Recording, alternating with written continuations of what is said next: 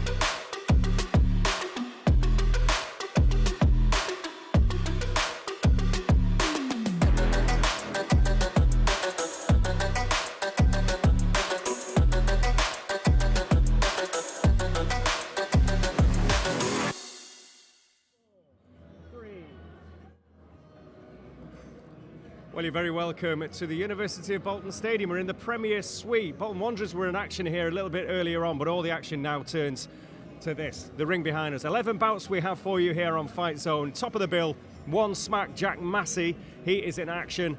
And of course, it is a bill littered with talent. Talent like Glenn McCrory, a former cruiserweight champion of the world, the IBF former champ, with us as ever. Glenn, how are you doing? I'm very good, thanks, Tom. Thanks very much for the introduction. And also our ringside reporter as well, the man with, well, just bursting with boxing knowledge. It is Mr. Steve Lillis. And Steve, pick the bones out of this card tonight. Really, obviously Jack Massey, top of the bill, non-title fight, can't afford any slip-ups. He's looking at big fights in the cruiserweight divisions. A lot of Kevin Marie managed prospects on the bill. He calls them all Premier League. I'm really excited for Riz Lewicki, guy from Middlesbrough, Polish originally, but lived in Middlesbrough a lot of years. Really interested in Zach Miller. He started, when he turned professional, Zach, he was weighing around super featherweight. He's almost at super bantam now.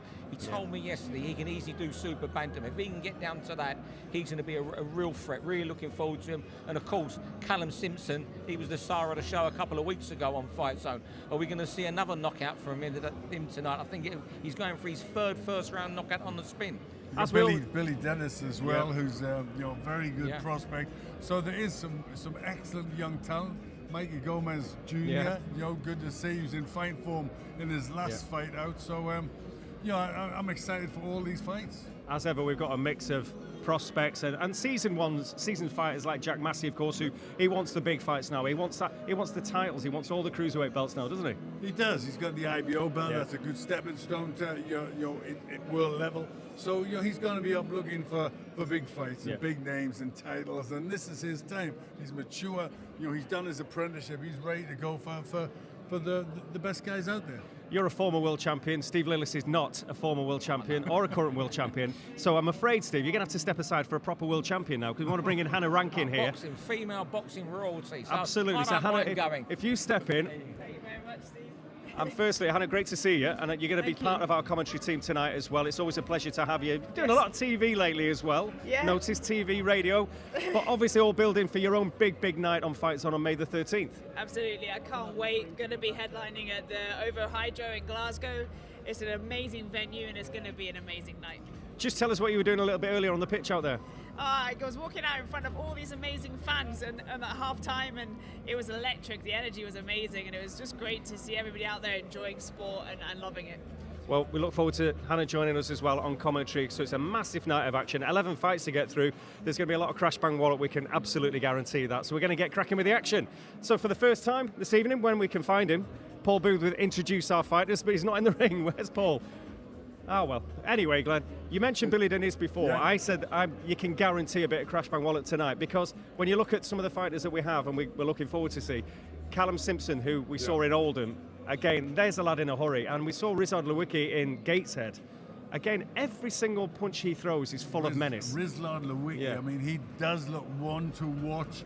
He's in Middlesbrough now, so he's in the northeast, so he's in a good place. How do you manage to bring it back to the northeast? So he'll get a special mention. But we saw him in Newcastle, and what form he was in. I mean, he's a young man in a hurry, so looking forward to see him, as is Billy Dennis. So lots and lots of talent. Apart from your homecoming as well, and I hate doing this because we don't want to look beyond it, but we're just talking before about the potential for yourself in terms of you have that WBA super welterweight belt. You've got a very tough Mexican that you've got to do the business with, but obviously with Natasha Jonas now, another world champion from the UK, it's inevitable we're going to talk about things like that with you now, isn't it? Yeah, absolutely. I mean, obviously for me, the main focus is May the 13th and Alejandra Ayala. And then after that, there's lots of very exciting fights in the super welterweight division.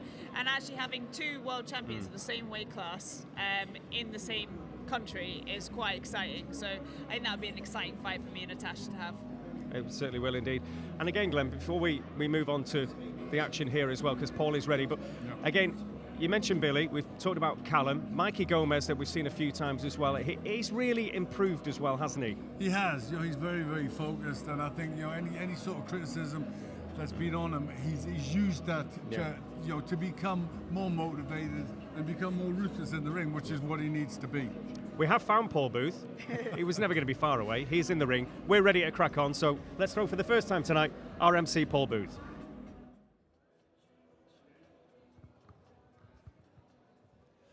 Ladies and gentlemen, boxing fans ringside and viewers joining us live, free and exclusive on Fightzone TV. A very good evening and welcome to our night of boxing here at the University of Bolton Stadium.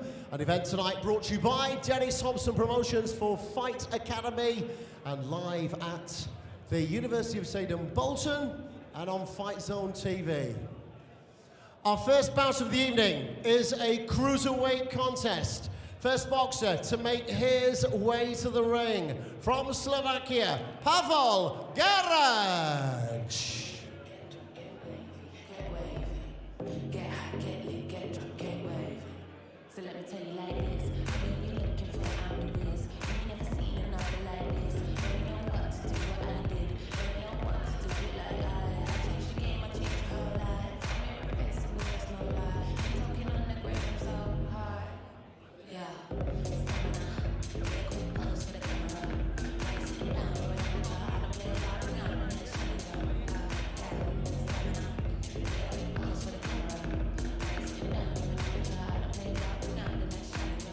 And now to make his way to the blue corner, boxing out of Brixton, London, it's Kieran Gilpin.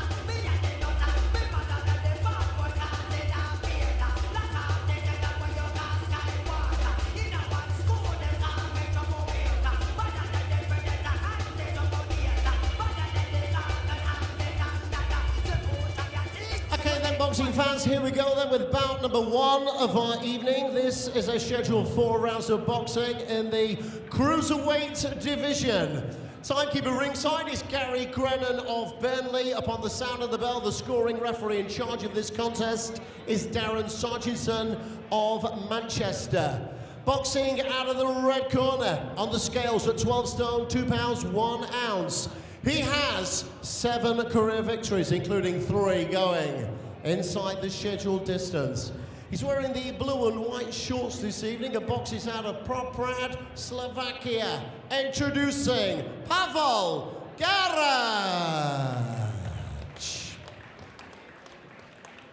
And across the ring, boxing out of the blue corner, stands his undefeated opponent. He's also this evening wearing blue shorts trimmed with white. At the weigh-in, he's scaled 12 stone, 12 pounds even. 1 fight as a professional boxer which resulted in victory. Also an unbeaten boxer in the amateurs, unbeaten as a professional also. He boxes out of Brixton, London. Introducing Kieran Gilpin. Referee Darren Sarginson with his final instructions. Fellas, you both know the rules. Keep it clean. Don't anything low. Watch your heads. And when I say break, take a step back. Most importantly, defend yourself at all times. Well, the first of our 11 scheduled bouts here at the Premier Suite at the University of Bolton Stadium. The room looking splendid here tonight for a big night of action. And first up, Kieran Gilpin wearing the blue and white in against Pavel Garage, also wearing blue and white. The man from Brixton, this just his 2nd professional contest. Out in action a couple of weeks ago against Mohamed Benchadi, points victory over 4 rounds. And in tonight against the seasoned Pavel Garage of Slovakia. This is 40th professional contest tonight. A 35-year-old. And Gilpin, well, a fair bit of excitement about him. Very talented amateur. Boxed out of Miguel's gym. Of course, very well known, that Brixton gym. He's an English amateur cruiserweight champion, and alongside me another cruiserweight champion in the shape of former IBF boss Glenn McCrory. And he's taking a good look at Gilpin early on in this one, Glenn, and you can see he's got a bit about him. He certainly can. He looks well schooled. He's nice and he's loose, relaxed, and you know, getting the center of the ring and using that jab straight off to get off to a good start. Well, plenty of action on the bill tonight. Top of the bill, Jack Massey back in action. Has that IBO cruiserweight title, of course. Looking for big fights. And in action again on Fightzone.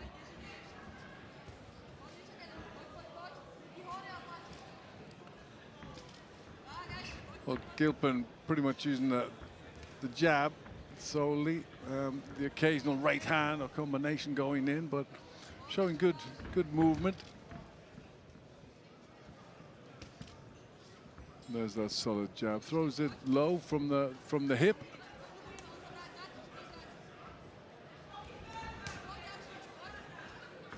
So first evidence of work to the body there from Gilpin. He's using those physical advantages really to good effect. Well, he's using the jab just to get the range. He's not looking to really ram it home. But it's a good relaxed punch.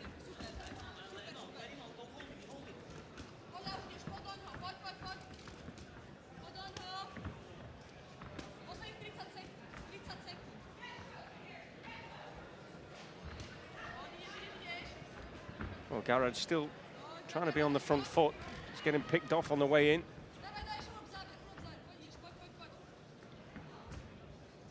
Well, he's been patient as well, Gilpin, having a good look at Garage.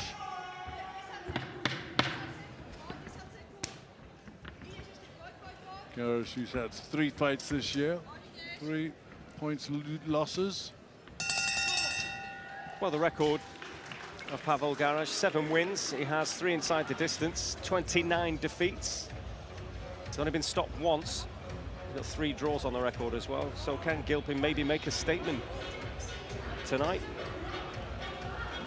Well, it would be a statement because he's a tough nut to crack, Garage, and keeps his hands nice and tight. He tries to take punches on the gloves.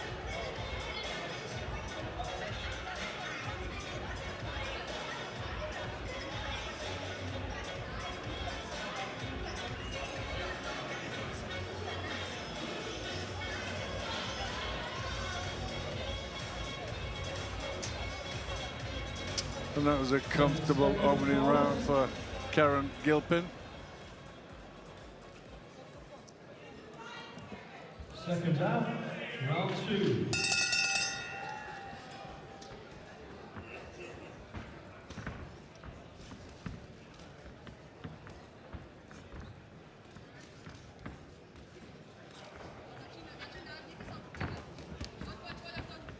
Good straight shots again from Gilpin.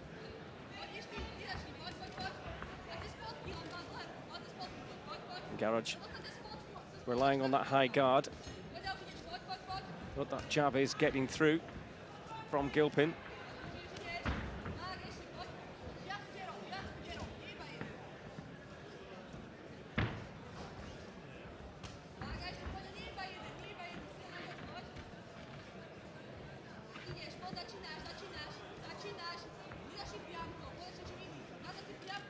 Well, it's about upping the work rate now for Gilpin. Just on the, needs to use a little bit more variety. Try to bring them hands down. Tries the left hook to the body, so he knows what he has to do in there.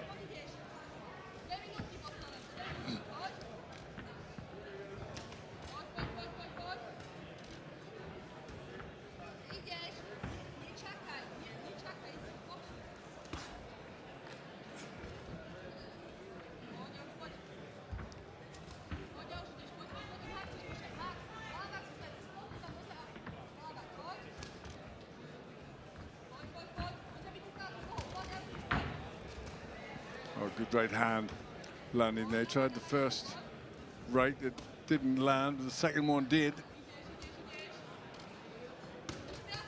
That's nice. Now he's starting to show what he's got a little bit, the variety, skills, all on show now. A bit more urgency about the work as well. Yeah, he's looking to get a few more hooks going. He's done the right thing, got the jab working, started to get the rhythm and the timing, and then now he's starting to look at bringing them hands down.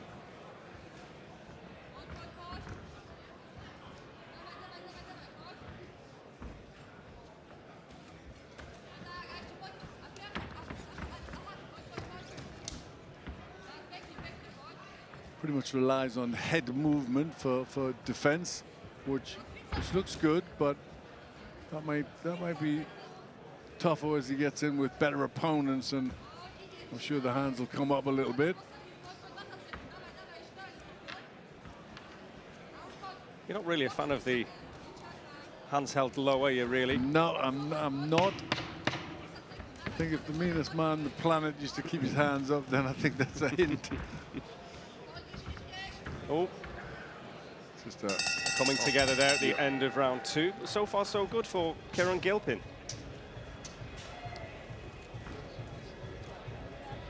Yeah, showed a bit more variety in that round. Got a very nice, relaxed style. Doing everything right thus far.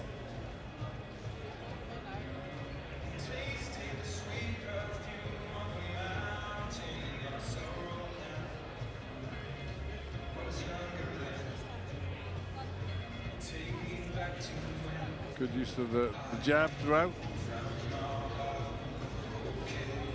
Looks pretty nonplussed though, Pavel Garage. Yeah, but stepped it up, Gilpin, in that previous round.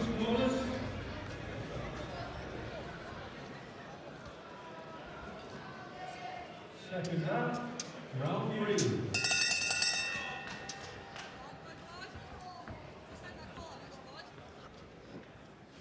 So the third round of the schedule 4. Again, just flicking that jab out again in that languid style.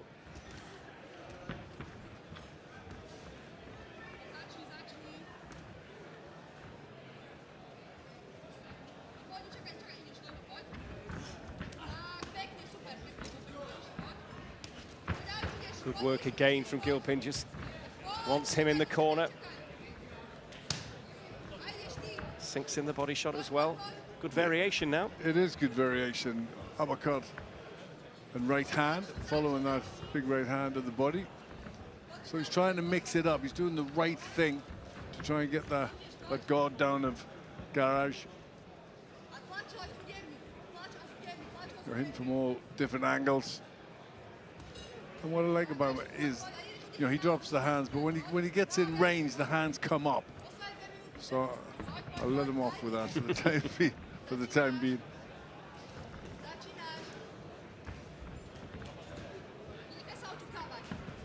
Well, it's pretty much been all his own way, hasn't it? Obviously for Kieran Gilpin. I mean, Garage, the odd crude attack, but nothing to trouble the Brixton man.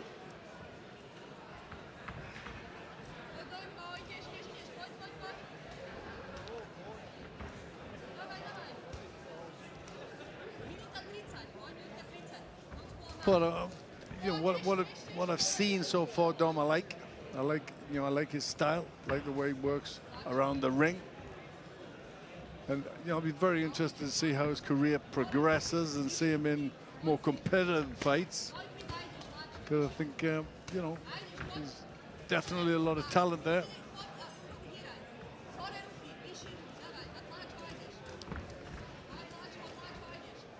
Just little shoulder rolls there, using the shoulder as a defense.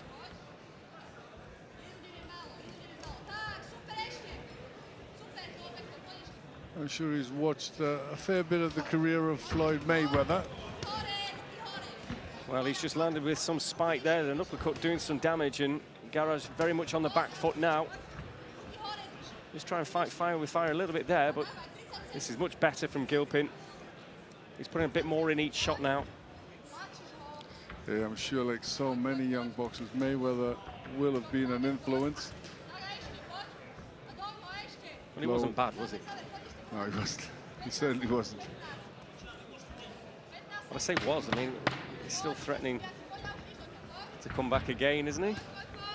Well, I think the chances are he keeps himself in shape. I think the chances are he could get back in the ring for a long while yet.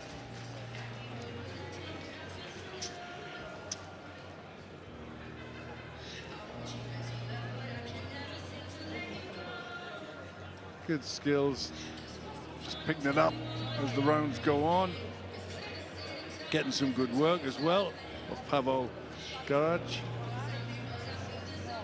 And you know, he's allowed to try things out, use some variety. And this is all part of his education. Garage is coming forward. You know, he's going to land shots if he can. But so far, nothing much landed cleanly.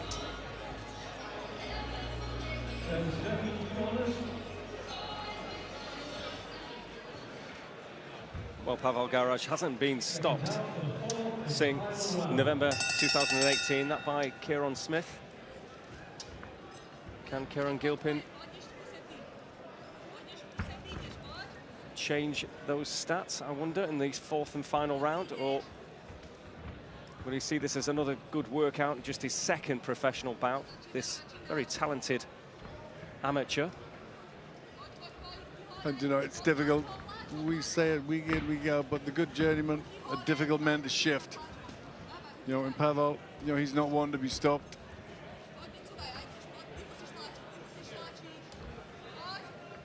One stoppage in 39 bouts. Not bad going. Knows how to look after himself in their hands up nice and tight. Yep, certainly does.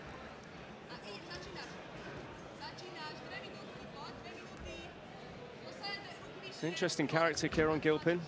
Motivational speaker, has had trouble in the past. Seen friends stabbed on the street, but again, we say it so many times, and boxing being such a force for good and changing lives, and very much the case with this young fella as well. Well, it's good to put that energy and, you know, to get it off the street where you get into trouble, to harness it into a sport like boxing, and that's what he's doing, and credit to him.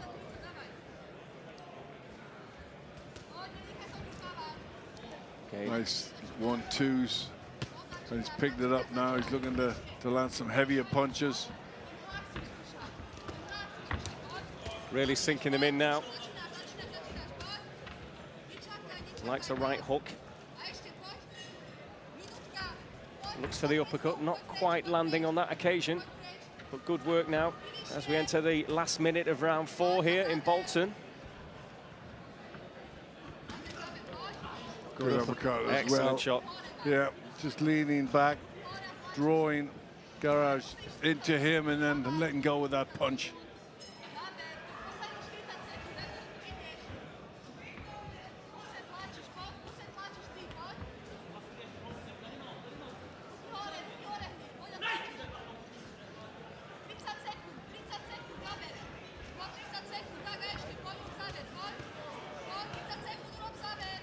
And Garage still game, still coming forwards, trying to land. But Gilpin just too skilled, too strong. And again, it will have the final say in the final round here. Really good work from Kieran Gilpin. And Pavel Garage doing what he does. Durable as ever. But assess the performance there from Gilpin. Yeah, I think credible performance against a tough, sturdy journeyman. He was trying to get him out of there best he could. He was nice, he was relaxed, showed good defensive skills, good attacking skills, a nice jab. You know, there's an awful lot to like. And I look forward to to see his career progress. Well, our referee, scoring referee Darren Sargentson, calls both men to the centre of the ring so we can cross to our MC for the results. Here's Paul Booth. Ladies and gentlemen, after 4 rounds of cruiserweight boxing, we ask our scoring referee Darren Sargentson to decide this bout. He has it at 40 points to 36 points in favour of the winner. Still undefeated in a boxing ring, it's Kieran Gilpin.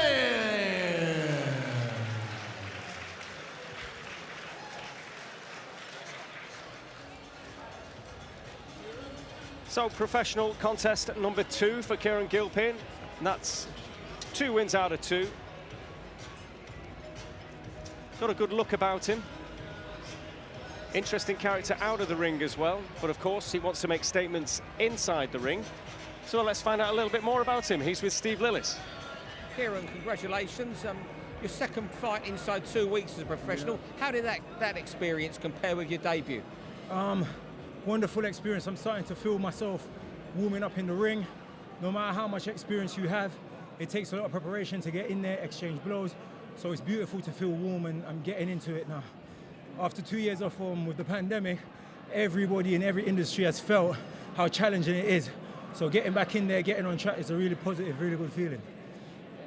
And got a very patient performance tonight, but there's always the impression there's a lot more to come from you. Absolutely.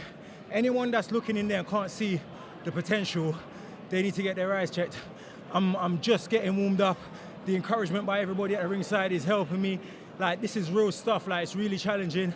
And when we go in there as boxers, the reason people outside the ring connect with us is because we're exhibiting what everybody goes through every day. It's a fight, it's a challenge, it's opposition, it takes determination, and it's just a privilege to be in there. But with time, people will see more. Well, we saw you at the weigh-in yesterday. You sold your opponent. You was a bad man. How bad are you? Dangerous, absolutely dangerous. And do you know what? Respect to my opponent though, because like they come in, put everything on the line, and it's an honourable sport. It's an honourable sport. It's a man versus another man. It's 2 people going together, and when they encounter, anything can happen. So, congrats to everybody that's stepping here. They're already winners in my eyes. Well, thanks very much for speaking to us on Fightzone. These 2 are dangerous as well, Dom and Glenn. Thank you, Stephen. I'm not sure, and I'll tell you what, he's got something about him, that lad, hasn't he, Kieran Gilpin? He's a lively character as well, and he can box a bit, no doubt about that, Glenn. And you can see, or you can hear why he's a motivational speaker. He speaks very, very well. No, I think we've got a good character in the ring, and I look forward to see how he goes on. Certainly do. Remember the name, Kieran Gilpin. But we're going to move on with the action now. Our MC is ready, and that is Paul Booth. Ladies and gentlemen, boxing fans ringside, a very good evening and welcome to the University of Bolton Stadium here in the great northwest of England. Also extending a welcome as well to viewers joining us on the Fightzone TV platform right around the world. Time now for a cruiserweight contest. This bout scheduled for 4 rounds of boxing. Firstly, to make his way to the ring from Darwen, Lancashire, introducing Luke Blackledge.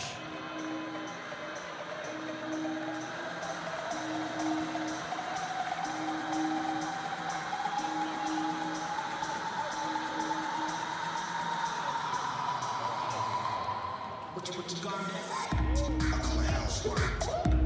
Cause it's light work. What you got? I'ma throw shit. Feel the bass to my feet hurt. I call it housework. Cause it's light work. What you got?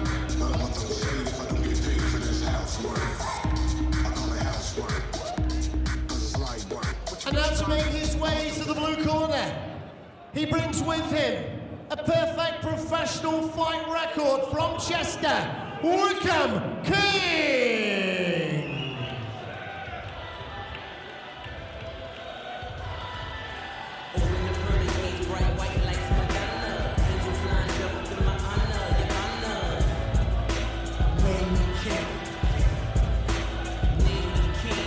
I took the crown, infiltrated their fortress, kidnapped the queen, rode away on white horses. Name me king.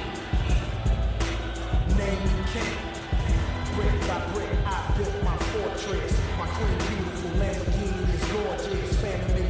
courtyard, 400 horses. Crowd make the towers fall, 9/11 Porsche. Dennis Hobson's Fight Academy in association with J.J. Crump and Son now bring you a scheduled 4-round contest in the Cruiserweight division. Timekeeper ringside is Chris Hancock of Doncaster. Upon the sound of the bell, our scoring referee in charge is one of the world's finest. Introducing A-star referee Steve Gray of Fleetwood. Boxing out of the red corner, he's wearing the white short strip with red this evening. On the scales at 13 stone, 4 pounds, 7 ounces. 26 career victories, including 9 going inside the scheduled distance. He stands in the ring this evening as a former Commonwealth Super Middleweight Champion and former WBC International Silver Super Middleweight Champion. He boxes out of Darwin, Lancashire, introducing Robert Luke Blackledge. And across the ring, boxing out of the blue corner stands his undefeated opponent this evening, wearing white trimmed with purple. At yesterday's weigh-in, he scaled 12 stone, 12 pounds, 2 ounces. His fight record is perfect. 3 visits to the ring, 3 victories. Boxing out of Chester, introducing the undefeated Wickham King.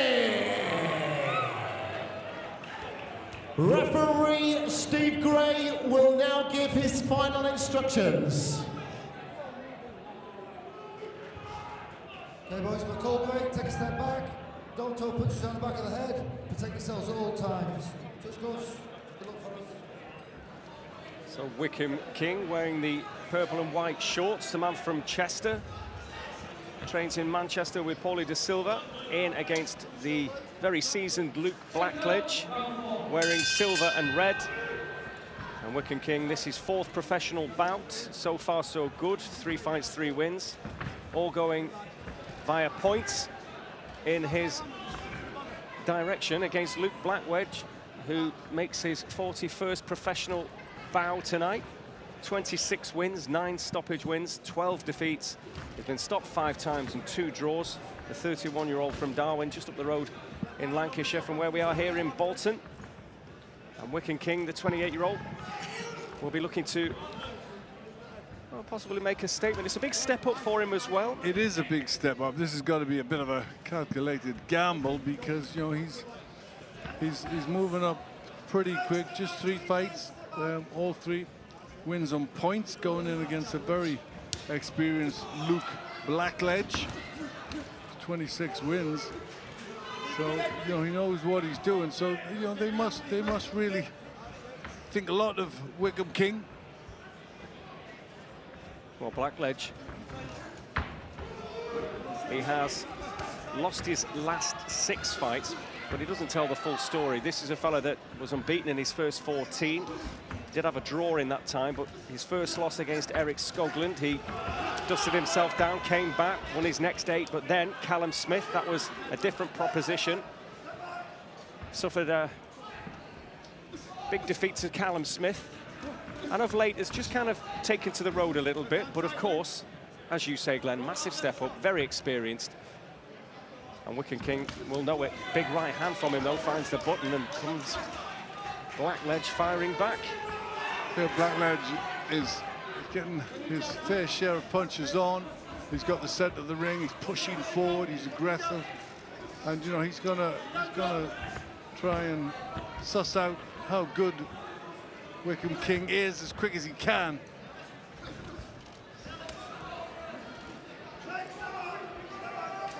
But he's busy, Blackledge. Started his first round quite well. Through the jab.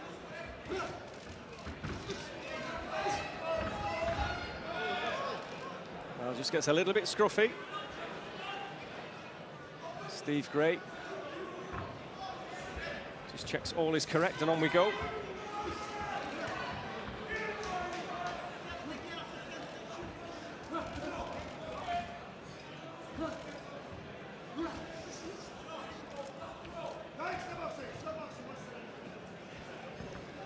Well, it's one of those where you can't afford to lose rounds. So Whipping King, he's made a fair start. Has he done enough to win this round? I'm not sure he has. Well, an interesting contest. Blackledge giving him some problems in there, no doubt about that. Well, I think he's a little bit busier, Blackledge. He's got a good, clean shots from King landed, but Blackledge was always the aggressor.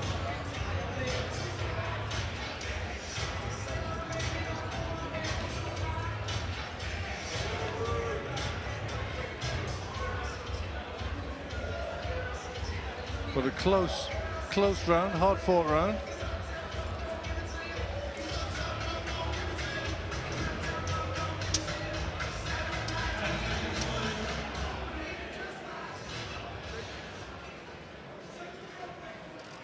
Second out, round 2.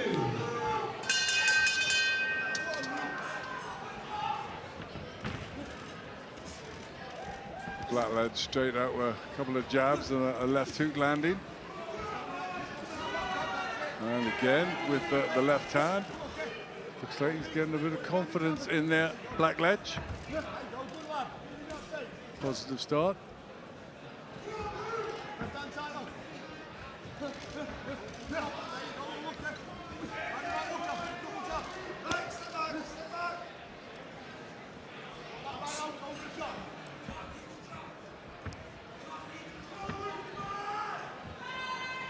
Well, it's just a 4-rounder. And after what you think was a very tight first round, it can be that case, can't it? You can't afford to let rounds slip by Wickham King. Certainly can't.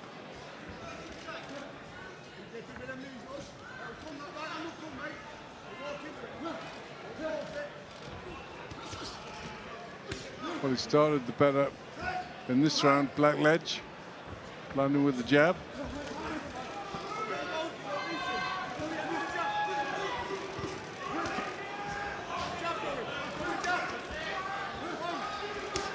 Well, both men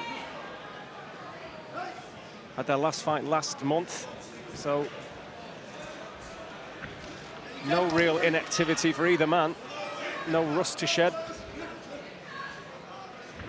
Well, Blackledge looks very determined, and King just needs to get his own jab working, get the land on target, start throwing more combinations and being busier.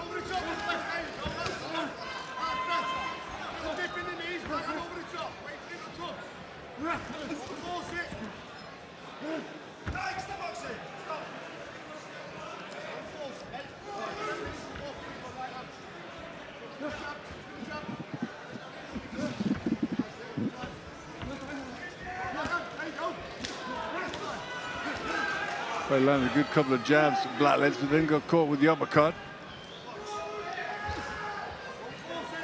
But he's still the busier of the two. Another uppercut landing for King.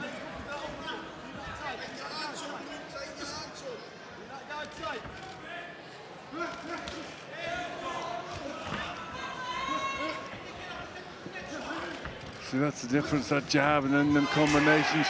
King landing a decent right hand. I think King realizes the urgency in this, needs to pick it up a bit.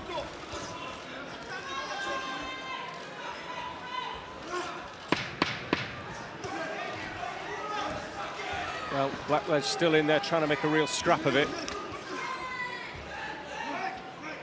Well, I think he's managing to, Dom. So 2 rounds in, Glenn. The million-dollar question.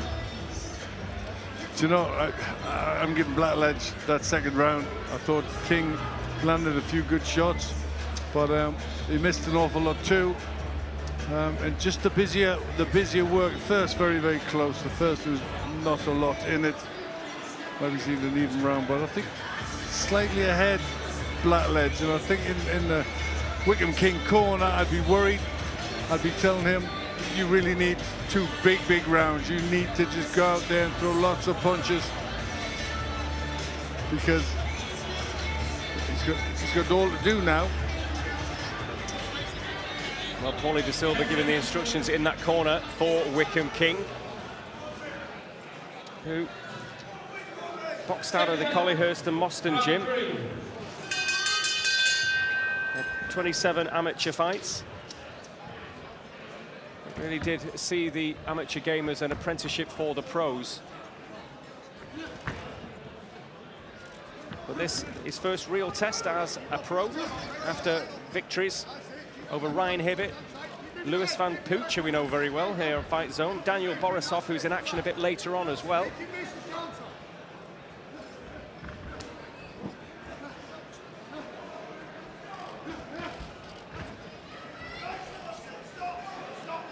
When he fought and beat the very experienced Van Pooch.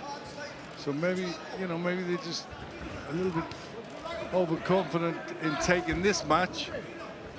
Big step up. You know, you said that right at the start. You'd expect, I would have expected this fight a few more fights in. Well, when he boxed Pooch live on Fight Zone, I think it must be the first time in a professional ring that two barbers were fighting each other.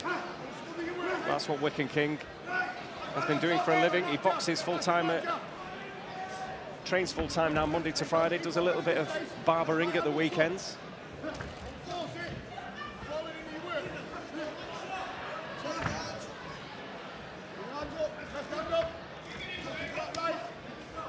Pooch isn't a barber anymore anyway now. He's a lift engineer when he's not fighting, but both qualified barbers. Well, it's better this round for King. Obviously, he's had a talking to in the corner, knows the urgency of this last 2 rounds. Blackledge making him work in this round.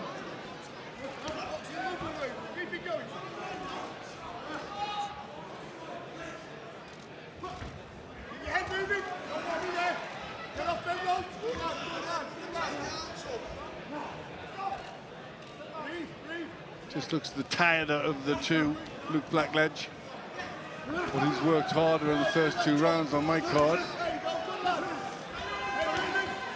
Well, Steve Gray is the scoring referee, of course. But it has been a bit of a grueler, really, hasn't it? Certainly has. And you see, with a fight like Luke Blackledge, he hasn't resigned himself to journeyman status. He's still got, you know, that passion's still there, that desire is still there. You know, he's working hard for the win here.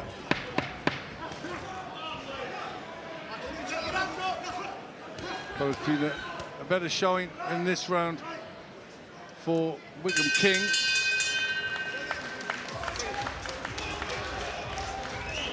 So it's all to play for in the 4th and final round, Len. Certainly is, very competitive, good fight. And we're seeing some good work from Luke Blackledge, who's on a losing run at the minute, but he's looking to try and break that here. Throwing lots of punches, but he just started to regroup a little bit, Wickham King, in that round. Started to land with a few more punches, got the range right with his jab.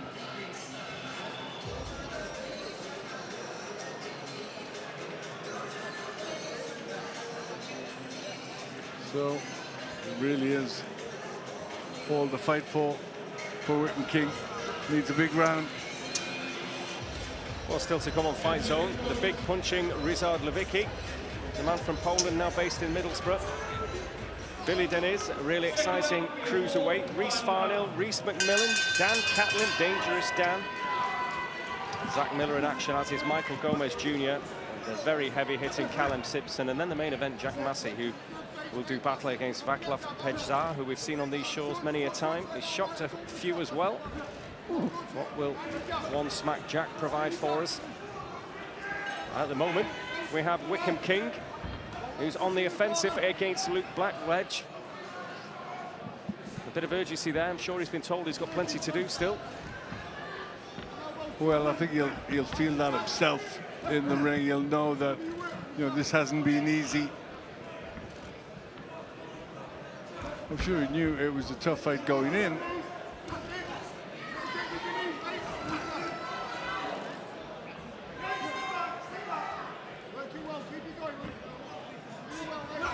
And Blackledge has stopped 9 of his 26 wins, where King only 3 fights, 3 wins, no stoppages. So I think the gamble was that he's really on the slide, Blackledge, but Blackledge's proven there's a bit of fight in him yet.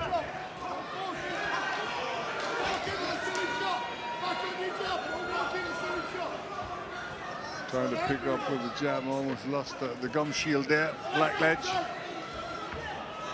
Well, and again, the gum shield is out now. And the referee spotted that. He looks the stronger and the fresher in this 4th and final round, Wickham King.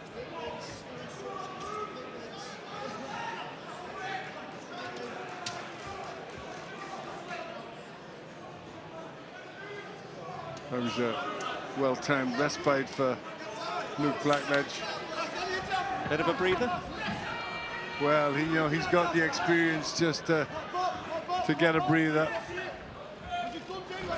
Oh, good right hand from King. And now he's really trying to step it up in this 4th and final round. Well, he's responded very well, Wickham King. Last couple of rounds have been solid for him. This is good work again. It's really on that opening round. Which way did Steve Gray have it? Coming up the last 20 seconds of this one.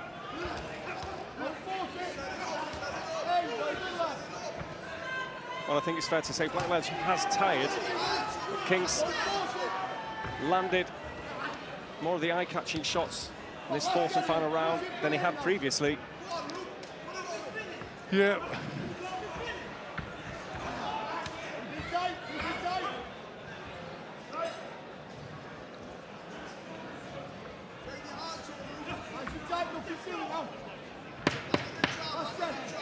And the final knockings, King let those hands go, make a final statement here.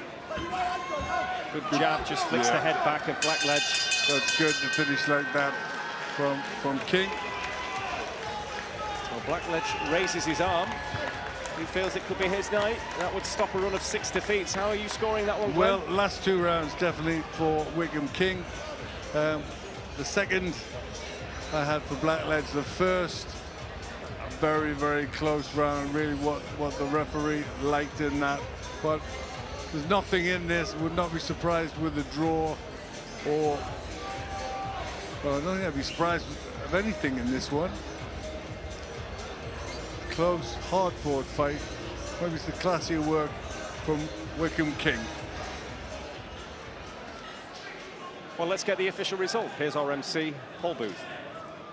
Boxing fans ringside, our referee scores the contest. After 4 rounds of cruiserweight boxing, Steve Gray has the bout at 39 points to 38 points in favour of the winner. From Darwin, Lancashire, Luke Blackledge.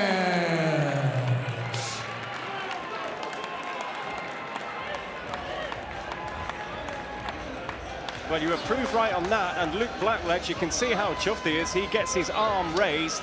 Firstly, Glenn, your reaction to the score? Well, you know, I think he definitely deserves something out of that. Definitely deserves something out of that. For me, I had to draw 2 rounds each, but you know, really just depended on that first round. Could well have went to Luke Blackledge and get something else from the rest. And you know, he's got himself a good decision there and a nice young scalp on his record. Well, we said at the start as well, it was a big, big step up for Wickham King. Not just his 4th professional contest, so it isn't the end of the world. It might feel like that to him now, but it just isn't, is it? Do you know, it's all about learning in this game. That was a bit more of a little bit more than they could chew for this stage in his career. But you know, he'll have learned an awful lot from that. He'll have learned more from that than his first 3 wins. So, you know, I think you know, he's just got to look at that as a learning experience. Well, there's a very, very delighted man ringside now. His name is Luke Blackledge, and he's with Steve Lillis. Congratulations. First of all, really close fight. Did you think you did enough? it could have went either way, but I just thought I nicked the early second round on first, second, and it could have been a draw the third, but I thought I just did enough in the last. Yeah. So there's still some life in. I won't say old dog. You're only 31. Do you know what? I still love the sport. You know, I should have really retired a long time ago, but I still love it. I'm still in the gym every day. Like my manager Kevin offered me this fight, I think 6 days ago, and yeah, obviously I'm a fighter. I'll fight tomorrow. You know, that's how I've always been. Yeah. You've had some great nights, you know, in winning and in defeat. You know, tremendous career. Where do you see your level now for the rest of your career while you continue? You know, like I just said, I still love fighting, and you know, but you know, it's hard to walk away from, you know, because I've done it for so long. It's hard to call it a day, but you know, maybe a few more, and then I'll call it a day. Yeah. Do you think you'll know when it's right to call it a day, or will it take someone like Kevin to say, I'm not giving you any more jobs? Yeah, Kevin's not going to chuck me in with, like, you know, like Callum Smith, do you know what I mean? He's going to get up and coming lads like I've just faced. And obviously, you know, you've seen how close it were and I've just nicked it. So, yeah.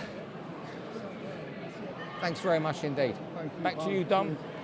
Very much indeed, Steve. A very delighted Luke Blackledge, and he gets his day, and it's been a bad run for him. 6 defeats on the bounce, and of course had turned into something of a road warrior. It's, I think, fair to say, but great to see that he's still got that enthusiasm, loves the sport. Well, I mean, he explained it perfectly there. You know, it is very hard to walk away, you know, if you're a fighter, and that, you know, it's your game. So, you know, he showed there is still fight in him, there's still skill in him, and plenty of desire. So you know, look forward to seeing him again. Well, we look forward to seeing a couple of warriors in the ring next. So let's get on with the action. Here's Paul Booth. Next we have a super middleweight contest. Firstly, to make his way to the red corner from Bulgaria, Tendor Nikolov.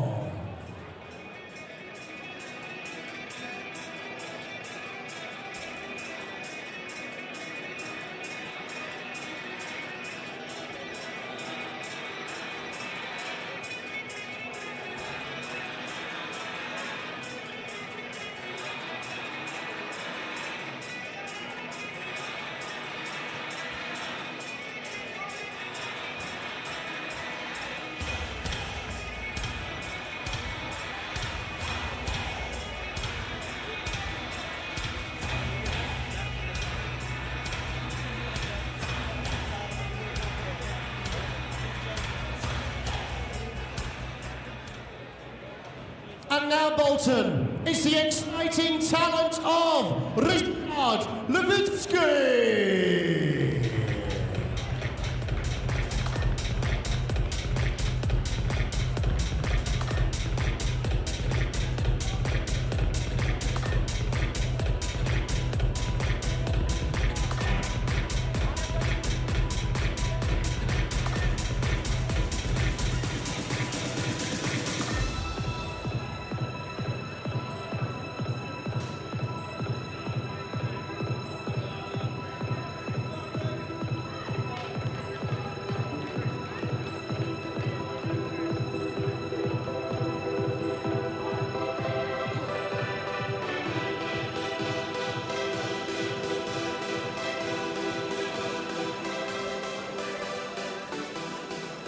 Welcome to viewers joining us right around the world via the Fightzone TV platform and boxing fans this evening here in the great northwest of England at the University of Bolton Stadium. Dennis Hobson Promotions for Fight Academy in association with JJ Crump & Son now bring you a super middleweight contest this bout scheduled for 4 rounds of boxing.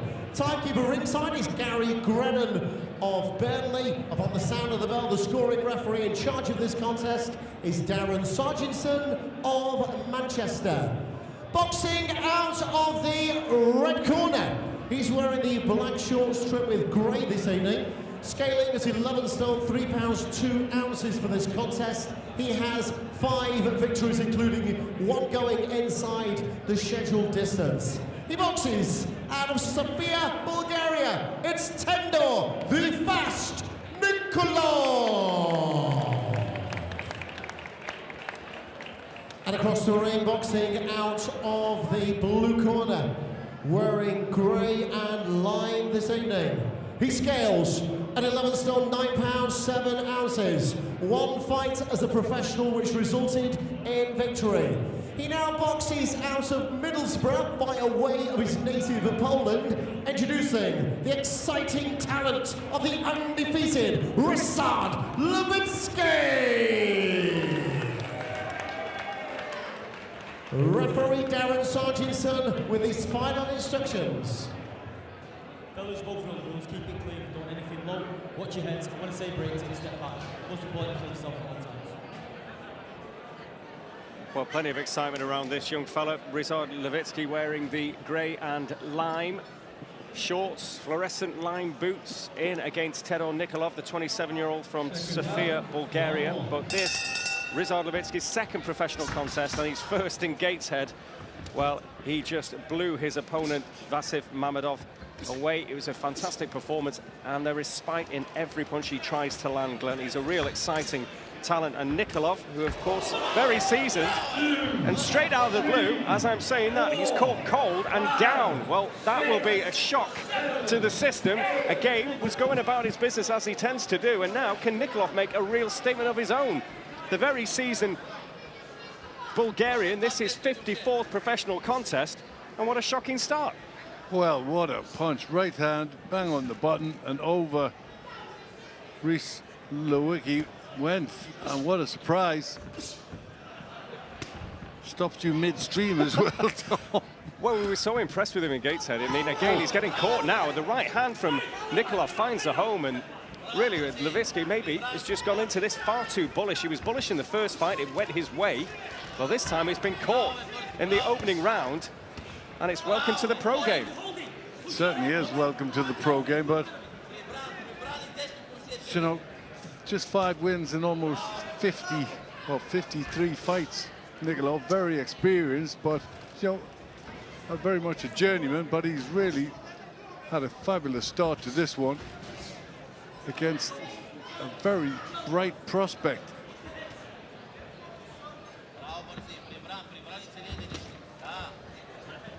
He looked so good in Gateshead a few weeks ago, when he was in a real hurry, went about his business very well indeed, but he's walked onto a right hand early on here and hasn't really got himself going again.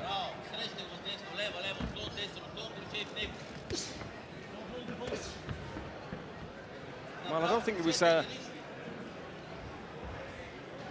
suggestion he was badly hurt with the knockdown. Just did get caught with the right hand after that as well.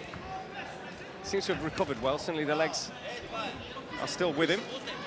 But it's worrying when, you know, he's getting put on the floor of a man that's just stopped 1 in 53 fights. You know, that doesn't attest to someone with devastating power. So obviously early in his career there's going to be question marks about the chin of Lewicki.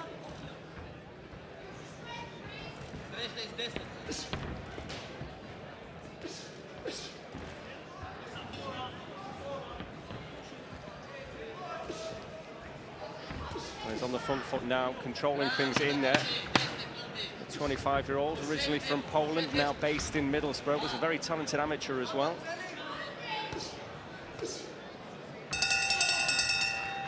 But that did not go according to plan. It certainly didn't. It certainly didn't. I don't think there's anybody more shocked than you. Just walks on. I was given the big build-up, and then there you go, bang. That's show business, Dom. You know that. You should know that by now. Yeah, he's almost looking at the floor through an overhand right hand, right on the button, and over the wiki goes. 10-8 round. Let's put him under a bit of pressure. Trained by Craig Carney. He's set in the corner there. He's absolutely sound. Obviously asked straight away how is he after that. It was a fairly fraught start to the round, of course. He did recover well and certainly had the better of the round, really, after the opening He got caught 30 seconds. He got caught with a combination Yeah. just after that, which rocked his head about, up and down, with 3 or 4 punches all landing. But, he's obviously a bit dazed at that point. He's quickly out the traps, tries to get that jab going straight away.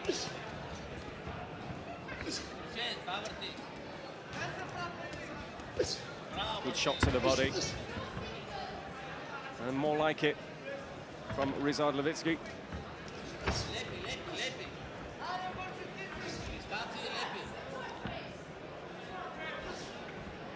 Yeah, getting back to what we saw in the first fight. Solid jab. Good head movement coming in.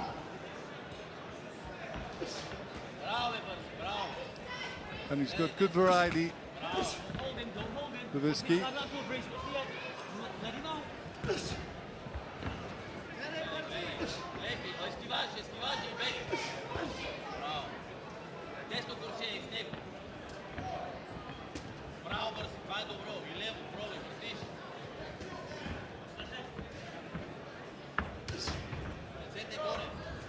Just moving Nikolov around now. Oh, lets the hands go, little combination, and Nikolov touches the canvas. There didn't seem to be an awful lot of meat in those blows. No, but we know Levitsky carries a bit of power. Well, can he get the stoppage in round 2?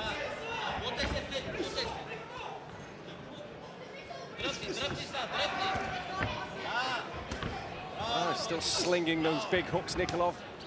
Yeah, but he's covering up now, Levitsky.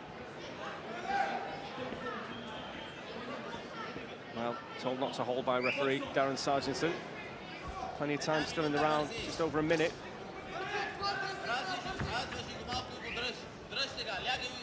What I like about Levitsky is, he's in a hurry, isn't he? Well, Nikolov is holding again. Last warning, or a point will be taken, says Sargentson. He's got that point advantage with a knockdown, hasn't he? He doesn't want to lose that. Well, Rizard Levitsky just stalking his man now. Good shot to the body. And there's that spike that we saw in Gateshead. Yeah. Working with his free hand there in the clinches.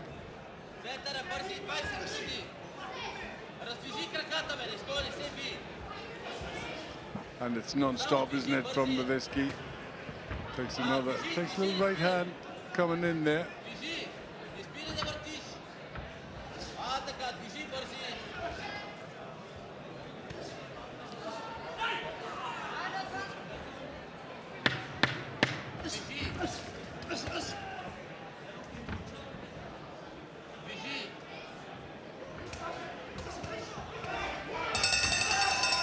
A good end to the round from Rizard Levitsky. I think it's fair to say he's fully recovered from that early shock when he was put on the seat of his pants from a big right hand. Good work there, and I think just the cumulative effect of those spiteful punches. Nikolov touching canvas. Well, he's fully recovered now. Levitsky, strong, a lot of punches going in, and he's starting to trouble Nikolov now. And 2 rounds to go. I'd expect Levitsky to get to him possibly this round. Well, he was stopped in November of last year by Mo Ali Malik. Tidor Nikolov, reasonably durable opponent normally. But he would fancy Levitsky to get the job done now.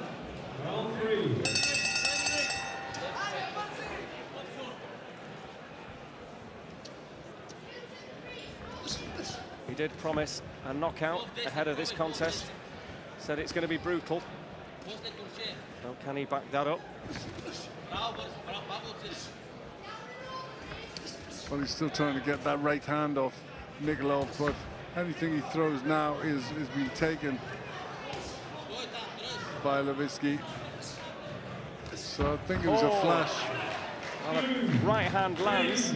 Went to ground pretty quick, Tedor Nikolov. I'm not sure he fancies this anymore. No. No, it's getting hard in there for Nikolov. And, you know, he doesn't let off. Levitsky keeps the pressure on. Ah, big shot to the body. Down again. Nikolov goes. Well, I think Darren Sargent is having a good look at him as well. Does he fancy it? No, he doesn't. And he's looked into the eyes, and he's saved him from further punishment, the referee. So another stoppage on the record of the very spiteful Ryszard Levitsky. Promised a knockout. He gets the knockout. Had a little shock of his own in the first round when he was put down by a right hand. But well, he got back to what we liked in Gateshead in the end. Absolutely. And, you know, I mean, he left himself open, he paid the penalty, and that's a reminder that, you know, it doesn't matter who you're in with. You know, if they can hit you on the chin, they can hurt you. So, you know, he got that, but come back very well indeed. Looked the part as he went through the motions, putting his shots together. Very strong, fit, aggressive, and gets his men out of there. So the journey continues. The Middlesbrough-based Pole. Bit of a celebrity in Poland, but he's making a few waves here in the UK now, of course. Well, he will do, but he needs to remember, keep that chin down and the hands up. Well, we can get the official results with our MC, Paul Booth. Ladies and gentlemen, the official end of this contest falls at 1 minute 4 seconds of round number 3. Referee Darren Sargent has stopped the bout. In his professional opinion, Tedor Nikolov is in no position to continue. The official decision is a TKO in favour of the winner, who's still undefeated. It's Ryszard Levitsky. So Levitsky moves to 2-0. Did have a couple of fights in Poland, but they're not recognised on BoxRec. So if we just count the official record, that's 2-0. Although, as I say, had a couple of fights in Poland. He's not bothered whether they go on the record or not. What is absolutely clear, he's unbeaten. He's a man in a hurry, and he likes to let his hands go at every opportunity. And another fella that likes to let his hands go is Steve Lillis, who's ringside with Ryszard. Congratulations, you win. Tell us what happened in the first round before we continue. Oh my God, how embarrassing. Just got caught whilst asleep, put me down, woke me up. It's one of them slaps your granddad gives you, tells you to get up. But I'm perfectly fine. It was a flash thing. If anything, I needed that. I needed to wake up a little bit. For some reason, you know, I'm more than ready for the fights, but with the nerves and whatever, just a little bit of sleep in the first round.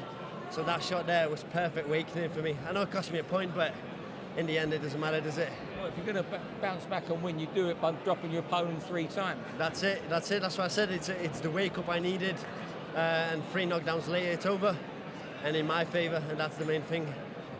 Did you know at the end of the first round you were backing on your way to winning? Because I saw you raise your fist to your fans over there. I was embarrassed more than anything. It wasn't a shot that hurt me. It was just like a flash knockdown. I kind of woke up and I was like, oh, how embarrassing. So I get up, do my work, and I thought, all right, I've got this. I've got to figure it out. I'm back in, just awake now. Well, thanks a lot, and we look forward to seeing you in your next fight. Yeah, thank you very much. I appreciate that. Everybody else, tune in. You know, it's always exciting. It's a war every single time, and that's what I'm bringing, and I win every single time. Put anybody in front of me, it's a knockout win. Doesn't matter what happens in the fight. Thank you. Back to you, Dom. Well, really is good to see Ryszard's journey through the professional ranks, because, as he says, he's going to provide plenty of action. He says he's going to knock everybody out. That's the way he fights. He's got rid of that Polish accent. Well, yeah, he's grown up in the UK. He's schooled in Sheffield and university and everything in Sheffield. So, yeah, very much part of the scene. And again, we get on with the action, because another very exciting talent. We're about to see the Turkish Tyson. What can he do tonight against Daniel Borisov? So it's over to our MC, Paul Booth.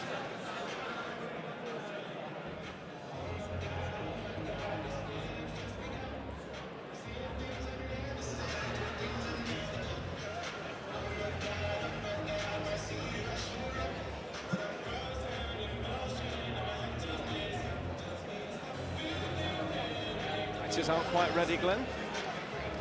Going to make their way from the first floor here at the University of Bolton Stadium down to ringside in the Premier Suite. But we are talking, of course, about Billy Dennis, the man from Droylsden, just down the road in Manchester, in against Daniel Borisov, who was the last opponent for him was Wickham King, who, of course, we've already seen in action.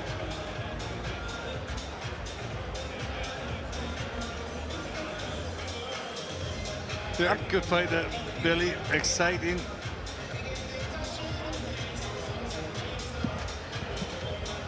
Yeah, looking forward to see him in action. Very talented. He's quite small for a cruiserweight, isn't he? He is. I think he might have to rethink the weight category as he goes on, but just see how at this stage in his career he can give away a bit of weight or a bit of size, and he shouldn't have any real problem. But as he moves, and maybe he's just young, he's 21, so maybe he's going to grow into the division more, or he can switch divisions. But a good prospect and exciting to watch. Well, I think you've just summed up our guest for the evening there. Hannah Rankin joins us on commentary now as well. We had a word with you at the top of the show, Hannah, but of course you've got your massive fight coming up back home in Scotland on May the 13th, and I know you're going to join us for a few fights now, but firstly about you. Again, you've got a tough Mexican opponent as you defend those belts, the WBA, IBO Super Welterweight crowns that you now have. But how big a deal is this for you and for Scotland? It's a massive deal for me in Scotland. The first female to headline the Hydro, making a little bit of history, which is always important, but more importantly for me, it's all about being a strong female role model. I'm always using that hashtag, see her, be her, and I've got a lot of young girls coming to watch me fight. And I'm very proud to be the headline event at the Hydro. We have a very exciting undercard as well, so it's really putting Scottish boxing as a whole on the map. Yeah, and we've got it on Fightzone, so we can't wait for that. But in terms of the pressure that it puts on you, I mean, is that a good thing as far as you're concerned? Because it does add a bit more. I mean, you're going to have to deal with headlining the Hydro, all that comes with that, and a really solid opponent. Absolutely. Well, I think pressure is important. One of the things I always say is pressure is a privilege. You wouldn't be under pressure if you weren't doing something right. So therefore I'm kind of embracing it, and I'm really looking forward to it. Very excited about it. Well, we can't wait for that as well. Always good fun going north of the border for the big fight nights. But as far as tonight's concerned, we've seen a bit of action already. Billy Dennis, though, I know you said before that you wanted to get involved with this fight. You've seen this fella before. What is it that you like about Billy? I just think he's explosive. He's really exciting. And he's a great package all around. He speaks well, and he comes across really well, and he's a great fighter. And he's got all that experience with his other combat fighting as well. So yeah, I want to see how he does, and I'm excited about this fight. As we all are, and our fighters are ready. So let's cross to our MC, Paul Booth. Next on Fightzone TV is a cruiserweight contest. Firstly, to make his ring walk from Sofia, Bulgaria, Daniel Borisov.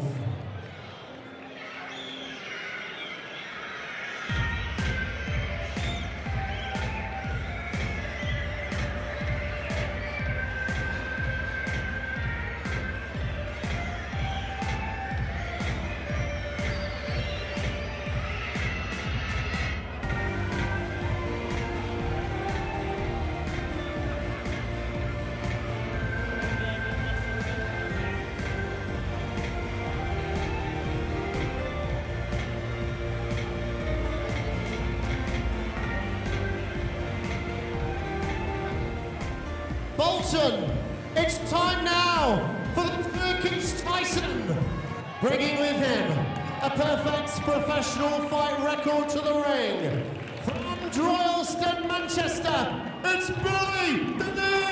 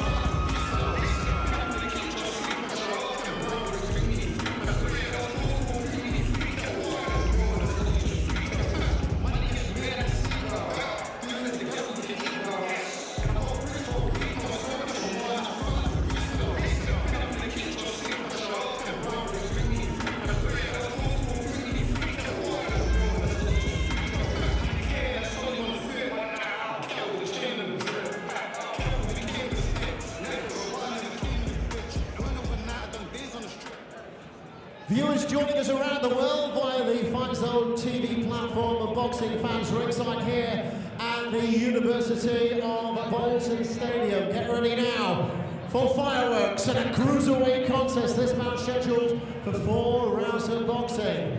Timekeeper ringside is Chris Hancock of Doncaster. Upon the sound of the bell, the scoring referee in charge is a star referee, Steve Gray of Fleetwood. Boxing out of the red corner, wearing the red shorts trimmed with white this evening. On the scales at 12 stone, 13 pounds, 1 ounces. 7 career victories. He boxes out of Sofia, Bulgaria. Introducing Daniel Borisov. And across the ring, boxing out of the blue corner, wearing these solid black shorts this evening. Scaling in the weigh-in at 13 stone, 4 ounces. He stands in the ring this evening as a former British, European and world kickboxing champion. He's now made the switch to professional boxing, where he stands in the ring undefeated. 4 fights as a professional, 4 victories, including 2 going inside the scheduled distance. He boxes out of Droylsden, Greater Manchester. Introducing the undefeated Turkish Tyson.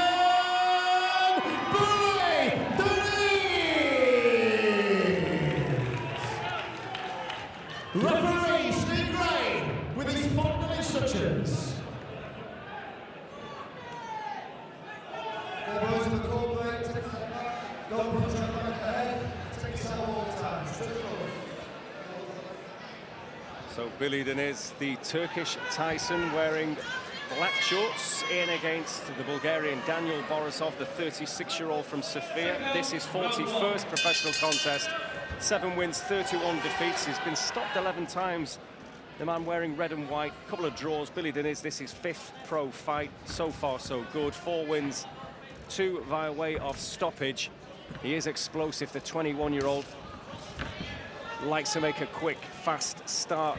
The former kickboxing champion turned to boxing around 18 years of age. So still relatively inexperienced, of course. But there's plenty of excitement around this fella from Droylsden, just down the road from where we are in Bolton.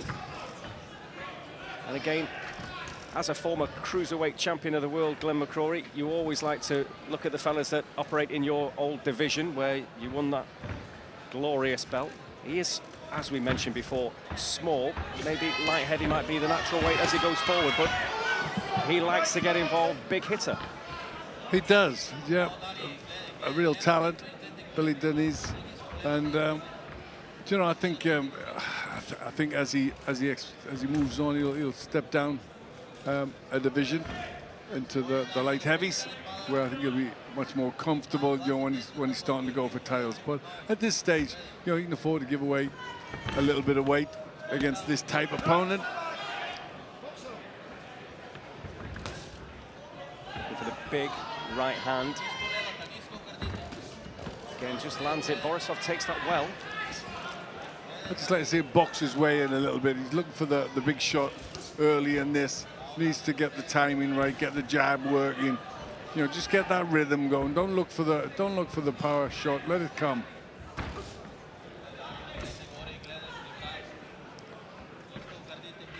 Well, we have a world champion with us on commentary, of course, tonight as well, Hannah Rankin. And again, Billy Deniz doing what Billy does so far, Hannah.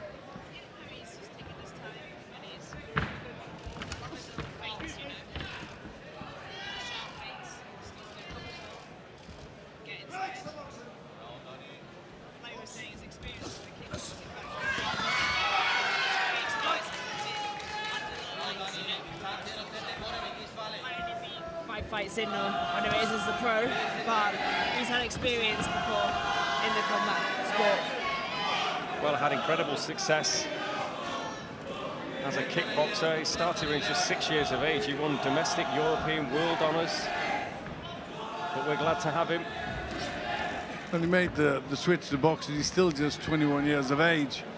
So as Hannah says, you know, he's got that experience in front of the crowds. You know, It's early in his career, but you're expecting to do some good things in boxing. And, you know, he's in no rush yet, just taking his time. Yeah, especially at this stage, you know, ring time is important, especially when you're learning new things. Yeah, a solid opening round for Dennis, part of the Robert Rimmer stable.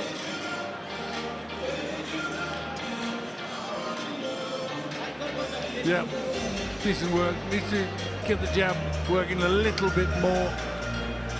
But he's looking to feint, looking to bring them hands down of Borisov. But he'll be pleased enough with the opening round. You know, that's one in the bag. Now just waiting to show what he can do. Very, very early days, but obviously the Turkish Tyson label. His dad's Turkish, speaks a little bit of Turkish as well. He wants a big fight in Turkey. And as he said himself, you know, everyone likes a little marketing kind of thing, if you like. But, you know, if he gets the Turkish population behind him, that's a massive, massive thing, isn't it? Absolutely. And, you know, he's got the fan base here. So, you know, that will come in Turkey.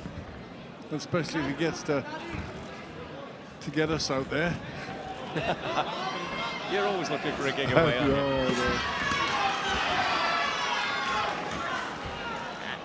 And he started this round faster. So let's push the pace a bit. Well, it's good that he had a look in the first round. You know, didn't rush anything, didn't try too hard. He was trying to load up a little bit too much.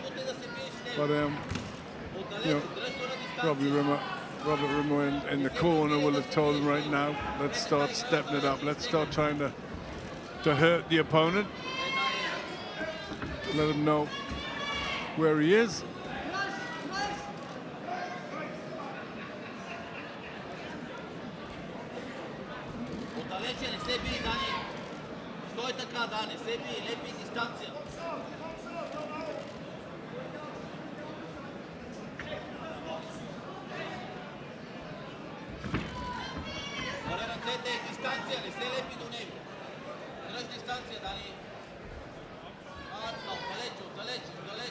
On his last fight, the 19th of March, Billy Dennis did what he tends to do. He got rid of Nicholas Holkapfel in the second round of a scheduled 4-rounder.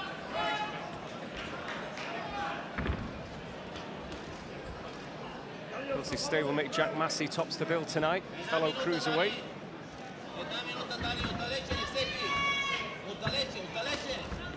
He gets the left hand off there, working to good effect, just found Borisov. Well, Borisov he's had 40 bouts, so he's experienced. Just trying to spoil the best he can, Borisov, and not get hit. Holding a bit too much.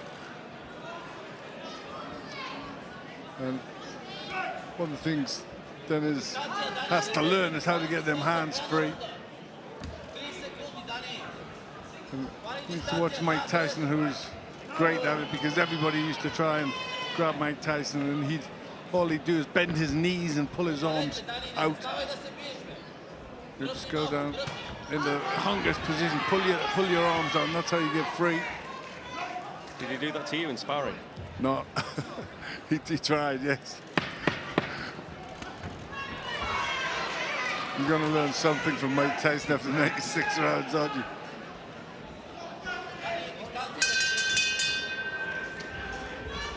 You were sparring today, Hannah?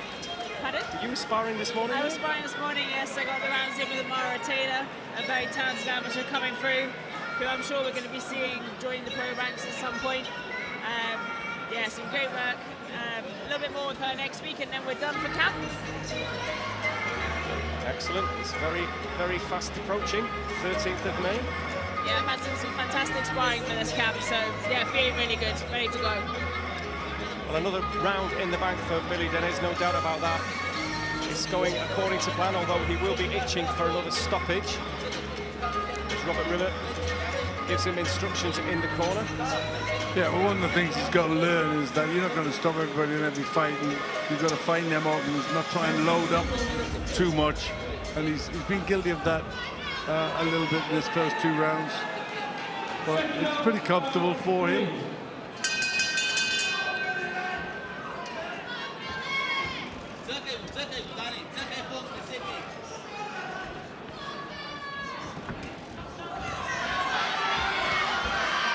Great support inside the Premier Suite of the University of Bolton Stadium for Billy Dennis.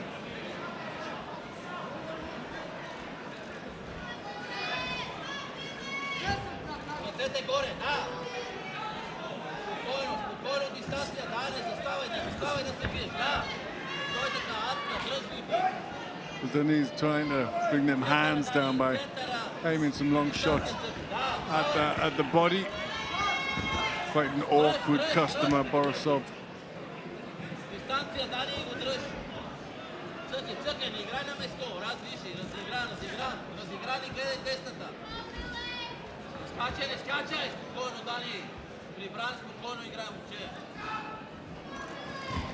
I know you love the jab, and I think like Billy's feints are really, really good. Like maybe he could throw a few more jabs to get himself in. Yeah.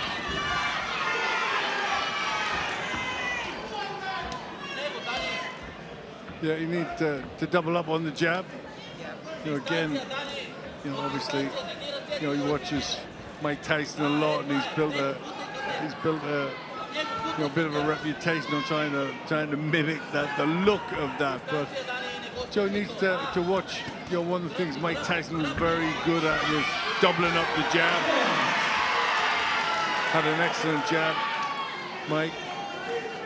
And for such a short man, he could beat big, taller fighters with longer reaches. He could beat them to the jab.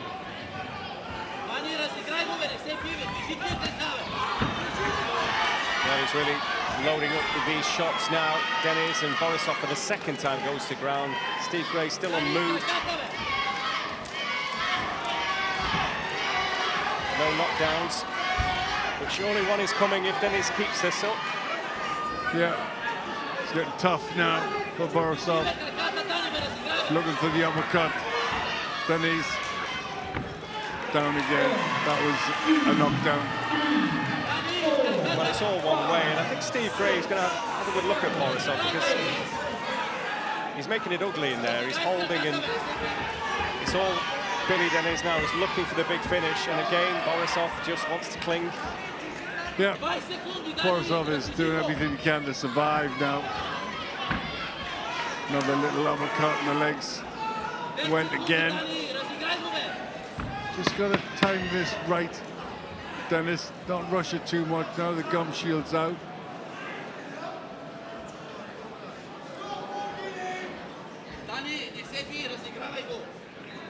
It's actually Billy Dennis's gum shield. I thought it was Borisov's. So did I actually. I was quite surprised by that. I think Borisov has black gum shield. Well, straight to work. He almost sprints at him, Billy Dennis, and the gum shield's out again at the end of the round. Whether that's ill-fitting or what? Strange. Well, it's another round for Billy Dennis. Starting to warm up a little to the task now.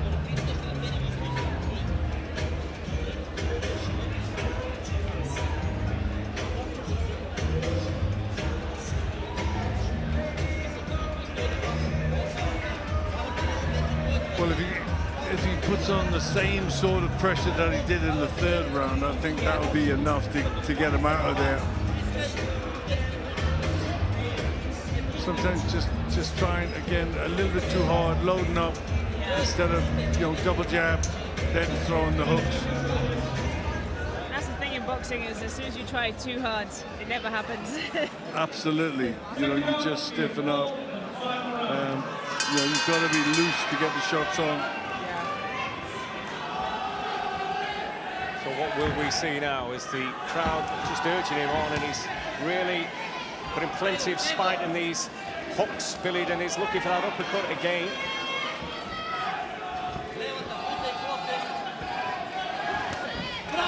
Little feint with the right, and then gets that uppercut through. Yeah, trying too much for the single shot. Dennis, instead of trying to get combinations working.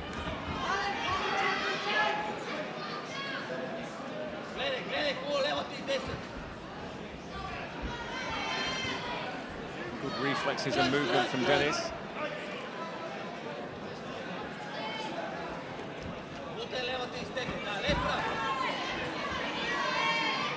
I think he's found this a little bit frustrating tonight, hasn't he? He has. Shakes his head there to the corner. He has. Well, you know, he's shown the negativity that Borisov's shown. It's just cost him a point. And that's all he does. He just holds and holds and holds.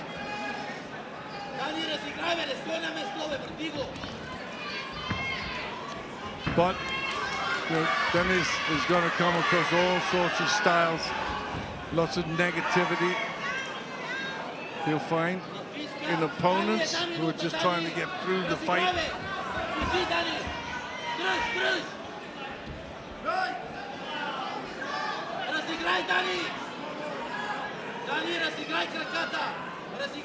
Steve Gray's losing a bit of patience, I think. Well, the man from Bulgaria. Such a negative performance for Borisov. Steve Gray not happy at all in there. So Borisov goes to ground again. A couple of body shots sunk in there by Dennis.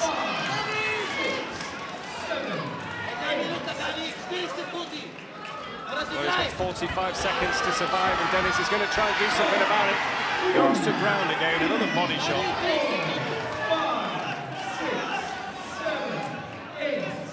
Oh, the referee, Steve Gray, seen enough, not happy with that. So Billy Dennis gets what he wanted. He gets another stoppage and moves now to 5 wins, 3 inside the distance. This exciting talent from Droylsden. A frustrating night for him, Hannah, but he got there in the end. Absolutely, and it just shows that his explosive work there at the end, you know, as he came straight back in, he got the job done. It's very difficult when you have such a negative opponent that wants to hold you all the time. But Billy, we're pleased with the win there, and I'm sure he'll be happy. There he is, very happy inside the ring there. A lot of fans very happy as well. So a lot of tickets, good character, nice young man, and you know it was an ugly fight for him, but you know he got the win, got the stoppage. That's the best you could do when you're in with negative opponents. So they say sometimes you have to win ugly. Yep. Yeah. Well, that's one little tiny step closer to a big night in Istanbul that we can all enjoy. Absolutely. That'd be brilliant. Absolutely. Well, you know, it's good. He brings something different to the ring. He's exciting. You know, he's young. So I'm looking forward to see his progression. Well, both men have been called to the centre of the ring by Steve Gray, so we can get the official result with MC Paul Booth.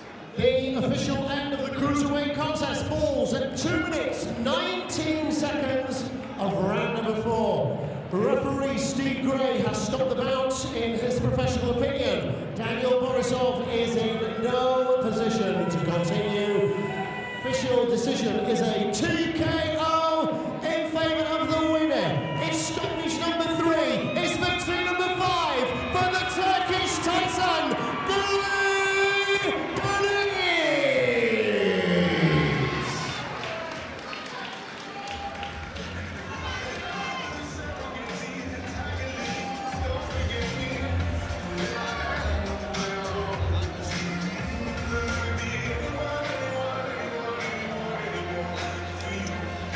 Billy Dennis poses for the cameras with his team led by Robert Rimmer.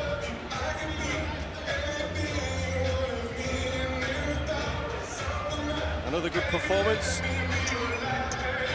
And where he gets to next will be interesting. What will be the next challenge? Maybe we'll find out, because he is now ringside with Robert Rimmer and Steve Lillis is there.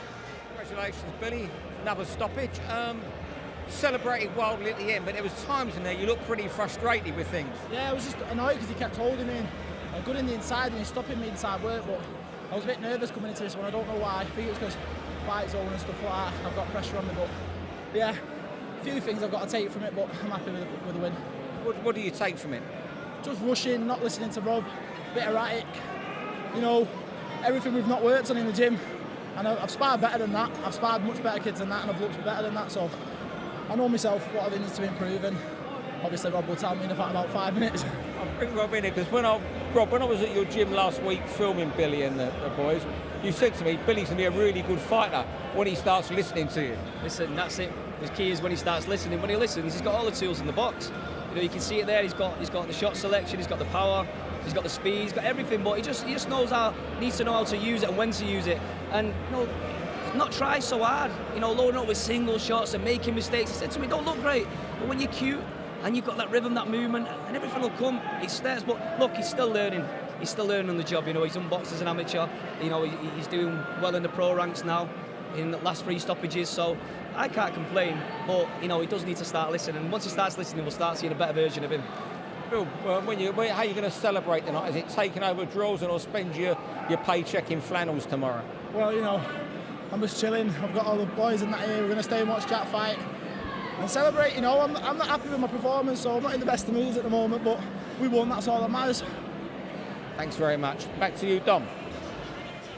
Well, he's not doing too much wrong, and he's a bit frustrated. He's been told off a little bit by Robert Rimmer. He's going to get told off as well. He knows that. But again, he can't be too harsh on himself. He's 21. That's his 5th fight. It takes 2 to make a fight, and you know, if one's not taking part, then it's very, very difficult to try and do it on your own. He bullied his way in, got the job done in the end, and you know, all people will look at in the future is the result, and that was stoppage 4th round.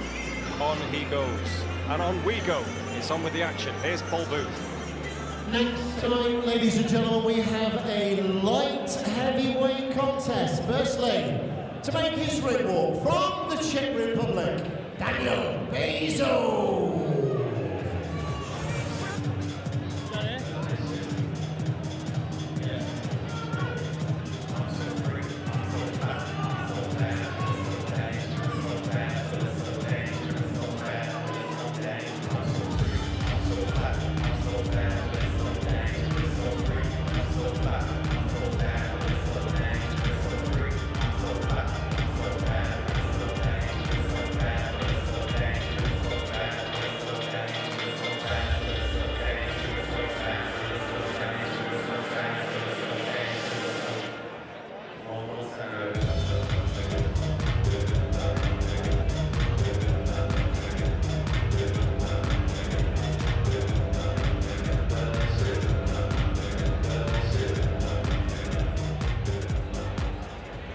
He now brings to the ring a perfect professional fight record from Clitheroe, Lancashire. It's Reese Finehill.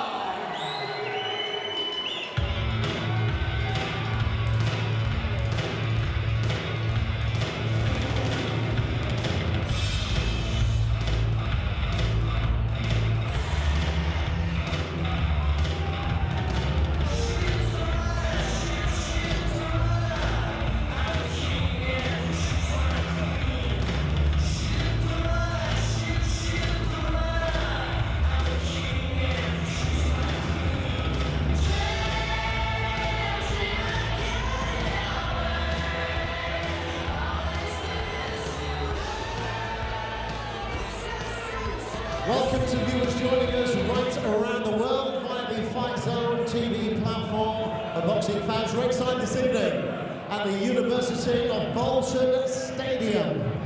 Dennis Hobson's Fight Academy in association with J.J. Crumpenson now bring you a scheduled 6 rounds of boxing in the light heavyweight division. Timekeeper is Gary Grennan. Upon the sound of the bell, the 3rd man in the ring is our scoring referee, who is Darren Sargentson of Manchester. Boxing out of the red corner, scaling at the weigh-in at 12 stone 1 ounce. 3 career victories, including 2 going inside the scheduled distance. Tonight he's wearing the blue shorts trimmed with white. Boxing out of Larny in the Czech Republic. Introducing Daniel Bezo. And across the entering boxing out of the blue corner stands his undefeated opponent. This evening he's wearing the black shorts trimmed with white. At yesterday's weigh-in, he scaled officially at 11 stone 9 pounds 7 ounces. His professional fight record is perfect. 4 victories, including 2 going inside the scheduled distance. He boxes out of Clitheroe, Lancashire, introducing the undefeated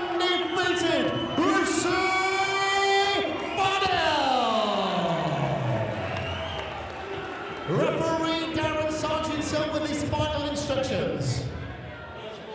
Keep it clean, don't let anything low, watch your head. When I say break, take a step back. Most important things at all times.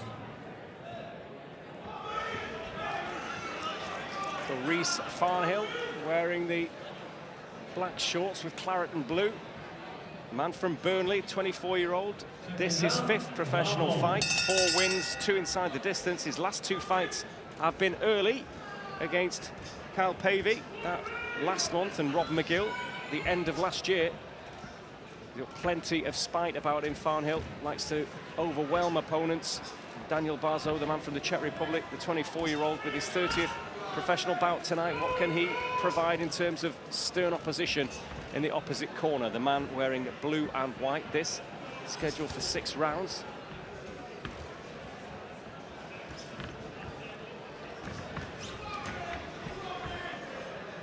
Farnhill starting off showing a very good jab. Getting that working straight away, just getting the timing right. Looking for openings to bring the right hand in. Been in a bit of a hurry in his last couple of fights. Last one was first round, one before that second round. So, you know, he likes to get them out there, and he's starting to realize he's got a bit of power in those fists. Well, you always say it as well, it's how they deal with these journeymen. Barzo with 3 wins, 23 defeats. He's been stopped 9 times, so he can be taken out of there. Can Farnhill? Well, Farnhill's got to make it uncomfortable enough for him, you know, and you find that with a lot of these journeymen, you know, they know how to look after themselves, know how to spoil, know how to survive, but if they start taking shots, you know, they're out of there.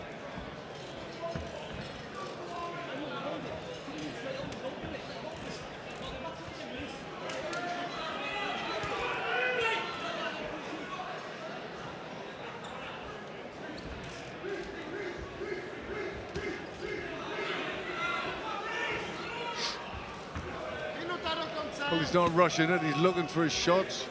Picked that nice uppercut there, just didn't land flush. But he's looking to hold Barzo.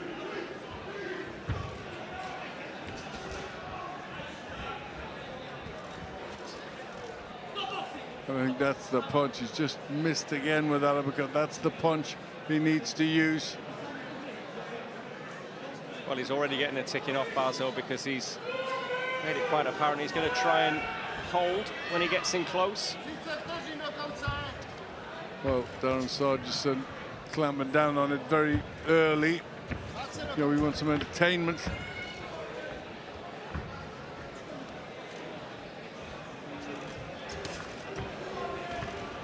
Sharp right hand, just as Barzo was trying to escape out of that corner. Well, it is all one way, and he lets his hands go. Good shot selection there from Farnhill. Stalking his man. Good shot to end the round to the body. Wearing those Burnley colours. It was an incredible day for Burnley today. 2 late goals against Watford. They've got real hope of staying up in the Premier League now, Glenn. Well, there you go. There you go. A lot to be excited about. So he needs to make it 2 out of 2, doesn't he, for Burnley? Well, he started really well. Nice work with the jab. And then when he got in close, you know, he started to throw body shots, head shots.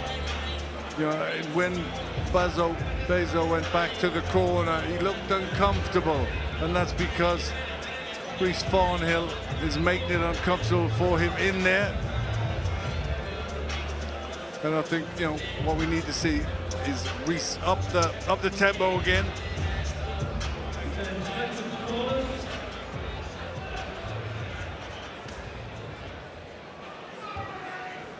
Second down, round 2. So Farnhill takes centre of the ring, as you would expect. Again, gets that right hand going straight away.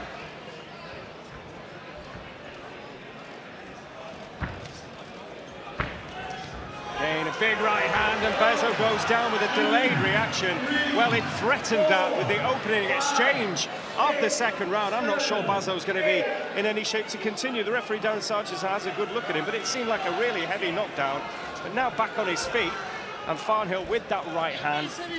Well, he timed it superbly well, and now Bazo goes to the deck again. I think this is all over, Glenn. Yeah, good uppercut. It was a big right hand, beat the count, but I wouldn't think. Oh, there's still a bit left. Certainly plenty. Bazo is actually calling Farnhill on, but I think that's a silly thing to do. Well, a bit of bravado, but well, he goes to ground again, and the referee's seen enough. I think. No, he's allowing it to go on. He went down quite easy then, but I think he's stunned by that original right hand. Well, now it's going to be lots of movement trying to spoil. It's a matter of time. I think one more good shot. Well, he's all over the place, hanging on now, isn't he, literally? Well, yeah, it's very early in the fight to do that. He'd be thrown out, probably get a point taken off. Well, he's getting the point taken off him. I think that'll be the last of his worries.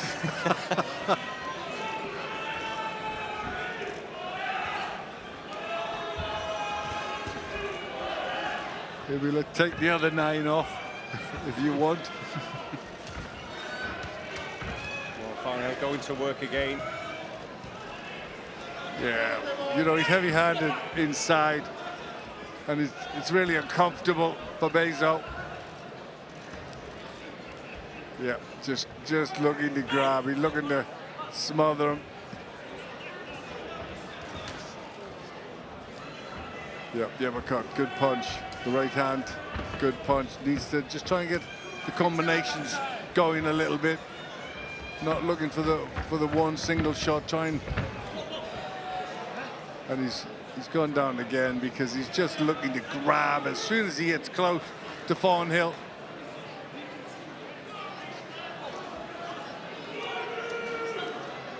Well, I think you can consider that a final warning from Daniel Bazo's point of view, from Darren Sargent. He'll throw him out if that continues. He's had enough.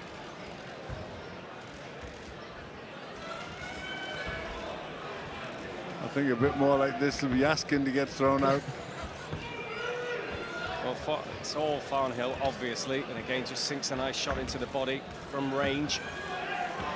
And he's got nowhere to hide, Bezo.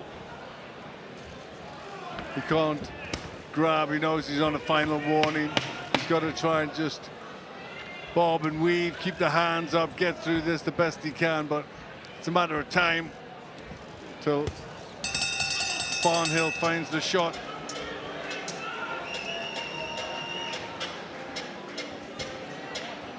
Well, he could have taken the easy way out. You could say Daniel Bazo, he was under heavy attack from the word go in that second round. Yeah, good right hand. Good right hand. And to be honest, he did well, Bazo to get up from that. Jumped up at about 7 or 8. Yeah. Off now, though. They've thrown the towel in, or they've retired their man in the corner. Well, you got to say that's the right call, surely, Glenn. It was one way. He didn't offer anything, really, and Farnhill was going to hurt him. Well, you know, there's 4 more rounds to go, and there was nowhere to hide for Bazo, so, you know, he shaking his head at us, getting caught with some good shots, and I think you got to say that, you know, that was good from Reese Farnhill. Good the way, you know, he cut the ring off, he followed his man, looked to get good body shots and head shots. Uppercut worked well, the big right hand put him over, and yeah, that's another stoppage. That's the last 3, all inside schedule. for Rhys Farnell. Yep, learned his trade at Sandygate ABC, same club as his manager Kevin Marie. Tell you what, Kevin's got some fighters. If we pitch them together, you imagine Rizard Levitsky and Rhys Farnhill. Yeah, good fight. Well, they're the fights we will see in a couple of fights time, 2 or 3 fights time. These guys are still learning the ropes. So, lots to look forward to. It's showing a good deal of talent. Fightzone this evening, and a lot more to come. Well, we saw Rhys Farnhill's debut against Scott Williams live on Fightzone, that in the Fightzone Arena, Sheffield, last summer, of course, but now he marches on. That's 3 stoppage wins in his last 3 fights. Let's get the official verdict with MC Paul Booth. Referee Darren Sargington has accepted the retirement of Daniel Bezos' corner at the end of the 2nd round. The winner, still undefeated as a professional boxer from Clitheroe, Rhys Farnhill.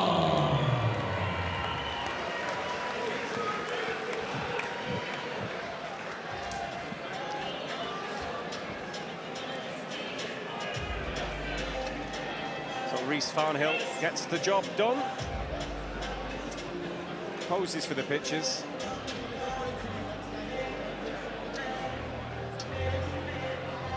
He's making his way now with a big smile on his face. Ringside. Because he's not going to escape the clutches of our own Steve Lillis. Rhys is ringside with Steve. Congratulations, Rhys. I mean, that's your 5th win and your third inside the distance on the spin. Yeah, 5th win, 3rd stoppage in a row, so it's good. Yeah. Did you feel that once he went down the first time in your own corner, it was just a matter of time? Yeah, I thought after the 2nd knockdown, I thought that were it. I could tell he didn't want it. Thought first jab, he just quit there. It's frustrating, but it's the way it is. What's it like when someone quits when you could have somebody got a proper stoppage done 30 seconds later? Oh yeah, but people buy tickets and they want to see me put on a performance, and then you get someone like that who just quits this on corner. It's frustrating, but you also say it's what you're doing to him that's forcing him to turn it in the corner. So what I'm working on in the gym is working in the ring. I switched southpaw a couple of times, which I've not done before. So yeah, everything I'm doing in the gym is paying off in here. Everything's going really well for you this year, or throughout your professional career. Where do you see yourself in the next 12 months? Well, that's my first 6-rounder. Maybe get another 6-rounder, another 2 6-rounders. Move up to 8. The longer rounds will suit me a lot better. So yeah, I just want to get to them longer rounds. And you'll see proper performances. Thanks very much indeed. Back to you, Dom. Thank you, Steve.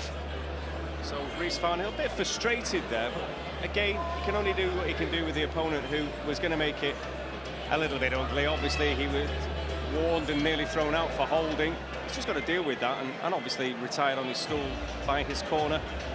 He can't be down with himself, can he, Rhys Farnhill? I think he probably feels that he owes his fans a lot more than that. Do you know, I think you've got to look at the positives in that Daniel Bezos didn't want to fight. Why didn't he want to fight? Because he was getting hurt, because he was in with a good fighter. So I think, Farnhill has to look at that and say, maybe it wasn't, quite, he wanted it to be a bit better. But, he did exactly what he had to do with that sort of opponent, got him out of there. It's hard to get people like that out, but he did. So I think he'll be happy enough with that. You're also getting different styles, in different fights, and this is all about learning. This is the stage in his career, only his 5th fight, the stage in his career when he needs to learn against as many different opponents as he possibly can. Well, we've got plenty of action coming up on Fightzone. Rhys McMillan against Mark Butler, that is imminent. Dan Catlin, Dangerous Dan, he's in against Borislav Ivanov. Zach Miller from down the road in Ashton takes on Engel Gomez from Nicaragua. Michael Gomez Jr. is then in the ring against Ezekiel Gregoresh. He's always interesting. Michael Gomez Jr., son of Michael Gomez Sr., would you believe? Never in the world. What a fighter he was, by the way. And then the main event, after we've had Callum Simpson against Michał Loniewski from Poland, is Jack Massey against Glefkar Pezjar. But we are ready to get on with the action. So let's throw again to our MC, Paul Booth. Boxing fans, next on our bill this evening, we have a super lightweight contest. Firstly, to make his ring walk is the Bull Hammer from Brighton, Mark Butler.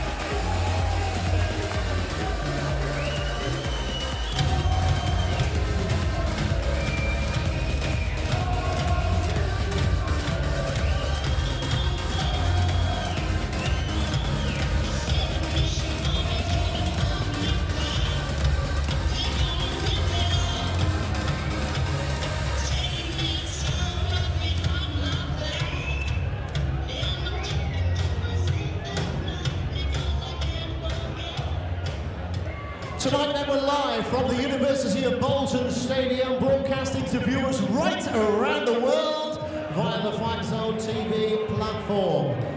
Dennis Hobson for Fight Academy, in association with JJ Crumpenson, now bring you a super lightweight contest this month, scheduled for 6 rounds of boxing. Timekeeper on the bell is Chris Horlock of Doncaster. Upon the sound of the bell, the scoring referee in charge is A-star referee Steve Gray of Fleetwood. Those are the officials and they are ready. The boxers are in the corners and they are ready. Boxing out of the red corner, wearing white shorts trimmed with red this evening. 2 career victories, including 1 going inside the scheduled distance, just 1 defeat on his record. Scaling officially for the contest at 10 stone even. He boxes out of Brighton, Sussex. Introducing the Bull Hammer, Mark Butler. And across the ring, boxing out of the blue corner, wearing the solid black shorts tonight. Scaling at 9 stone, 10 pounds, 4 ounces.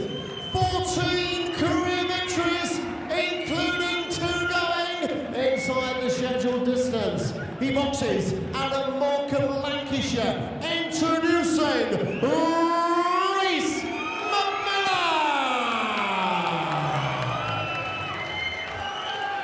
Referee Steve Gray with his final instructions. Okay, boys, we're called back, stop punching, take a step back. Don't toe punch straight back of the head, protect yourselves all the time. Stretch them up, good luck, fellas. So on we go with the super lightweight contest. This scheduled for 6 rounds. Rhys McMillan, the man from Morecambe, 26-year-old, wearing the black shorts, in against Brighton's Mark Butler, 28-year-old from Brighton, wearing the white shorts trimmed with red. And a decent-looking match, this. Rhys McMillan, the more experienced. This is 16th professional bout, 14 wins, just 1 defeat. He's got a couple of stoppages in his favour as well in those 14 wins against Mark Butler. Less seasoned as a pro, just 3 bouts, 2 wins, 1 loss. Lost last time out against Josh Sandford that last month.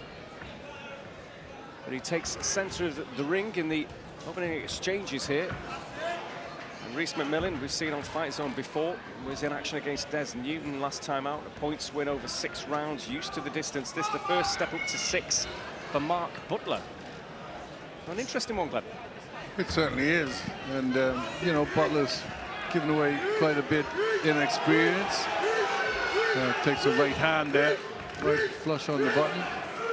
But, you know, he's stepped up to the plate to take this fight against a good fighter in Reece McMillan, who's on a good run. Only got 1 loss in 15 fights.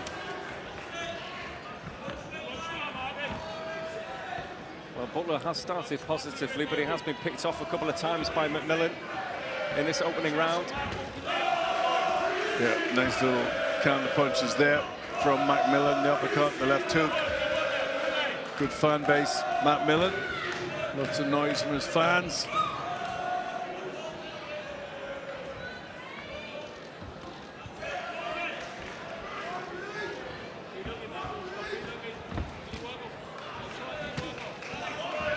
Just walking into some shots. Butler, as he comes forward. McMillan countering well. Does look the bigger, stronger man in there, doesn't he, McMillan? He does, but Mark Butler, they're taking the fight to him. Just walking on to shots early on.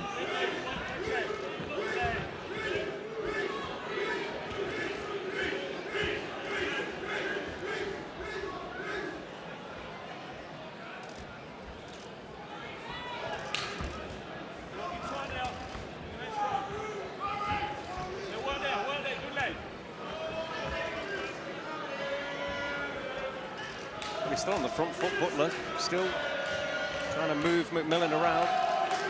Well, he's trying to be aggressive, but he needs to be a little smarter defensively.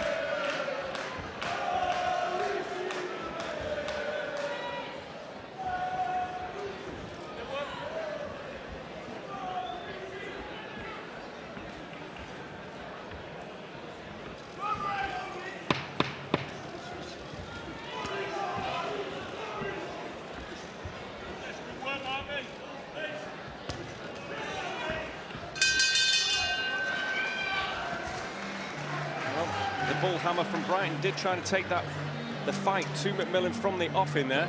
He did get picked off by a couple of clever counters from McMillan. Good right hand landing early.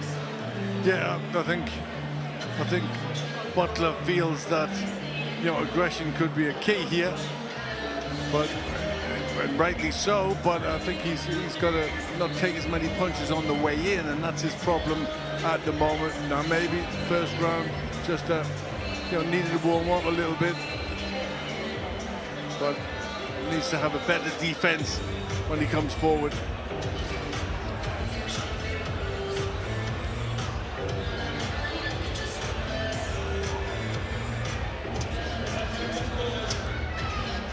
So Reece McMillan from Morecambe. Know anyone else from Morecambe? He's done a bit in the ring. Big Tyson Fury, of course, your mate. Tyson was in action last week, did the job as well. Did the job very well indeed, didn't he? Puts himself head and shoulders above everybody else in the division. Literally. And could that be the last we'll see of him, Dom? It's hard to believe, isn't it? It is. It is hard to believe, but also, you know, I don't think anybody really wants to believe it. You know, he brings so much to the game. Well, if that chance comes to unify, get all the belts out, very, very hard for a man like Tyson Fury to turn that down, whether that's Joshua or Usyk. As it is, it's another man from Morecambe doing the business tonight, Reece McMillan. As Butler still tries to lead on the front foot, take control of the fight. But McMillan showing that he's very handy with those counters. Yeah, switched to southpaw there, then back to orthodox and landed with a couple of left hooks. Just bedazzled Butler a little bit there with that move. Now switching back to southpaw. And just picking Butler off again with nice combination.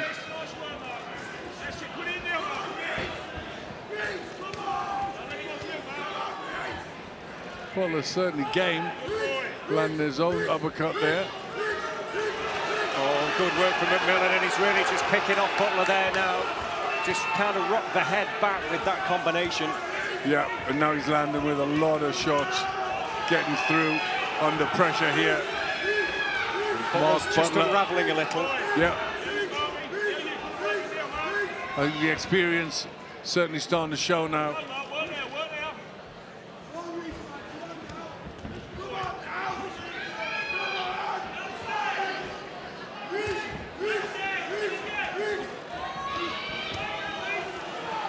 Good work inside from McMillan.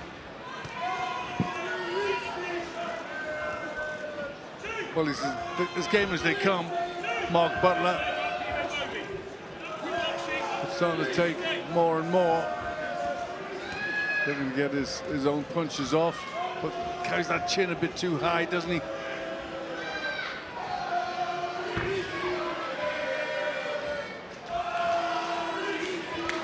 Well, still on the front foot, Butler. Very tough. Good straight 1-2 though from McMillan. Finds the button again. Oh, cheeky uppercut as well that landed perfectly. Yeah. And that was a fairly torrid end to the round from Paul Butler's point of view, Mark Butler's point of view, I should say. Yeah, that was a big, solid round, wasn't it, from McMillan? Yeah, he's still marching forward, but he's walking on to punches. Mark Butler. But he's game, he's competitive, he's come to have a fight, and that's making it a good, lively affair.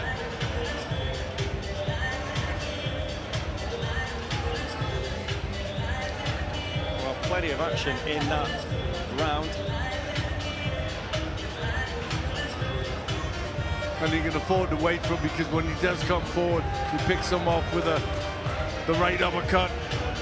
And he was just knocking the head about in the middle of that round. Just had a good spell of getting a few accurate punches on McMillan.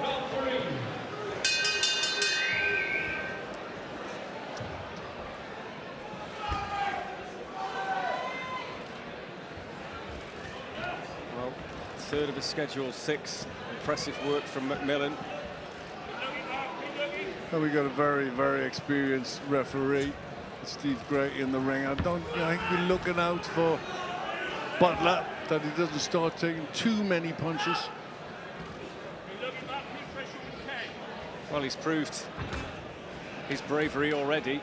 Still marching forward.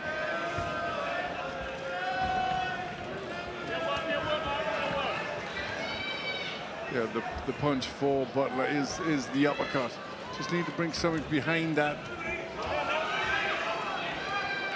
Good work off the ropes from McMillan.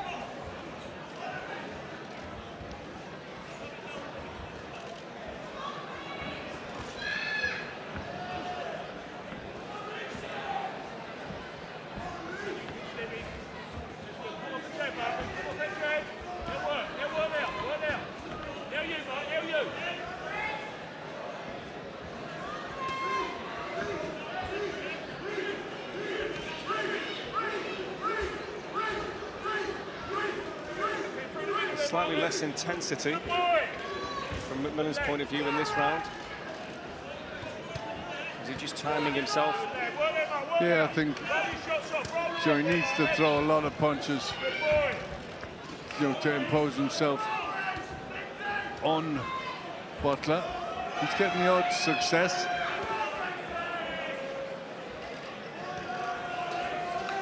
It's good work rate for Butler, but not landing more punches.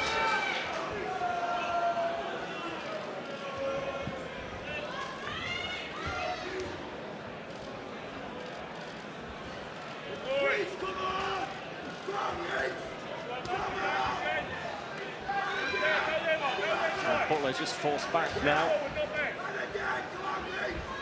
It's been a really good, honest contest, hasn't it? Yeah, both fighters giving their best.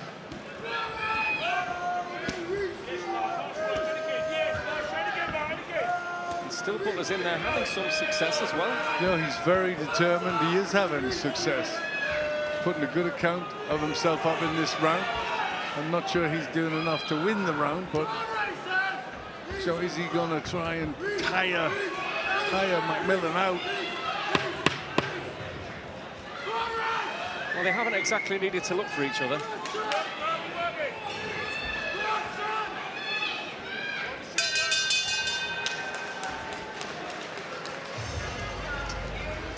Well, I think both men feeling the heat a little bit now under the bright lights here at the University of Bolton Stadium. Yeah, I think it's all going to be about, you know, who's got that bit extra spark, who's got that fitness in this one. So far, it's Rhys McMillan who's picking up the rounds, but it's good, hard, honest work from Mark Butler. The bull hammer, as he is, as likes to be named.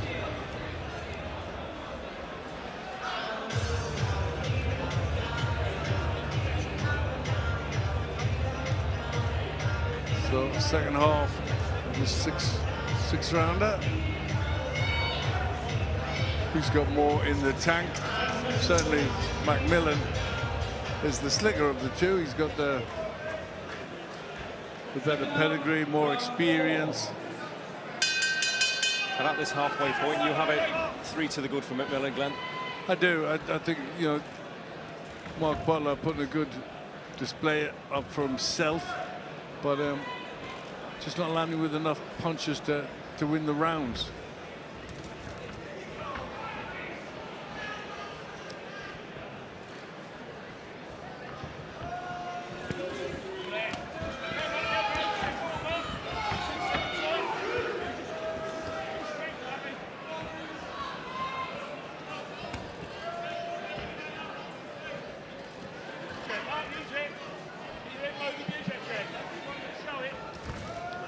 Good right hand.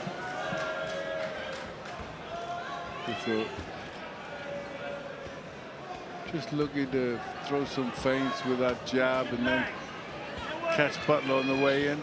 Takes one himself though.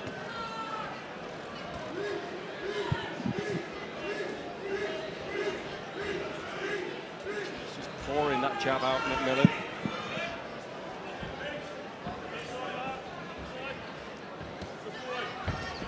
Still, the Brighton man keeps pressing forward, does not want to be denied. A couple of uppercuts finding the target inside from McMillan, but still Butler plows forward.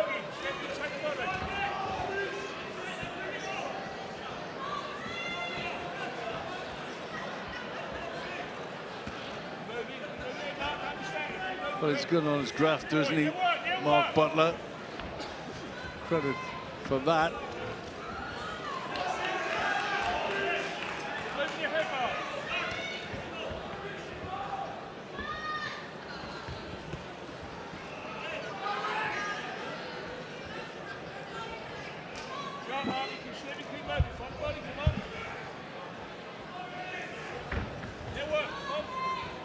He looks to load up, Butler doesn't let the shot go and takes a right hand in that combination from McMillan.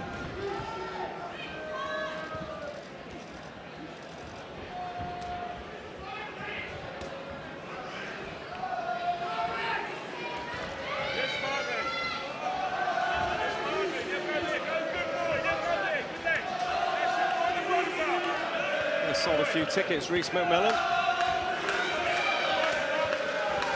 He's really trying to get those shots off inside.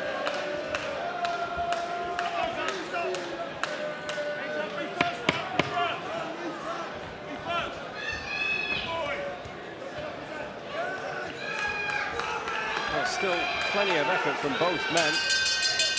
I think they'll both sleep well tonight. I think they will. It's a good fight, you know, it's competitive. You know, he's getting through with shots himself. Butler just not enough. I'm just edging these rounds for Rhys McMillan, who's just the better stylist of the two. But certainly 10 out of 10 for hard work goes to Mark Butler.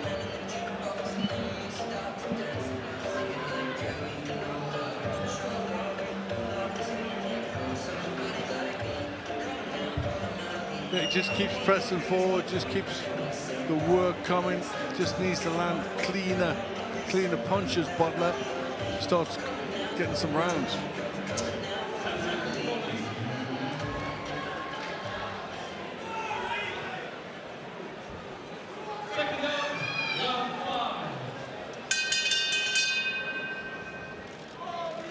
So the penultimate round, this super lightweight clash.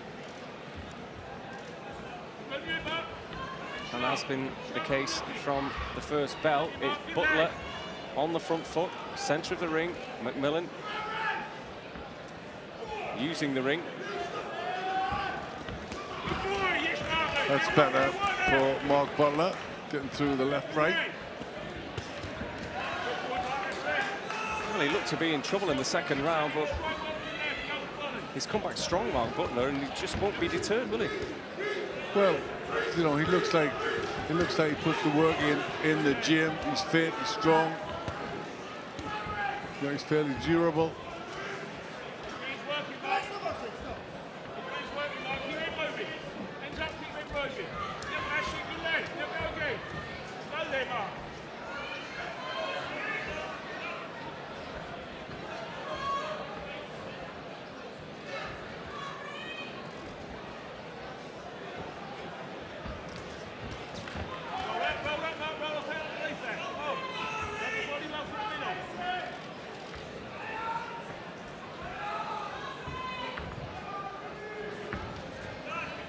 But Butler's doing a little better as these rounds go on.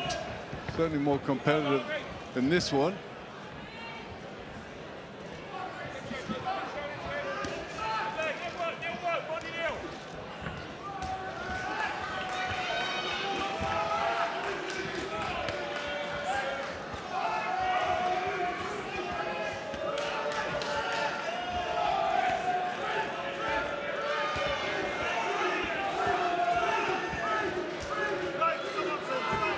Well, he's throwing the arms out, Rhys McMillan, but not really landing in that exchange. I think he's tiring a bit more than Butler. He still looks strong. He's looking for a big right hand there, Butler.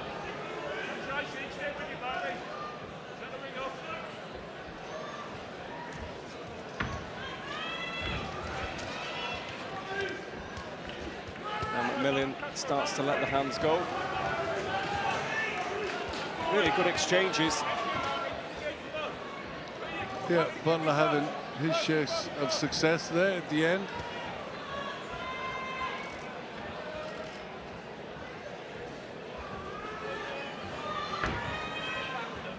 Jab to the body from the bull hammer.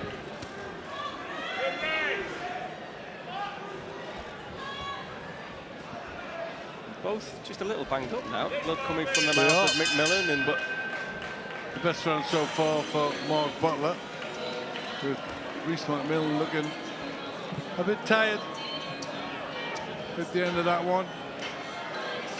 Getting a bit of treatment.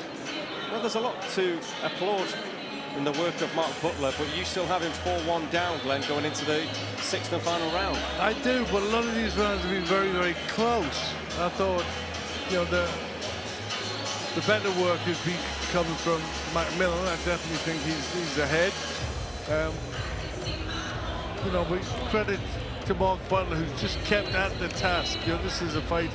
This is only his fourth fight to 15 from Rhys McMillan.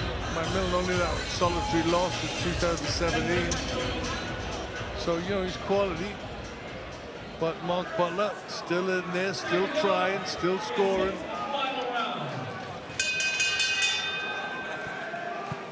Well, that solitary defeat that you allude to Adam Little all the way back in 2017. That was actually on the undercard of Callum Smith, Eric Skoglund. And what was the World Boxing Super Series event that Smith went on to win, super middleweights. But he's recouped and done very, very well since then, Rhys McMillan. And for the most part, he's done well tonight as well against Mark Butler, who is still in there, still slinging, still as game as they come.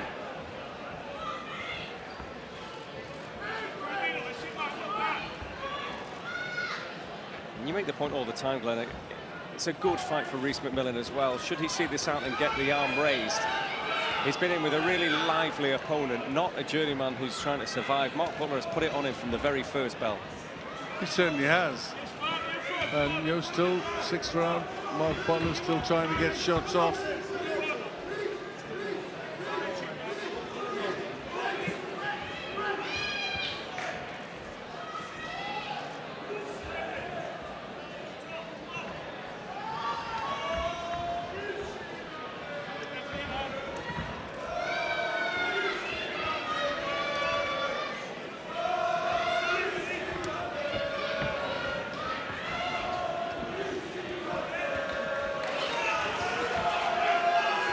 Well, working hard here in the final round, Rhys McMillan.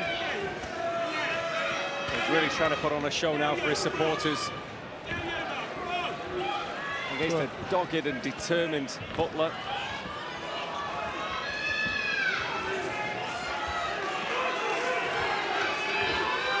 Yeah, good spell for Rhys McMillan in this final round.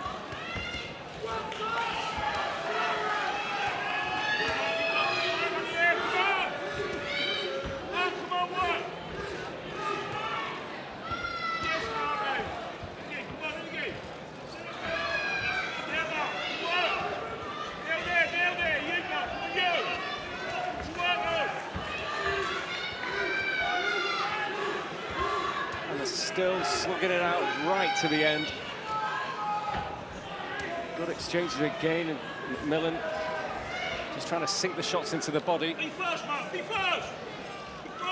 Well, he's just trying to finish the better McMillan. Good left hook. Well, it's been a solid round for McMillan, but Mark Butler's stuck to his task all the way through this.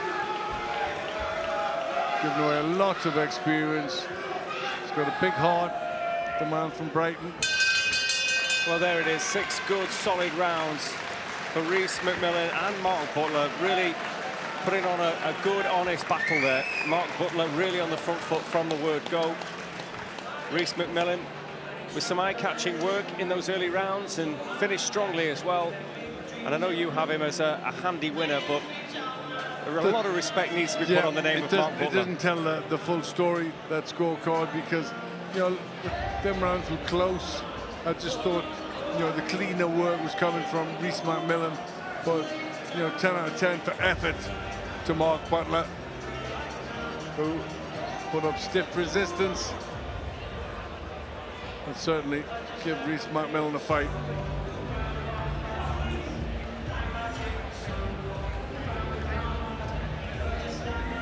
Well, they've given it everything for 6 hard rounds, these two.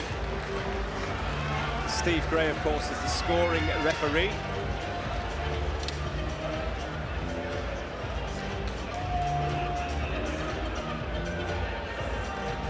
So how has he scored this one? Well, we will find out now, because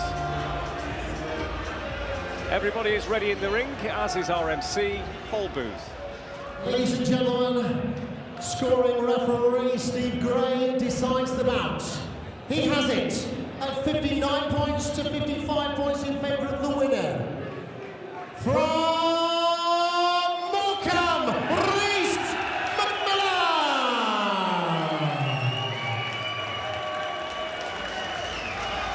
Well, Steve Gray's pretty much agreed with you, Glenn. More or less exactly the same.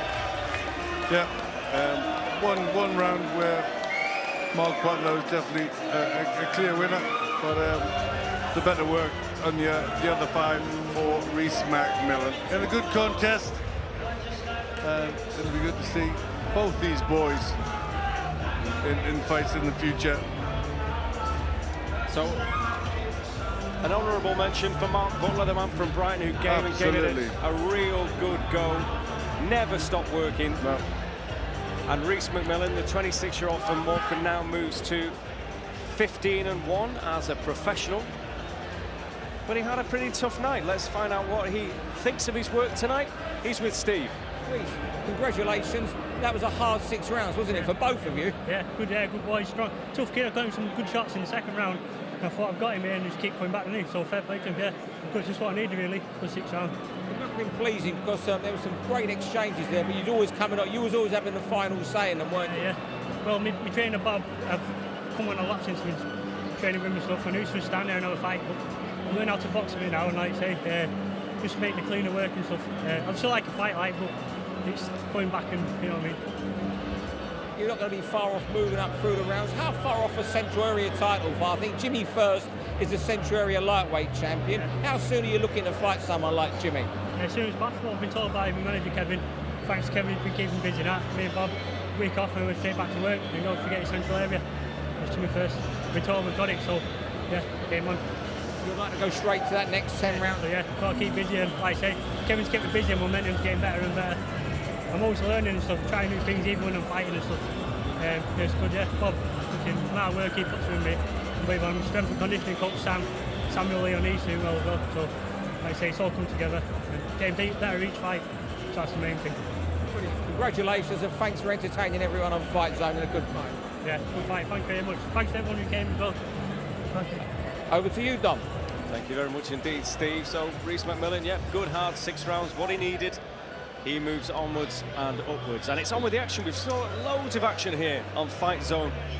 We are in Bolton. Still to come, Zach Miller, Michael Gomez Jr., Callum Simpson, and Jack Massey, of course. But on we go. Here's our MC, Paul Booth. Yes, everybody, a super middleweight contest. Firstly, to make his way to the ring from Sofia, Bulgaria, Boris Ivanov.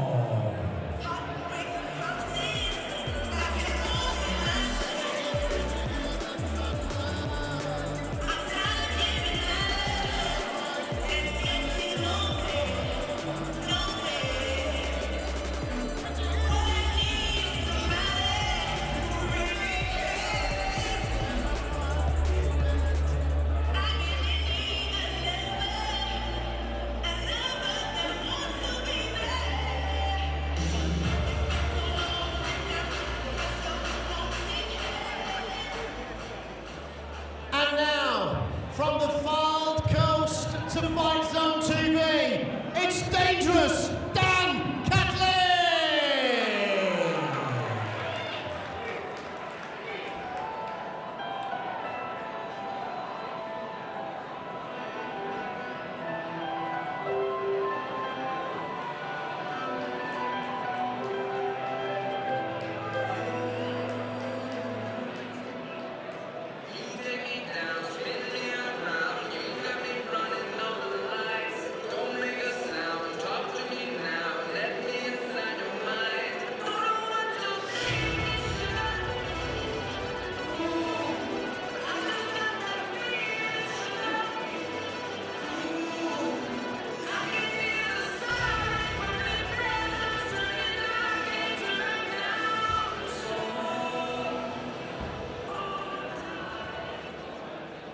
From the northwest of England, tonight we're at the University of Bolton Stadium as Dennis Hobson Promotions for Fight Academy in association with J.J. Crumpetson bring you a night of international boxing.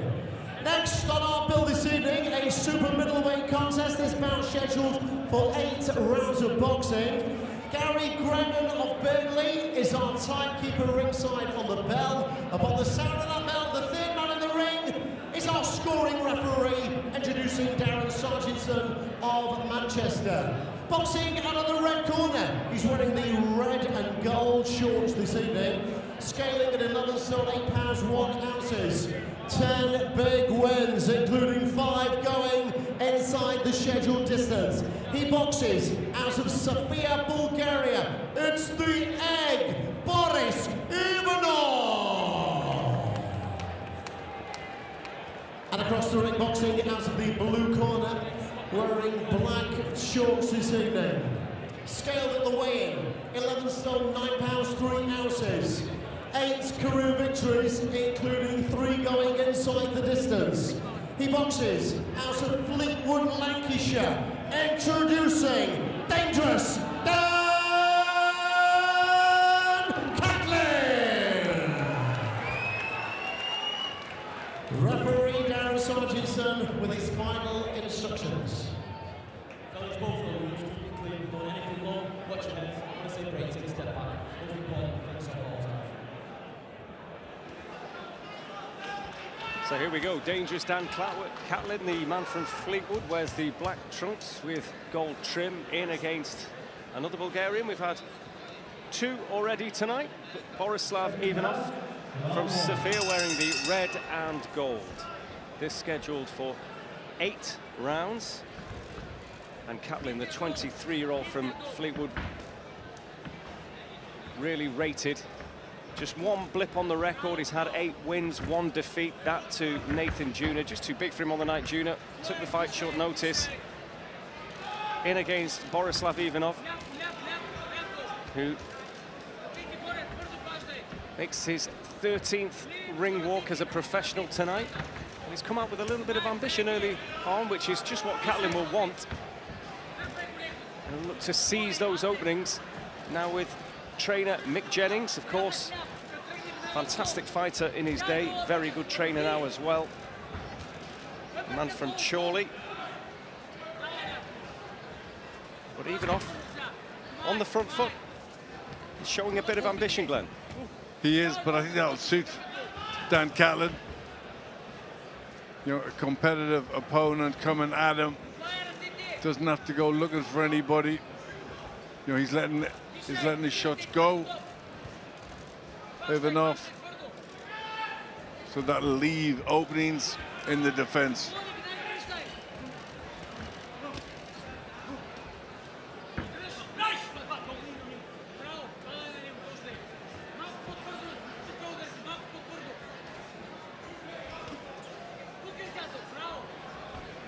Well, last time out, Catlin was in against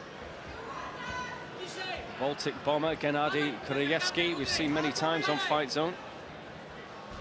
Got the job done, a points decision. Well, he's just going to steady himself down with the jab, start to use it there, Catlin. Keep the hands nice and tight. As Ivanov lets some shots go.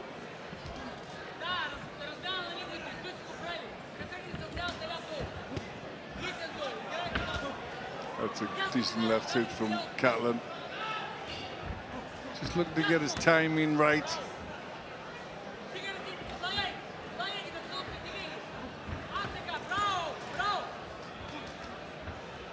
Oh, good left hook. Both of them landed.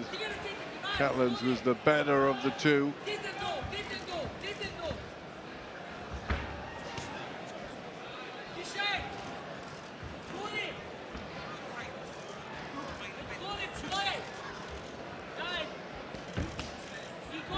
He's still rolling forward though. Ivanov. Caught with the left hook again. Well, the left hand's been key for Catlin, hasn't it? Yeah. He's missed with a few shots. But it's good because he's got a live opponent in Ivanov. He's won 10 of his 12 contests so far. So, quality record. Well, he's come to win. We've been hearing that about a lot of the away fighters tonight, that they have come to look at providing shocks. And Ivanov, the Bulgarian, has got 10 wins, 5 inside the distance as well, just 2 defeats. He was beaten in March of last year. That was his last defeat. He's boxed only once since then. He hasn't been too active, but that was earlier this month against Ivan Nikolov.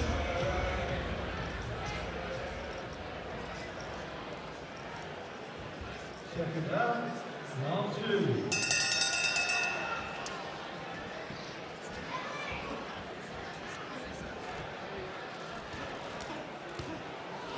That was better putting his combination together there. The 1, 2, 3, the left hook landed.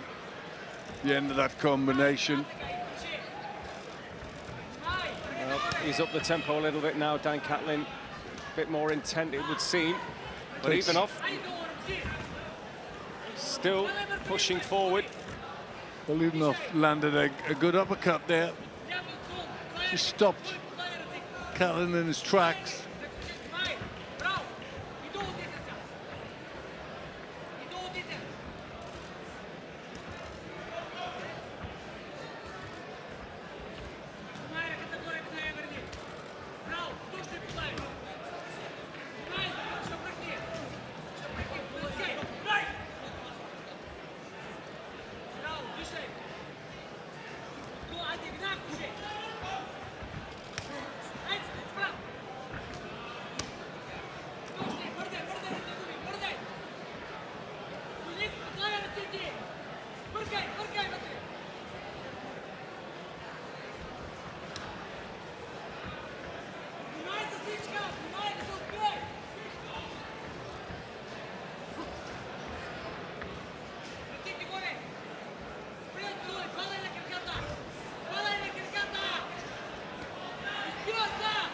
Still having success with a left hook, particularly Dan Catlin, but even off is a tough cookie, nicknamed the Egg. Maybe he's not breakable, I don't know, Glenn. Well, you know, he's tough, he's got a good record. You know, he's competitive, he's coming to win here, he's rolling forward, he's letting shots go, he's landed with a few decent ones. So Catlin has to be, right on his game, and just needs to get that jab, the right hand, the left hook working. 1, 2, 3. Keep it simple. Try and switch to the body as well. Good left hook landed for Catlin. I think work rate's important as well, because Ivanov, is busy.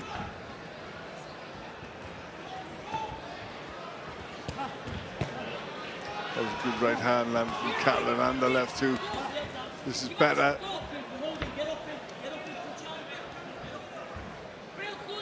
The eye-catching punches are coming from Dan Catlin.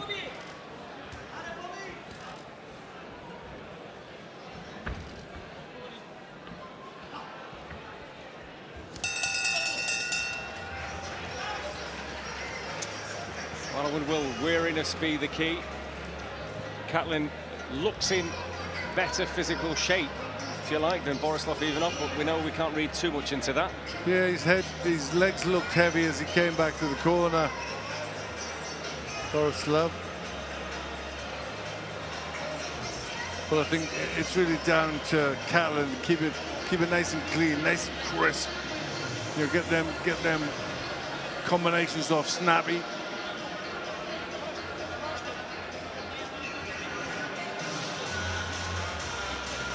Certainly sucking up the air, isn't he? Borislav Ivanov in the corner there. Well, very animated coach in the Bulgarian's corner.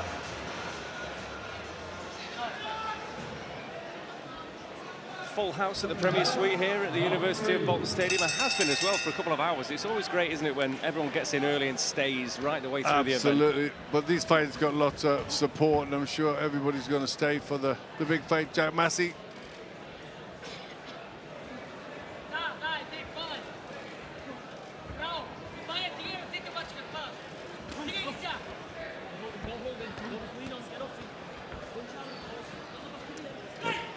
Dan Catlin will be looking to impress himself.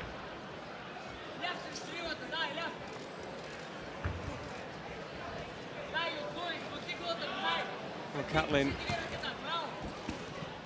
the best win on his record to date was actually a points victory over Luke Blackledge, who we've seen tonight shot Wickham King. Well, you could say this is a step up as well for Catlin, the man from Bulgaria, the 31-year-old, who has come to win, no doubt about that tonight. He's going to give it everything.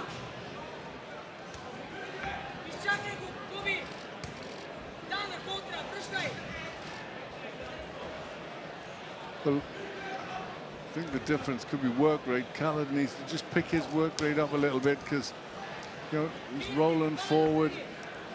Ivanov letting his shots go.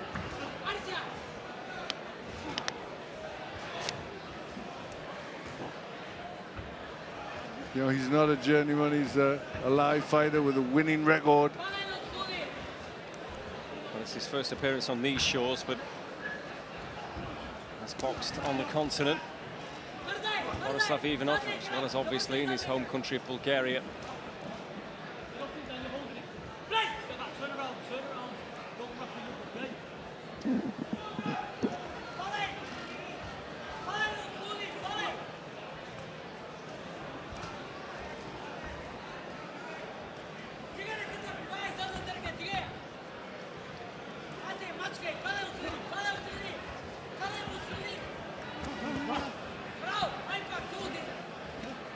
Getting through with that right hand on a good few occasions as well, Ivanov. Yeah.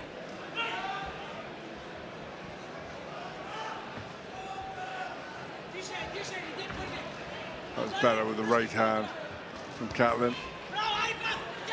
I landed a left hook there. Getting excited in the corner when that blow landed. Good shots to the body in there as well from Catlin. Haven't seen much body work from him. No, and this is a hard fight. He's had his successes in there. Ivanov.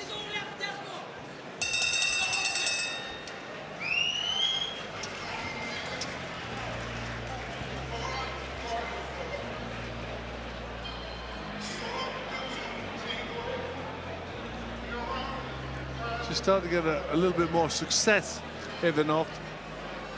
You know, they were pretty buoyant in the corner when he landed a left hook.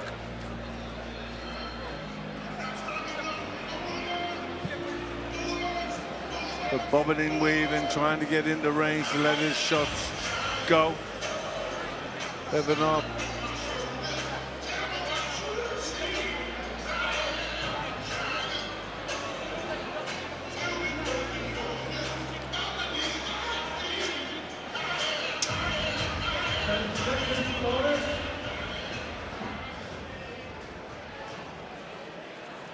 So you've got Catlin ahead, Glenn, but he's not having it all his own way on your scorecard. No, I don't think he is. I think, you know, he's been troubled in there. It's a good competitive fight, which is what he needs at this stage in his career. This is his 10th fight, just one blip so far, and that was 4 years ago almost. So he's on a good winning run, needs to keep that going.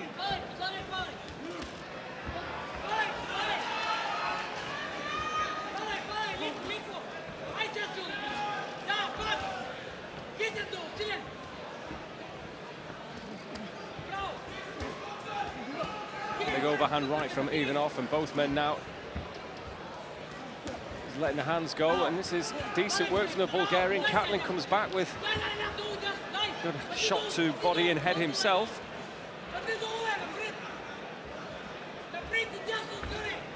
Oh, good right hand. Huge shot from Catlin. Now he's got his man in trouble. Can he finish the job? He's urged on by the crowd here in Bolton, and Ivanov is really in trouble. He's trying to fight fire with fire. Catlin should see an opening here, and the referee's going to call it off. The referee gets in the way. Darren Sargentson has a good look at Ivanov, whose eyes are all over the place. That's a good stoppage from the referee. Ivanov was trying to stay in there, was letting the hands go as well, but was getting picked off. And dangerous Dan Catlin gets the stoppage. A good battle while it lasted, found the opening, got his man in trouble and finished the job. Yeah, one shot was all it needed to be the undoing of Borislav Ivanov. He followed it on, saw the opening as soon as he'd hurt his man with that shot, and then opens up. And this was good finishing. He wasn't going to let his man off the hook. Shots raining in from both hands, head and body. Ivanov trying to fight back, but Catlin intent on getting the stoppage, getting his man out of there. Started to roll around, and Darren Sargentson picked the right time to call it off as he hit the canvas. And he still doesn't look quite right in the corner. It was a good stoppage from the referee, because he was still throwing Ivanov, but he was only a danger to himself really at that point. Well, an impressive outing for Dan Catlin. Seized the opportunity when it presented itself and finished the fight off in fine style. So Dan Catlin moves to 9-1. That's his 4th stoppage victory. Good night's work for himself and Michael Jennings, his trainer. And thankfully Borislav Ivanov is fine. And plenty of respect shown between the two. Good fight, that. Dan Catlin eventually getting to grips with his man, but we can get the official result now with MC Paul Booth. The fight ends with a TKO. After 1 minute, 12 seconds of round number 4, referee Darren Sargison stops the bout. Boris Ivanov is in no position to continue. The winner from Fleetwood, it's dangerous, Dan Catlin!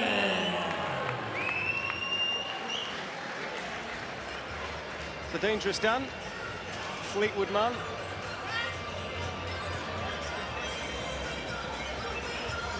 Pleases his supporters in the venue here. All smiles for the camera. Andrew there, the snapper.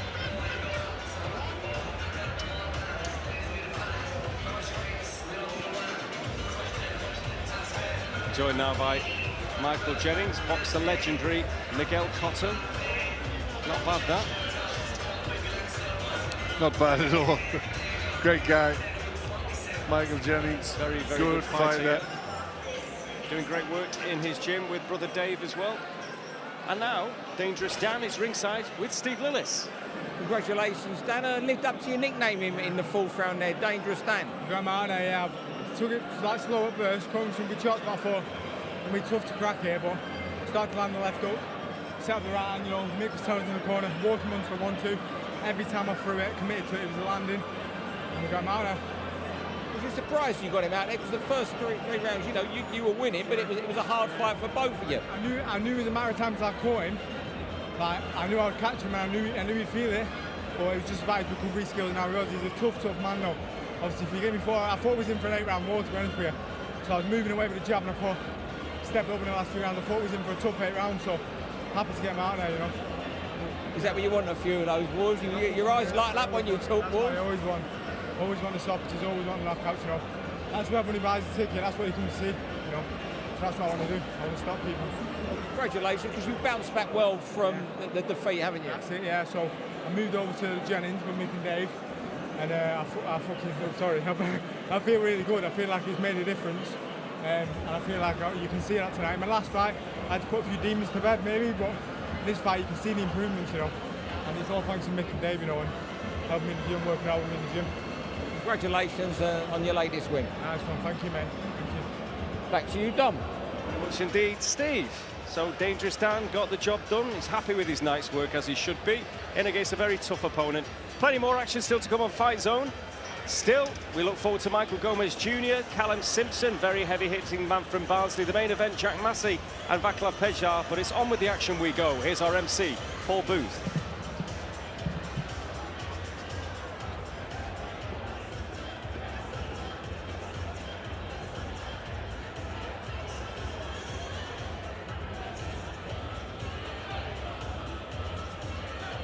Next tonight, we have a super featherweight contest.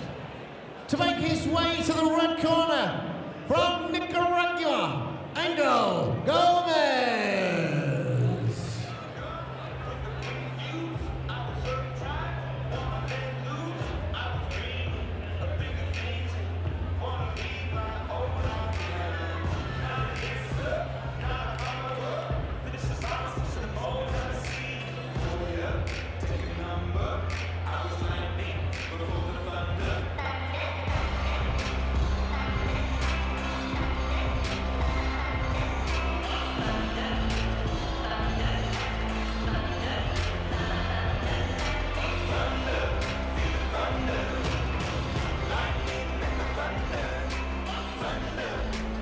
Now he makes his ring walk. He brings with him a perfect professional fight record from Ashton-under-Lyne,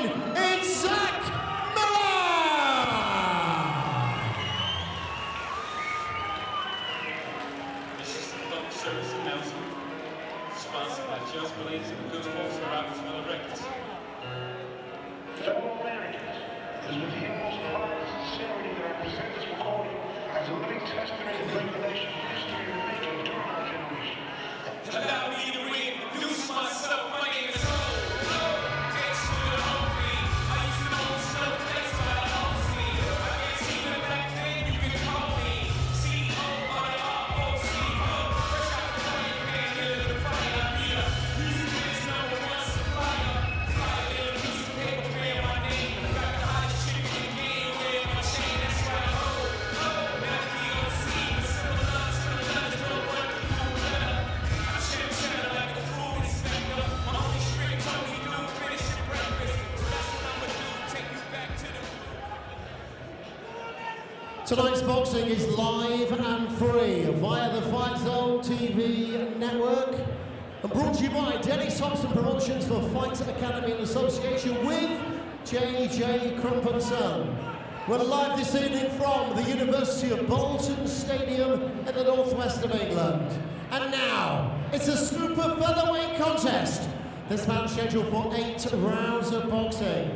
Chris Hancock of Doncaster is our timekeeper on the bell. Upon the sound of that bell, the third man in the ring is our scoring referee in charge of this, Steve Gray of Fleetwood. Boxing out of the red corner, on the scales at 9 stone 1 pound. 8 career victories, including 4 going inside the distance. He's wearing these solid black shorts this evening and boxes out of Chinandega, Nicaragua. It's El Cojete Angel Gomez. And across the ring, boxing out of the blue corner, stands his undefeated opponent. At the weigh-in, he officially scaled 8 stone, 13 pounds, 2 ounces. He's wearing the white, red, and gold shorts tonight. His professional fight record is perfect. 8 visits to the ring, 8 victories, 2 going by way of KO. He boxes out of Ashton-under-Lyne, introducing the undefeated Zach Miller! Referee Steve Gray with his final instructions. It's out of the court, mate. Take 1 step back, okay? It's an ego break. We pass our trust, okay? No push to the back of the head. No golpers on the party of trust and like a better, okay? Just close.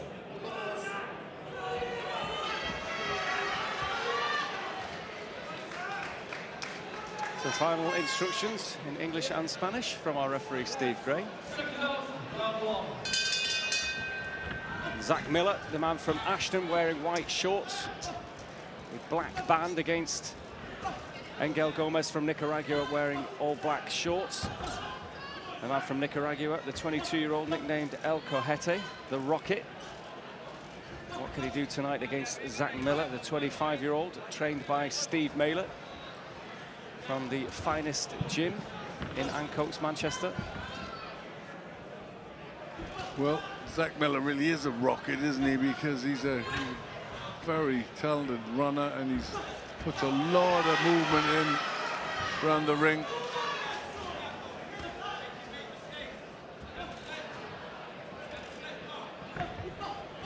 Well, he is a real athlete, as you say. He's a Team GB distance runner. Always box, though. This is the first love, and so far so good in the professional career. 8 fights, 8 wins, 2 inside the distance. Supremely fit. We saw him in this very arena at the end of November of last year against Christian Lopez Flores. He was a bit under the weather that night, didn't perform the way we know he can.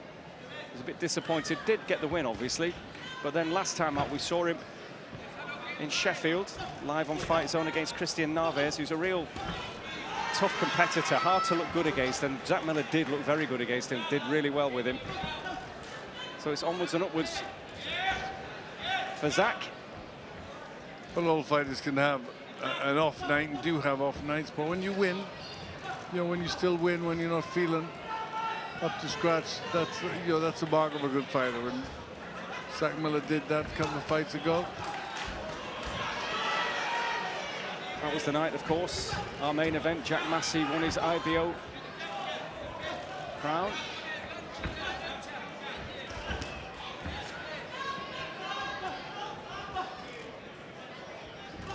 Well, he started nice and bright here. Zach Miller. In and out of distance, hands up nice and tight.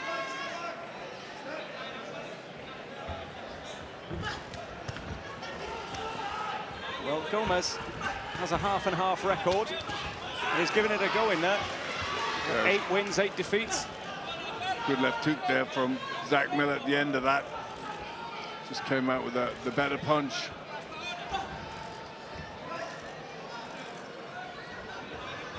Bit of damage to the nose of Zach Miller.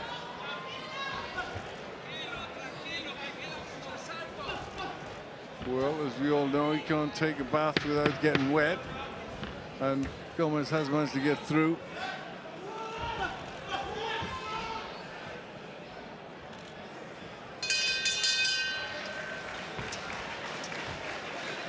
But a bright start from Zach Miller.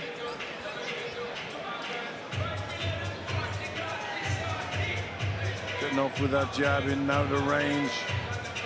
Great hands, good footwork. You know, he can switch distances very well indeed. You know, he's quick with everything he does, feet, hands.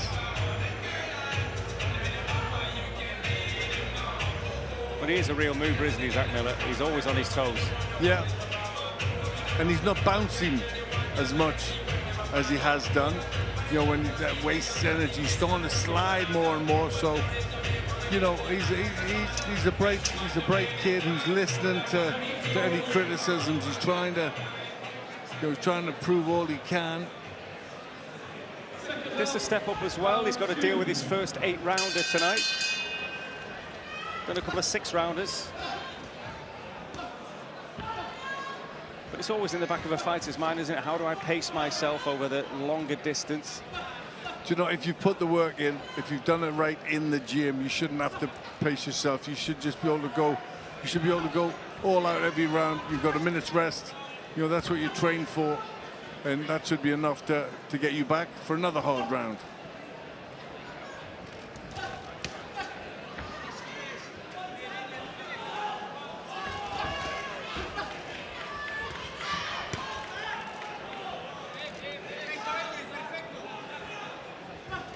Well, there's blood streaming down the face of Miller now. I think there's a cut above the right eye. Not sure if that was a clash of heads with coming together there. Yeah, a little bit of blood about. Doesn't look too bad. That might just lift Gomez a little bit. The sight of that, just give him a bit of inspiration.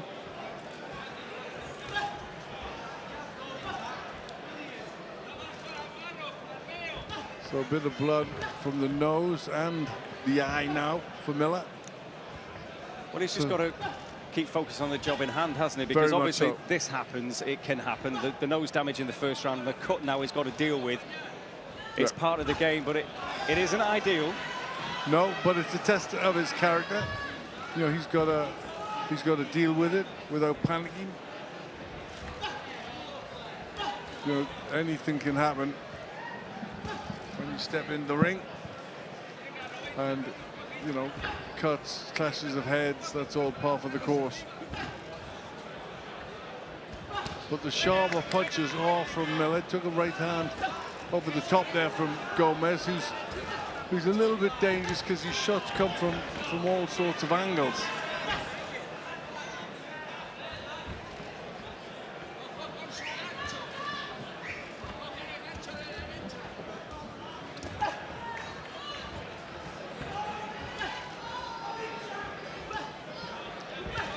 Still better shots coming from Zach Miller. Still getting in and out of the range. And he does seem to have kept his composure, doesn't he? Yeah, very much so. He's nice and sharp. Catch a lovely right hand he threw there.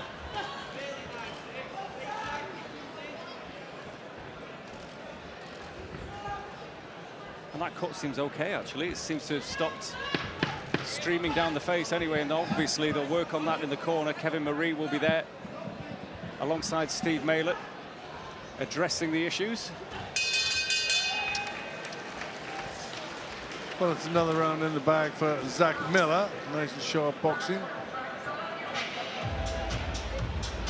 Lovely uppercut there. Got some good variety. Footwork's good. It's nice to see him just sit down on the canvas a little more. He's sliding in and out. Where earlier fights, you know, he was bouncing up and down, wasting a lot of energy in his legs.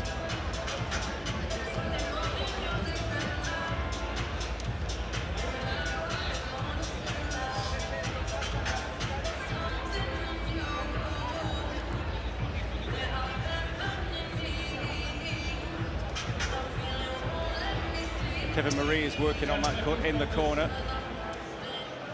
It wasn't going into the eye, was it? I think it was not as bad as it first appeared anyway. The third round of the scheduled 8. Miller bounces into action.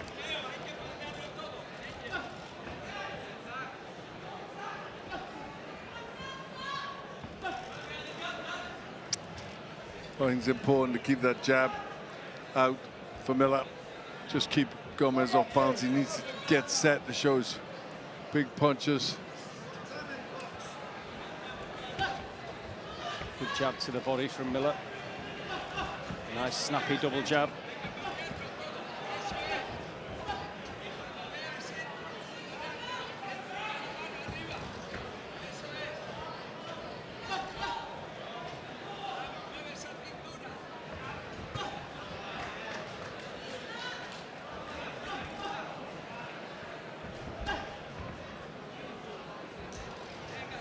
Well, he's just keeping the tempo out, little fast raids in the distance, land a punch or two and then out.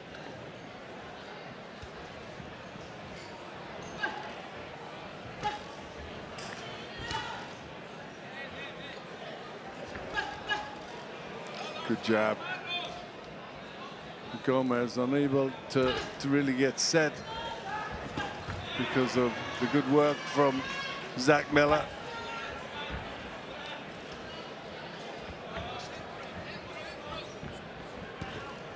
Gomez has centre of the ring. He's moving Miller around, who's doing good work though on the back foot.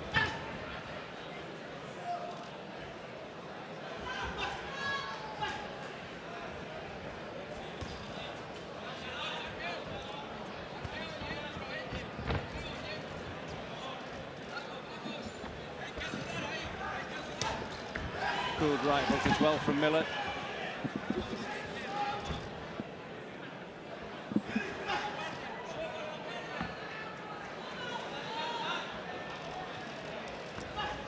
This is really sensible stuff from Zach Miller. Well, I think he senses there's a bit of danger there from Angel Gomez, who 8 wins, half of those come by stoppage. So there's a bit of power there. And I think, you know, Miller doing the right thing by just, you know, getting him to punch fresh air, get him to miss, get him to take some of that power out of his punches with fatigue.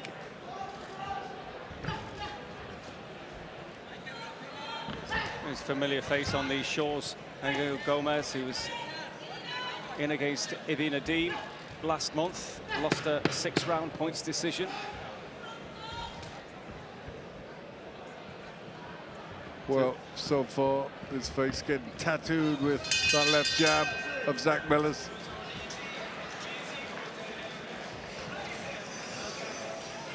A good round for Zach Miller. He had the trauma, the nose damage first round, the cut in the second round, but just really steadied the ship in the third, boxed really sensibly. Didn't really allow Gomez to get any foothold in that round whatsoever. Well, it's good the way movement you can negate your opponent, you know, by movement, because a boxer, you know, to get a punch off with any sort of force, you need to set your feet to the canvas, you bend your knees. So the minute, you know, he goes to do that, Miller is moving away, so he's got to then reset himself.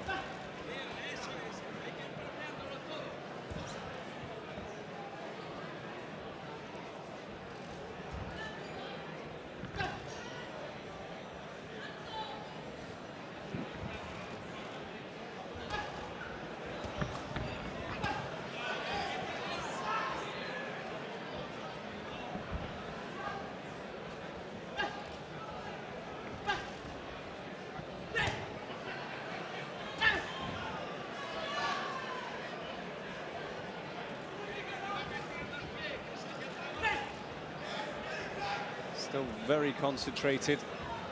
Zach Miller on the job in hand.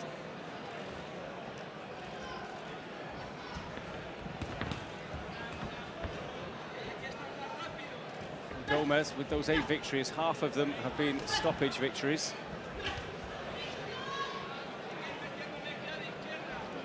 Well, this is a good concentrated effort from Zach Miller. He's boxing really well.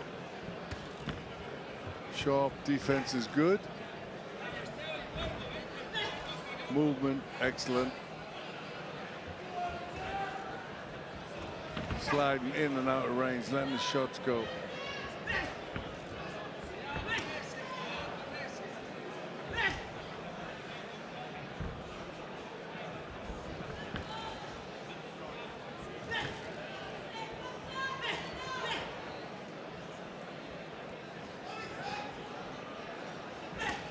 Good right hand from Miller as well. Been using the jab very well, but that right hand, when it does come into play, has been a really effective weapon for him as well.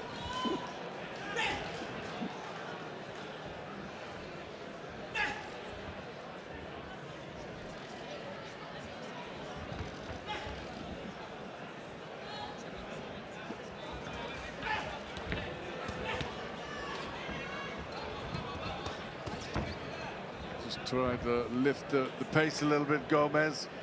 Getting frustrated with not being able to catch his man and being stung with that jab time and time again.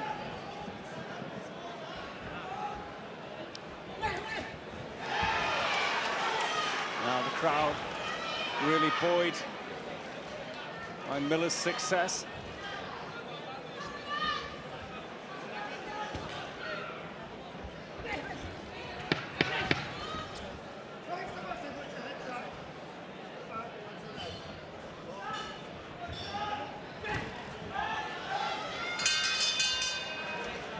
Another good round for Zach Miller. They're doing very little wrong in there. You know, the concentration is really, really good. You know, his hands up nice and tight, movement's good. You know, he's sliding around the ring, in and out of range. You know, he's improving with every fight, Zach Miller.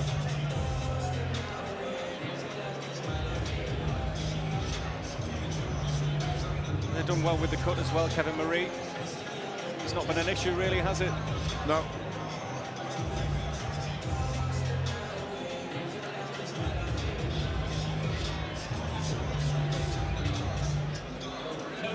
Not all good in the Zach Miller camp.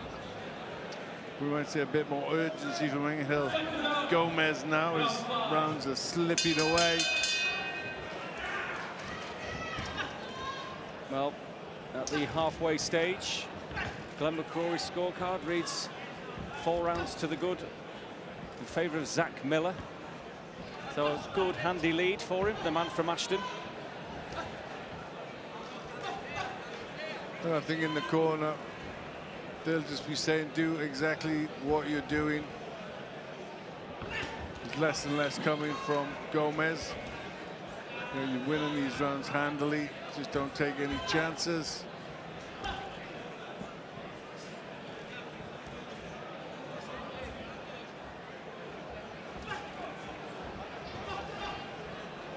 Good work with the jab there. Working the left hook well. And the jab.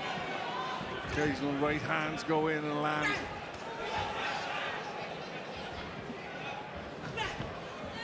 He just doesn't, you know, one of the things you got to watch for is staying in the pocket a little bit too long. Gomez, you know, he's waiting for that right hand, and if he just stands still a bit too long, Miller, he risks being hit with that.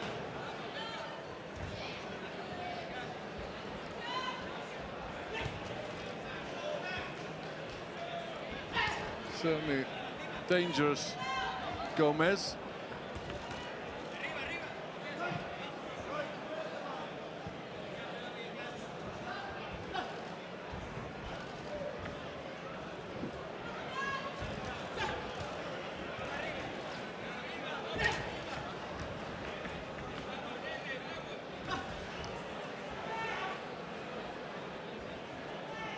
Well, he's well in control, Zach Miller, but if you just had a look at the respective faces now, you'd think it told a totally different story. He looks a little banged up, Zach Miller. Well, that could easily be clashes of heads. Yep.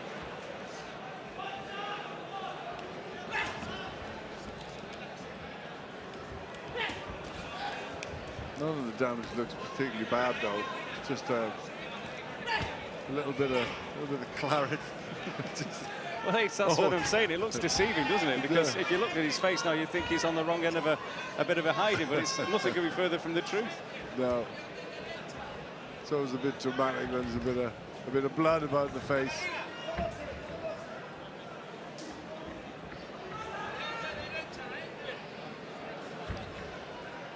But it's something that you're unboxing, you don't panic that much, because something you live with on a daily basis. You get marks and banged up sometimes in sparring.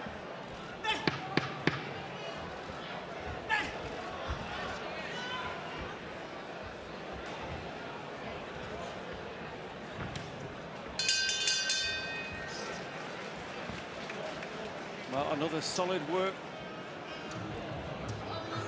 of a round for Zach Miller.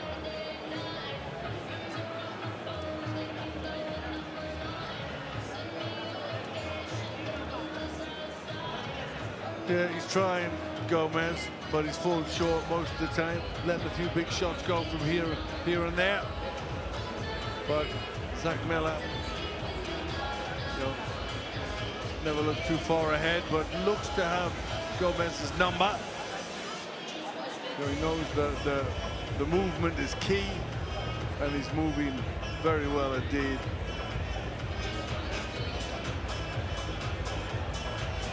They're just working now on the cut with the nose damage and the swelling under the left eye of Zach Miller.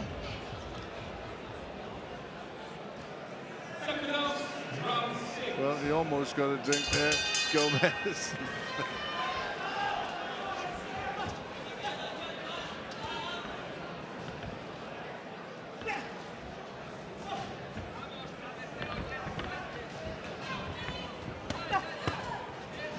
Gomez really trying to put some spike in these shots now.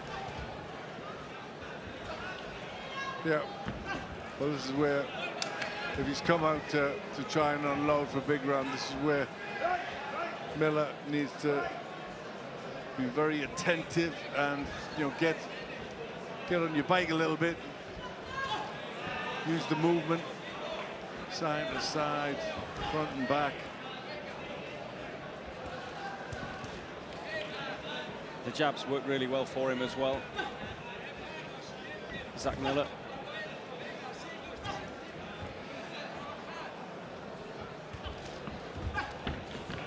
Also that right hand, when Gomez misses with a jab, that right hand single shot comes back.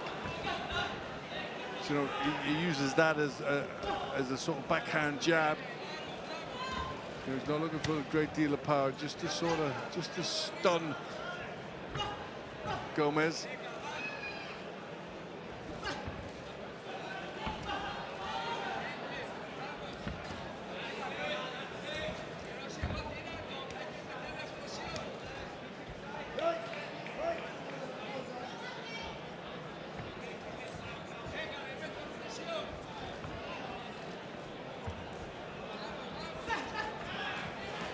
Good shots again from Miller.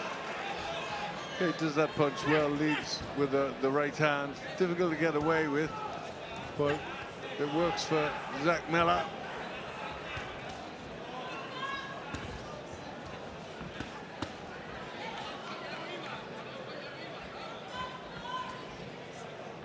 A bit ungainly, isn't he, Gomez? But when he does try and sink those shots in, he does have power. Well, 4 of his 8 wins come inside schedule.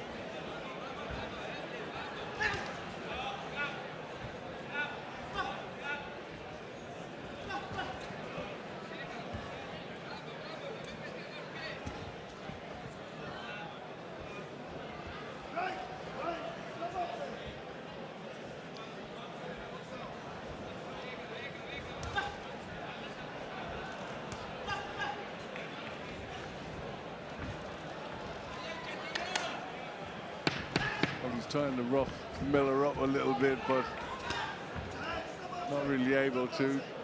Miller tying his man up inside.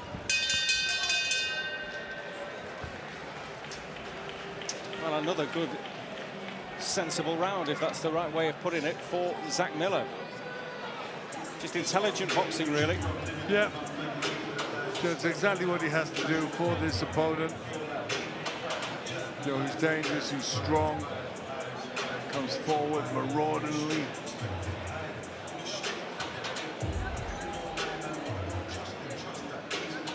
And you know, he had a bigger effort in that round. Gomez was trying to make an impression, but was unable to do so.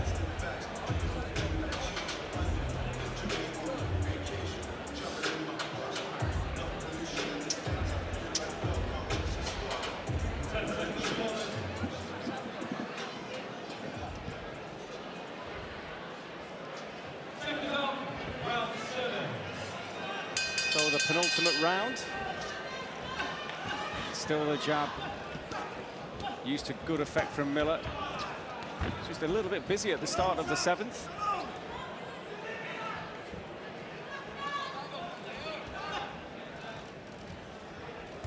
Well, I wouldn't ask him to change anything.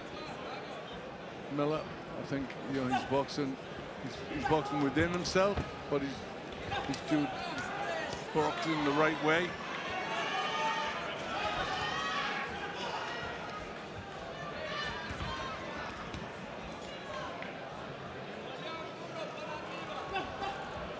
Double jab there.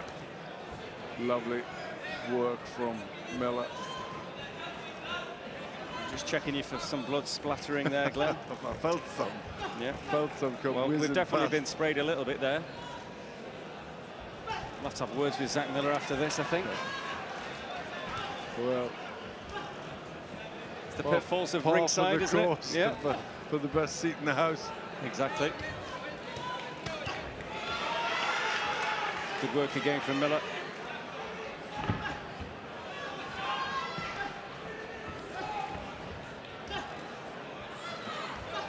Really has used that jab very well indeed. Just, you know, it's relaxed, but yet it's snappy.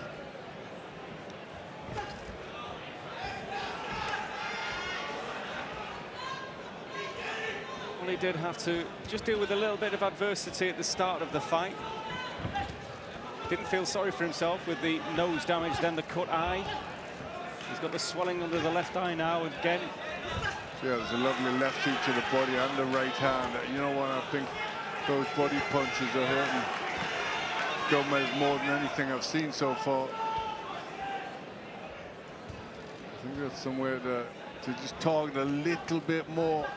The jabs work really, really well, soften him up. Now he's teeing off on Gomez.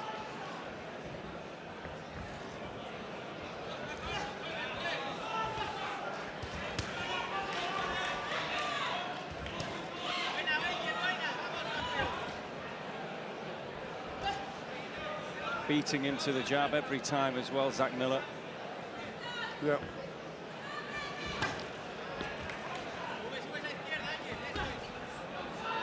Well, the variety's been a joy to watch, in fairness. You know, I really enjoyed this performance from Miller.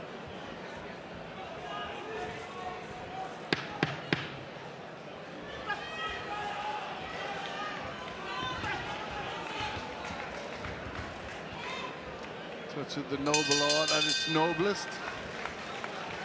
Yeah, fine work from Zach Miller.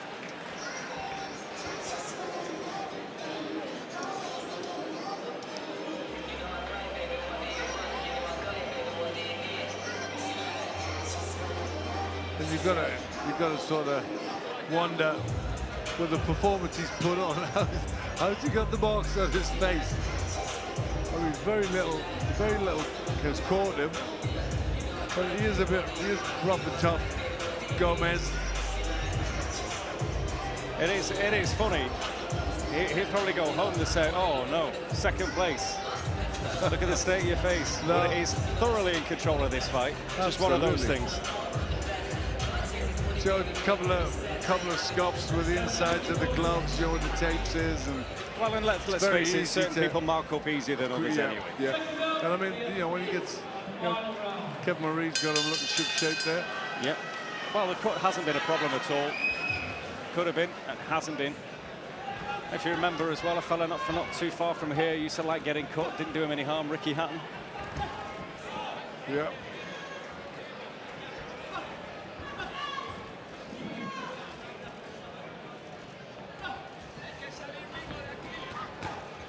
Good shot to the body from Miller.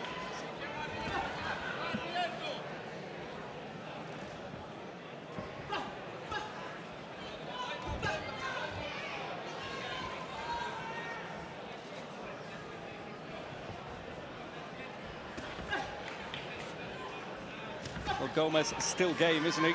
But Miller has the answers.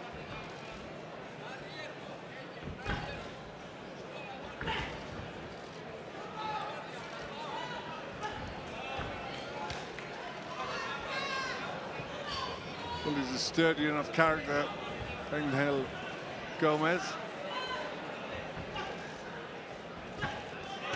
Oh, good job, really pushing the head back, going through the gears now, Zach Miller.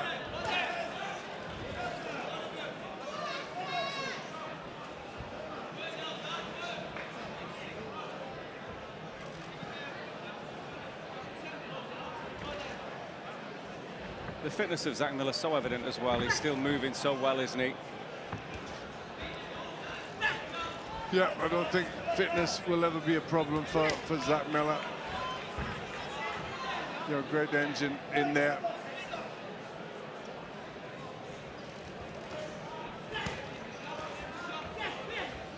It'd be a bit disheartening going out on your road work with him, though, wouldn't it? It certainly would, yeah. He's not one I'd pick to run with.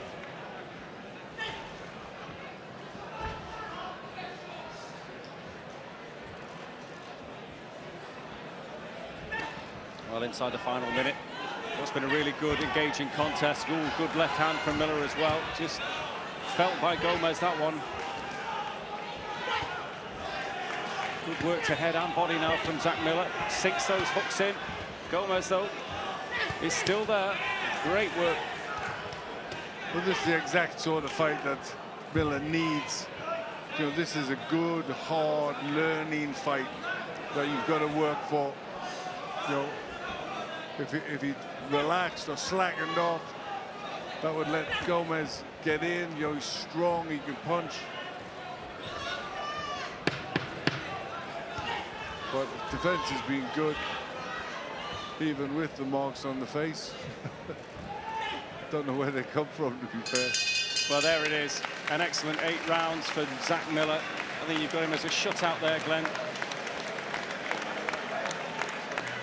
Yeah. If you to look at him, you'd think he'd been in a right war. Nothing could be further from the truth, as we've said. A very, very good, sensible, clever performance from Zach Miller.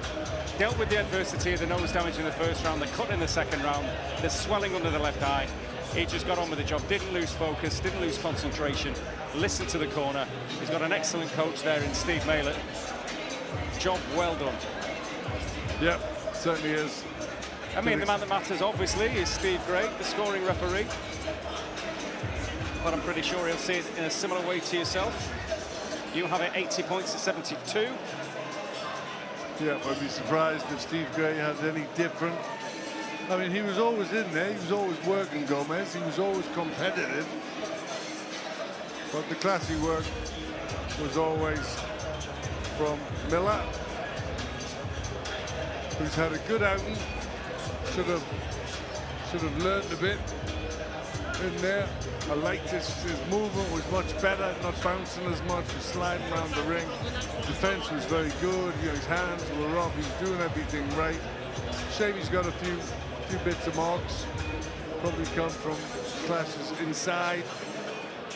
But the good thing is, if he does get marked, you know, he has the ability to keep at range and get through a fight. He certainly does. Well, both men called to the center of the ring, so let's get the all-important card. It's with MC Paul Booth. So the super featherweight contest goes the distance after 8 rounds of boxing.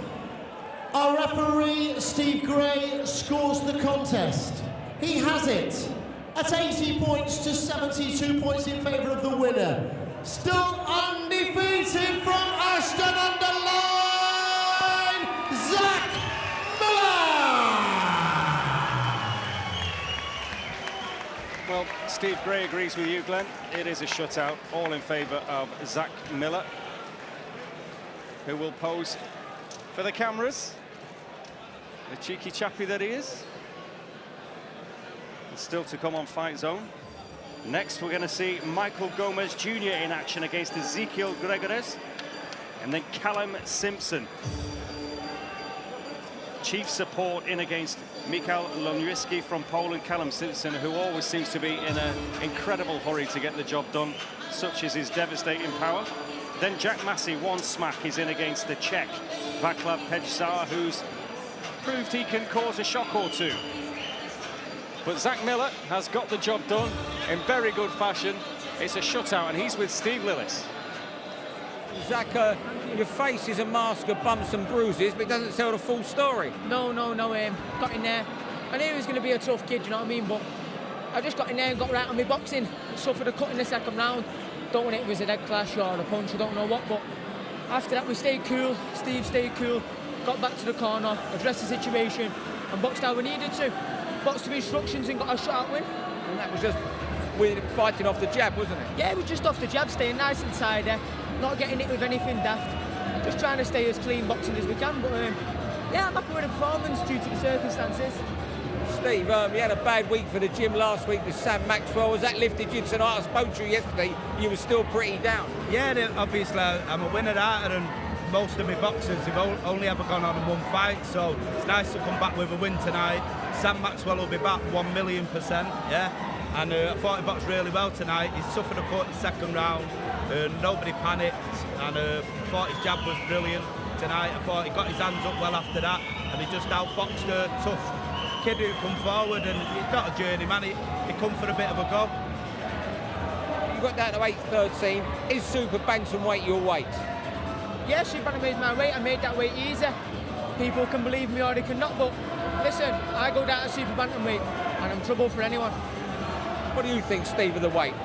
Yeah, well, yesterday, 20 minutes getting a little bit of weight off, and to be honest, he probably could have made super bantam yesterday, so if I think he's going to be big and strong at that weight, and he lives a life, as we all know, then yeah, it can be a super bantamweight. He might outgrow it one day, but for now, if a title come available, English title, and I'll try and get him down to it. Thanks, Sellers, and congratulations. Thank you to my sponsors, please. Because I went full-time at Christmas due to WeBuild, recruitment and tourist security. They're helping massively. And this man here, I wish I could give him £1 million every fight. He don't get enough, but yeah, I love him to bits, and we're going to go all the way. Congratulations, and let's hope you do. Back to you, Dom. Cheers, Steve. Yep, two great lads, Steve and Zach, getting the job done. Zach Miller, banged and bruised, but did an absolutely excellent job on Engel Gomez, and well done to Steve Mailer as well. Just come over to speak to our own Glenn McCrory to get the verdict. On we go with the action. MC Paul Booth. Next we have a super First boxer to make his way to the ring, Esquil Gregores.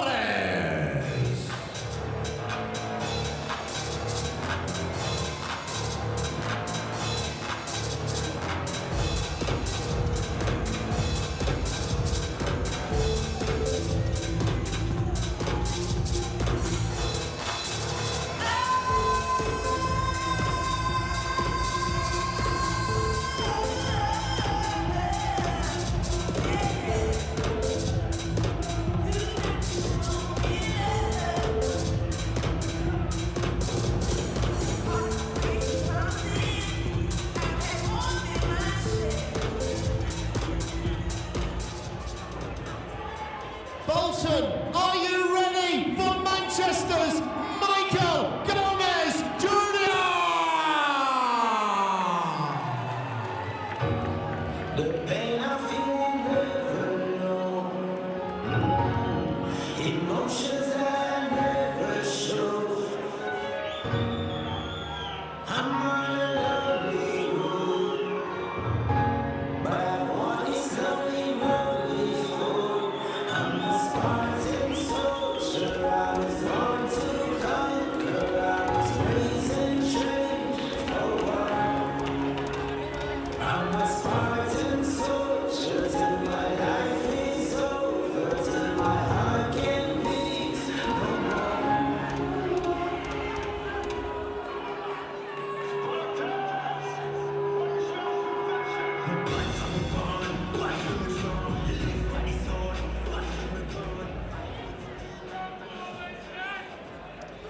Live, free and exclusive on Fightzone TV. We now bring you a scheduled 8 rounds of boxing at the super lightweight division. Chris Hancock of Doncaster is our timekeeper on the bell. Upon the sound of the bell, the scoring referee in charge of this bout is Darren Sargentson of Manchester. Boxing out of the red corner, he's wearing the black shorts trimmed with white. Scaling at 9 stone, 11 pounds and 7 ounces. 3 career victories.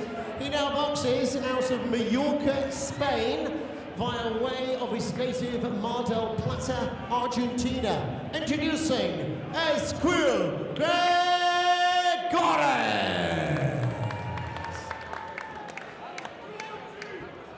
And across the ring, boxing out of the blue corner, wearing the solid blue shorts trimmed with red and white. Scaling at the weigh-in at 9 stone, 8 pounds 9 ounces.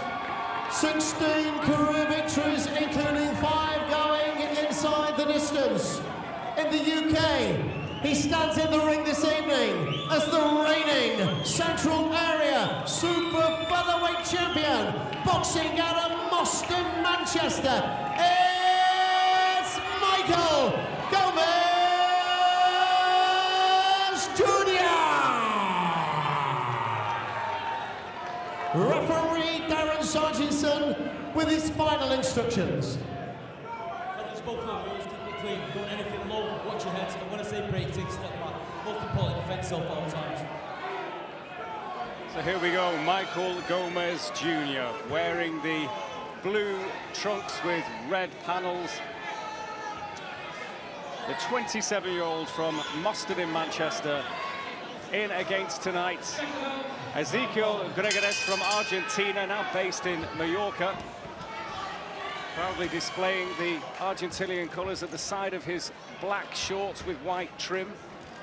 But Gomez Jr., son of the legend Michael Gomez, looking to make a statement tonight. This is 18th professional bout, 16 wins, 5 stoppages, just a solitary defeat. We were ringside for that one against Henry James in Sheffield a couple of years ago. He's come back strong since then. Michael Gomez, dedicated. Marvin Greaves, his trainer, Kevin Marie, his manager now. Big hopes for Gomez Jr. And Gregores, who we saw recently, just a couple of weeks ago, in against Campbell Hatton. So can Gomez Jr.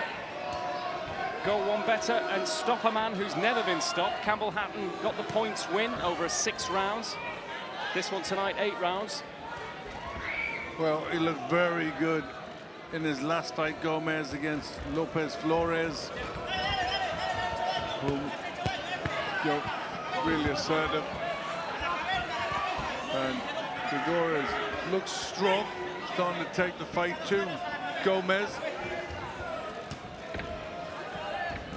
Well, he's having a real go here, the 28-year-old Argentine, really trying to put it on Gomez. Well, you normally find with your Argentinian fighters, they're very strong and they're very tough and durable. That's a mark of them. They're a lot like the Welsh, you know, who breed their fighters tough.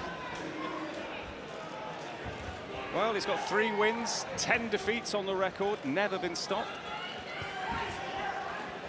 Well, he looks strong, a little ponderous, but Gomez landed a couple of nice little shots inside there.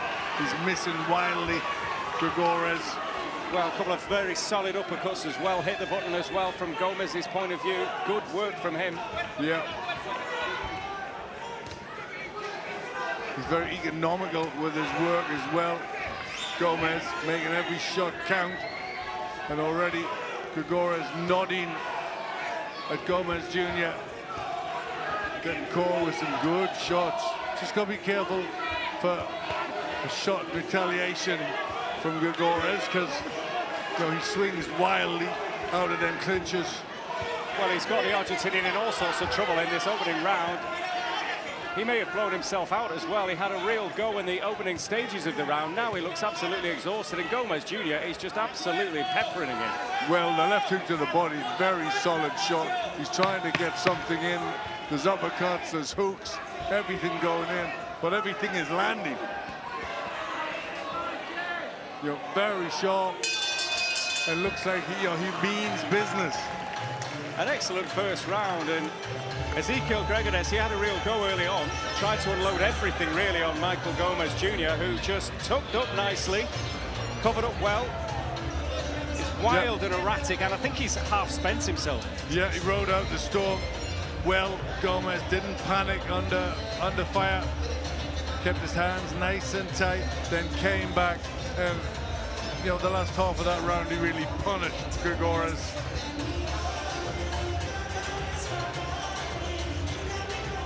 He's got a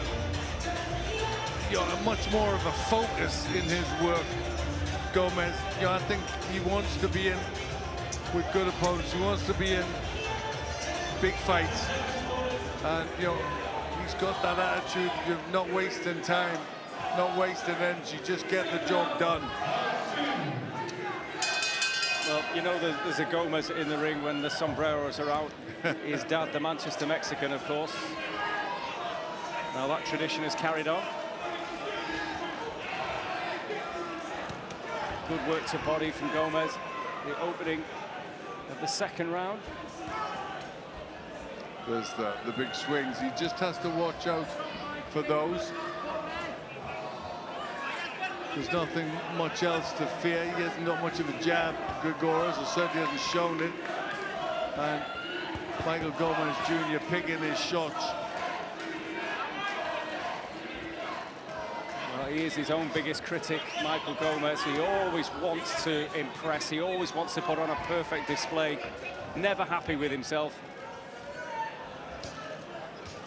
We've seen him on Fightzone a few times, and he's put in some fine performances. Well, nearly took the lights out there, Gregores, with that uppercut.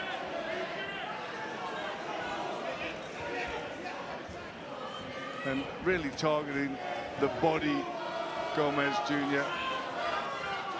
And you can see the reddening where we're sitting down around the body of Gregores. He tries to fight back, puts an awful lot into his punches, but they miss.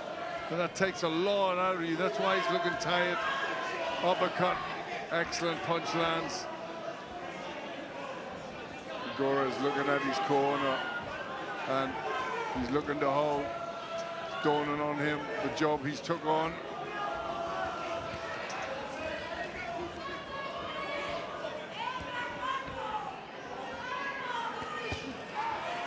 Again, the left hook to the body sinks in.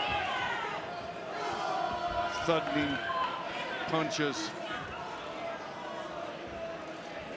And he's planting his feet a lot more than he did in the past. That's where he's starting to get some real power. Gomez.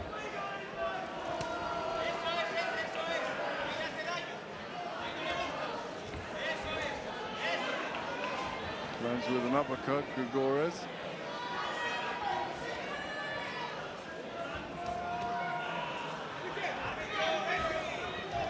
Blood from the nose of the Argentinian, who's based in Mallorca these days.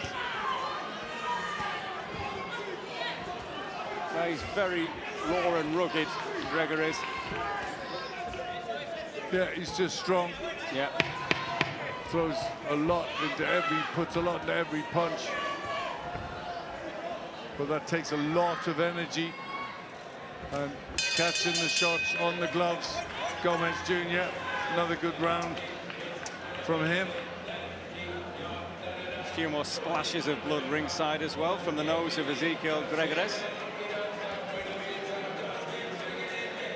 Well, excellent start from the Manchester man.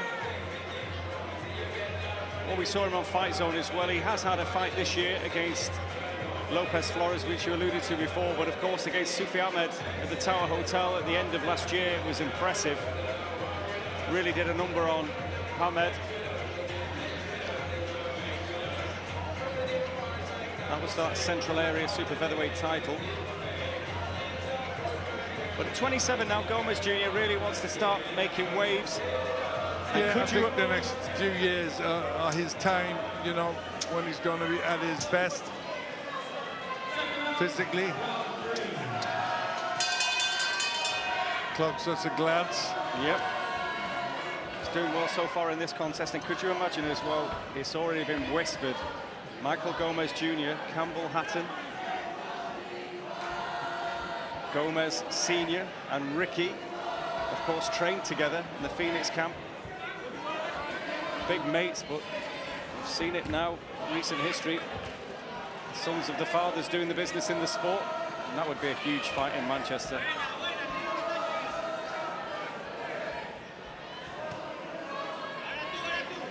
Oh, it would be a natural, wouldn't it?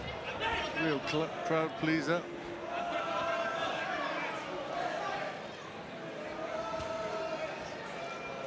Good defensive work there from Gomez Jr. Getting the hands up nice and high, catching the shot on the gloves.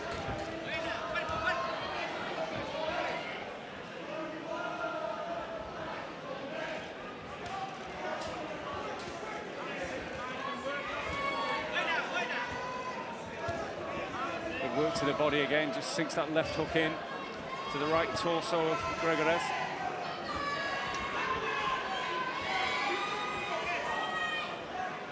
Pouring away at that nose as well, that's obviously been damaged by Gomez. Gomez just trying that. What I like about him is he's looking for the gaps. He's looking for the punches. He's got time. He's got time to do that. He's not panicked. You know, he's in the pocket. He's right in front of Gregores, and he's just looking. Oh, lovely! Looking for the combinations. Picking the shots that matter. Not wasting anything. This is an educated performance from Gomez Jr. Oh, good combination again. Finishes with the left hook right on the button. And he's getting marked up now, Ezequiel Gregores. Yeah, damage to the nose, damage to the right eye. And I'm sure them ribs are going to be more than a little bit sore tomorrow.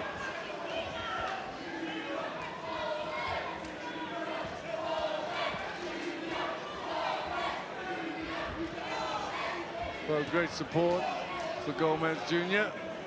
Sombreros are many.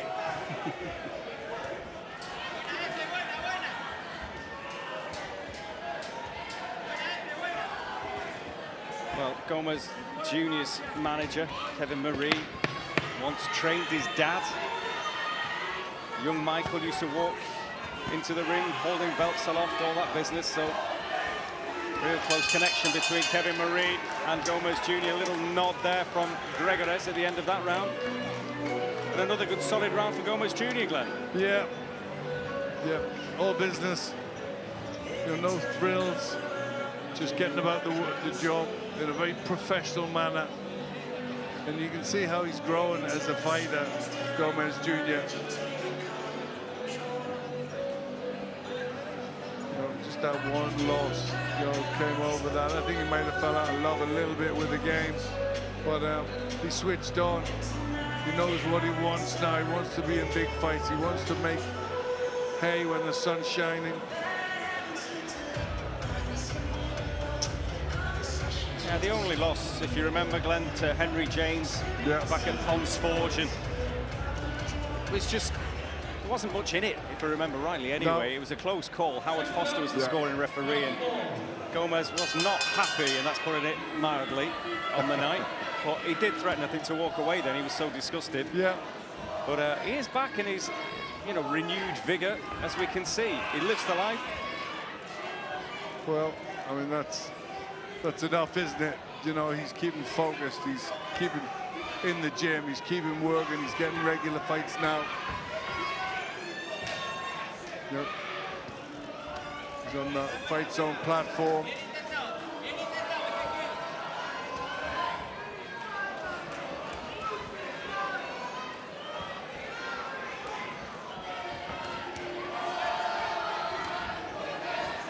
Tough character, Gregores, earning his wages this evening, still trying to get a big shot through the guard of Gomez Jr.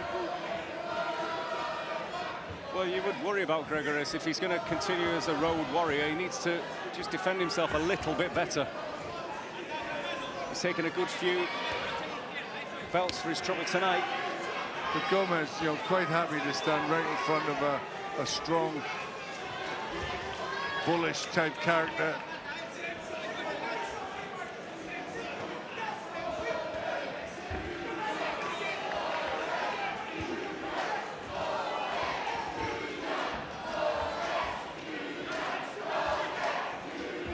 Great support for Michael inside the Premier Suite here at the University of Bolton Stadium.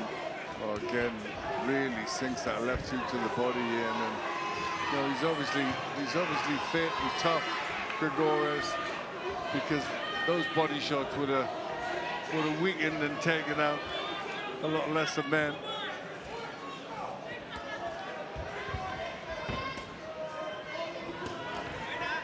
He is just happy to stand square on and sling, isn't he, Ezekiel Gregores?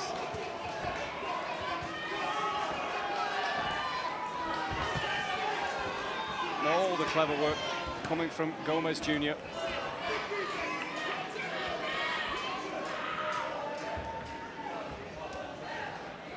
Well, it's good defensive work as well. He doesn't move out of range. He's quite happy staying in there, just using his defense. That takes a confidence to do that. Confidence in your own ability, in your own defensive work, and your chin, all of that.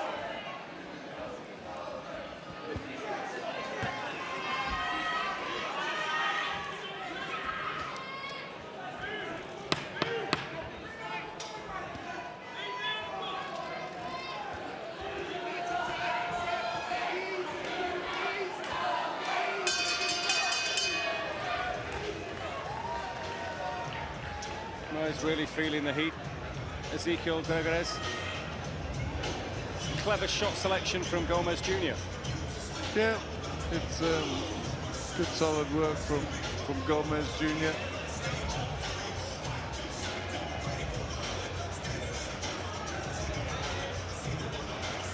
Looking for uppercuts and left hooks. Good call with an uppercut there. Yeah, but that's because he's right in front of his man.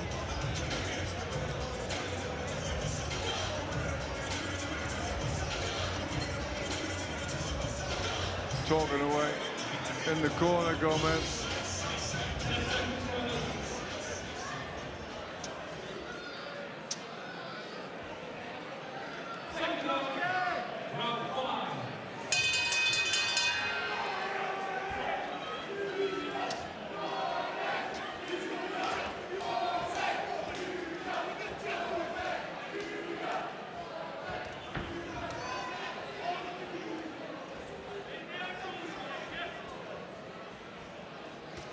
He's just trying to grind down Gregores, constantly following him around the ring. And you know, he's got a slight frame, but obviously he's got a strength, a bodily strength. So works hard in the gym.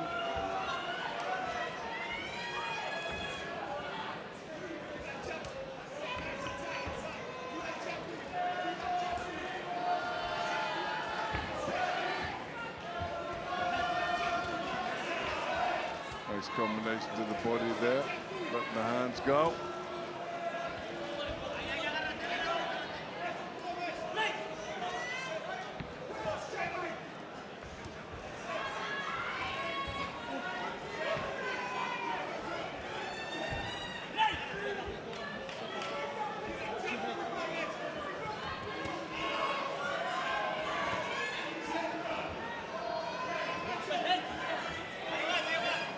Head's just coming close from time to time. He's got to be a little wary of that comment. Didn't want to get a cut.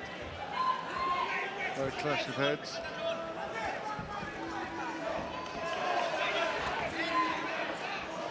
But he's still in there trying to get some kind of traction in the fight, Gregores. And as Gomez Jr. just dipped a little bit in terms of tempo. Yeah, I think he's just took his foot off the gas a bit.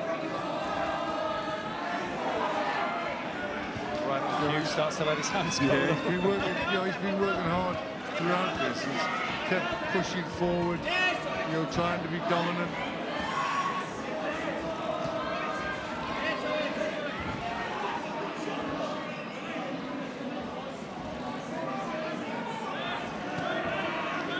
Nice uppercut, left hook to the body. Gregores' punches don't seem to have any effect. I mean, he gets his hands up well defensively. Gomez Jr. Darren Sargent just warning both men about the use of the head there as they are getting in nice and tight. Well, that's where he's going to be careful. He doesn't want to get a cut, Gomez. Trying to wind up the right uppercut. Just picked up Gregores a little bit. I think it's a game operator, the man from Argentina, but we're just going to bring in now WBA and IBO super welterweight world champion Hannah Rankin. I know you've been casting an eye over that, Hannah. Glenn's got that 5 rounds to the good for Michael. It's hard to argue against that, isn't it? Yeah, I mean, I have Michael winning this one easily, but I think, sometimes we're seeing bursts of him come out with upping the speed and the combinations, and I think that's causing Nicaraguan Argentinian more problems. But then he goes back to his pace, and I think he's getting drawn into his pace and not going at his own pace, and I think it would help if he was just fire it up a little bit more. But that left hook to the body is a beautiful shot. Maybe he was to bring it round to the front and land it a different bit, I don't know, but it's a beautiful left hook, and I'm enjoying watching it. Well, when you say that, Hannah, I'd like to see that as well. What we're seeing is he's just getting drawn in to following Gregores and pushing him back in a straight line instead of stepping off to the side and showing him, giving him a few angles. So when he watches this back, he'll see that he could have done something a little different, a few steps to the side, to get through that guard. Yeah, I definitely agree with you there. I'm not quite sure what Gregores is doing now. He seems to be complaining 1 minute, then urging Gomez to come at him again. He's almost stopped fighting there for a second. What we can say is Gregores is incredibly tough. Yeah.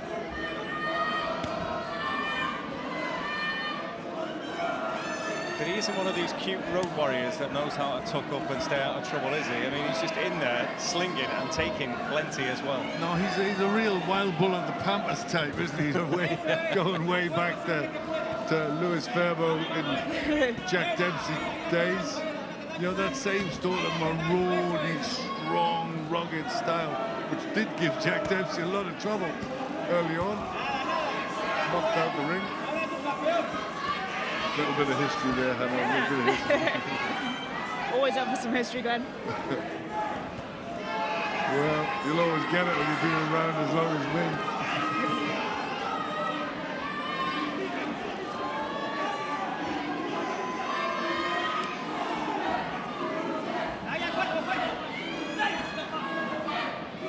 But I would like to see him, go through the gears a little bit. He's getting a little bit one-paced where he could go up in the tempo and trying to put a big barrage of punches together. That might just make Darren Sargent, the referee, just say enough's enough. Absolutely. You've got to try and persuade the referee that you're hitting him too many times, where he's just dropped down at his own pace. And also, I think if he was to change the pace a little bit and then drop that left hook in, it might be quite a surprise, Yeah. At the moment, he's ready for the punches. He's ready for it, yeah.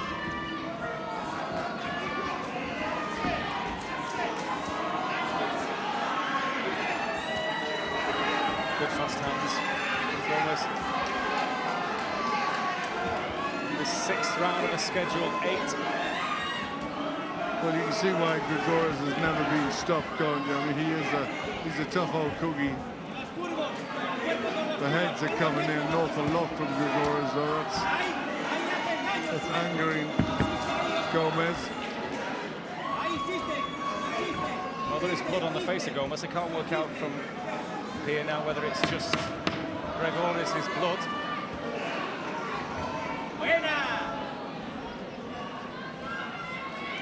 I think there is a cut to the head. After I think that was a head clash. Head clash, yeah. Gomez is making his feelings clear to the referee, Darren Sargent.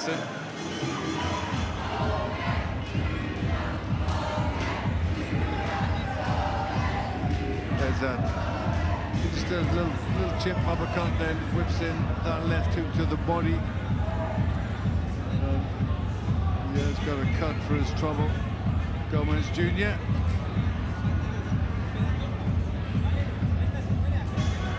There's the head in the face of Gomez.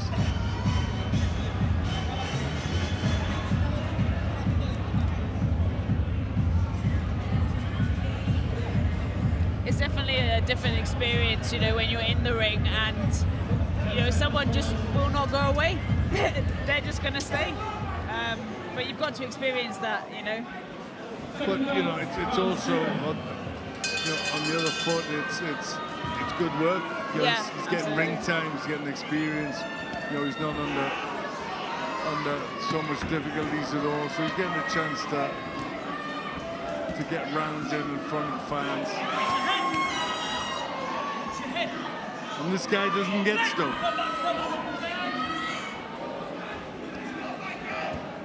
Well, one thing though, from Gomez's point of view, he can get very, very frustrated and down and feel sorry for himself a little bit when he isn't going his way. That's one thing that he's admitted in the past. He always wants the perfect performance.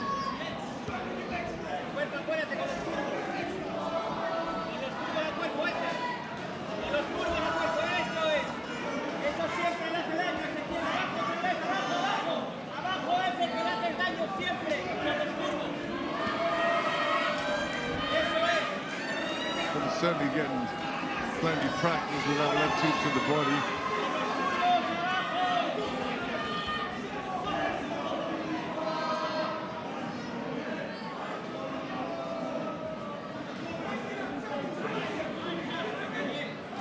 Darren Sargent is making it pretty clear what he thinks of the head work of Ezequiel Gregores, who apologises.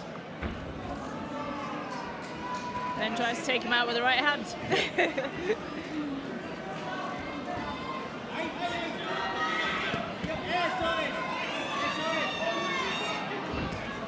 Well, this is for Gomez. This is what he should be stepping to the side a little bit, showing angles instead of just meeting them head on. He's also just meeting them face to face, where he needs to switch side to side.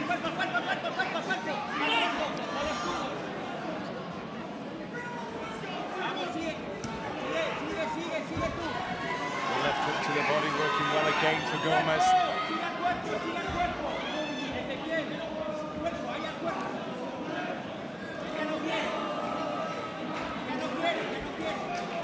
Gregores complaining to anybody that will listen as well. But the head's down. Oh, it is dangerous use of the head. Look, he's even moving his head from side to side there. Oh, Gomez can't afford to lose his rag though, can he? No.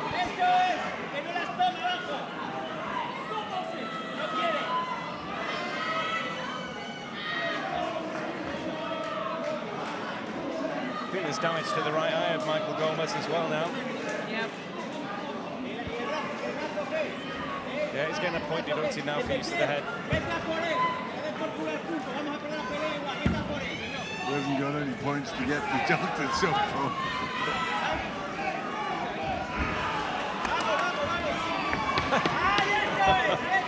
Well, he's literally running after Gomez now.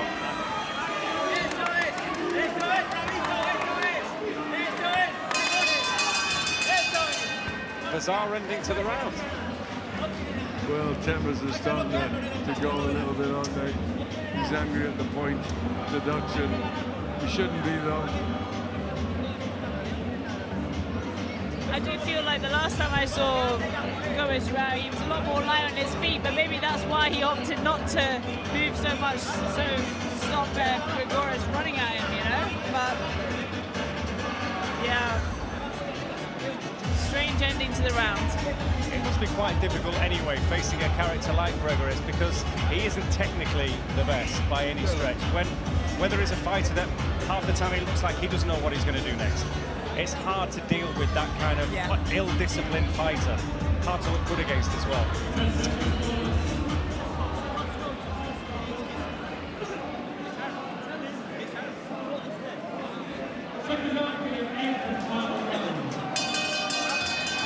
For the 8th and final round.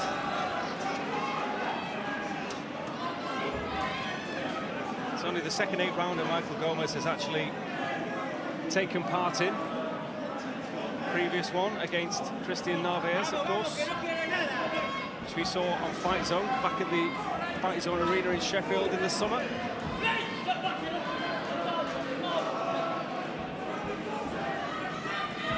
Certainly fitness isn't an issue for Gomez Jr., and you've got to say as well that Ezekiel Gregorius is a fit lad. Yeah, Gregorius shouting at Gomez now to come on. Wants to have a fight with him. And this is very rough and ready again. Well, this really is wild ball. I tell you what, I wouldn't steal his pint, that's for sure. You wouldn't steal what? I wouldn't steal Gregorius' pint. No.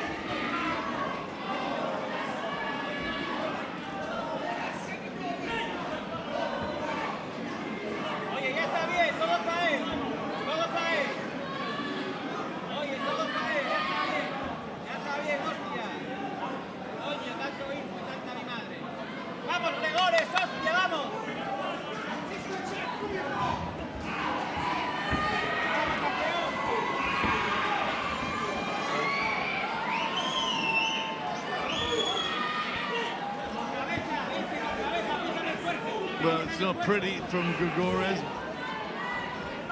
Trying to just take the fight to Gomez Jr.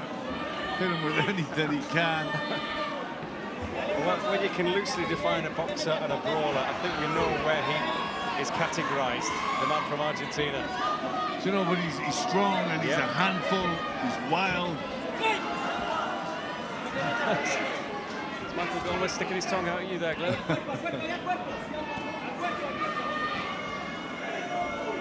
I wouldn't have expected this last round, judging at the beginning of the fight when we started off. In fairness, Gregorius looked spent after the first round. He That's what I unloaded thought. after the first 30 seconds, and he looked absolutely exhausted at the end of round 1. So fair play to him, he's still in there slinging like a madman. But he knows it's the last round, so it's one last hurrah. Head still down as he come rushing in.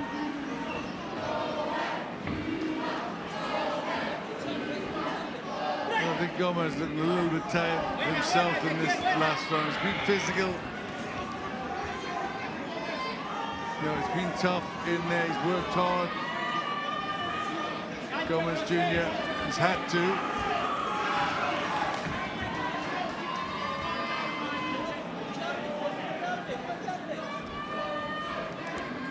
But shutout for me, for Michael Gomez Jr.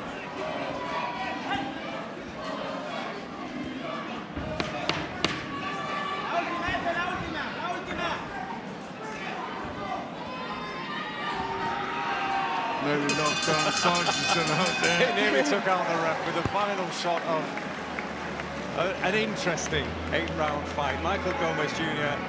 has done the job, no doubt about that. Would you agree with Glenn, Hannah? It's a shutout from Gomez, his point of view? Yes, definitely.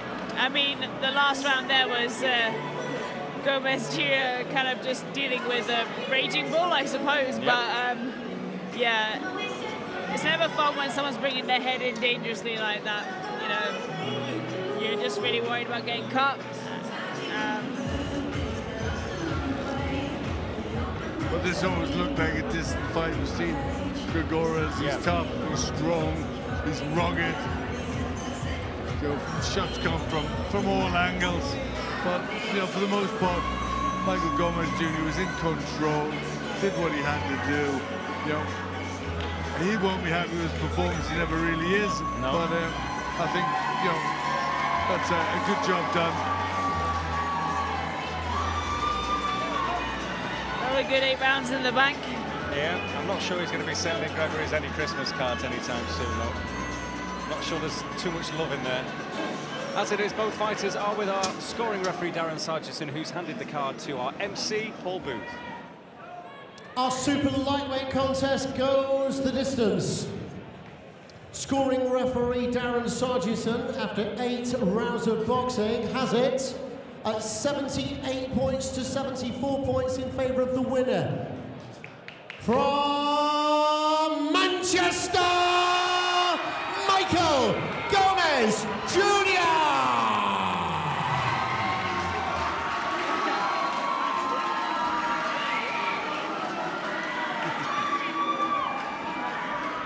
So Michael Gomez Jr. is posing for the pictures. As we expected, he doesn't look too happy with his night's work. I think he's frustrated most of all. You know, it was a tough when you're in there and you're constantly getting, a head in your face. He just didn't quite settle. But under the circumstances, was a tough, strong opponent. He did what he had to do. Yep, a difficult opponent. A very unorthodox opponent. But he dealt with him. And Michael Gomez Jr. resplendent in his sombrero. He's going to make his way ringside. Still to come, of course, the very exciting Callum Simpson in action against Mikhail Loniecki, and Jack Massey in the main event against Vaclav Pejsar from the Czech Republic. It has been a very packed, busy night here in Bolton. We still have more to come.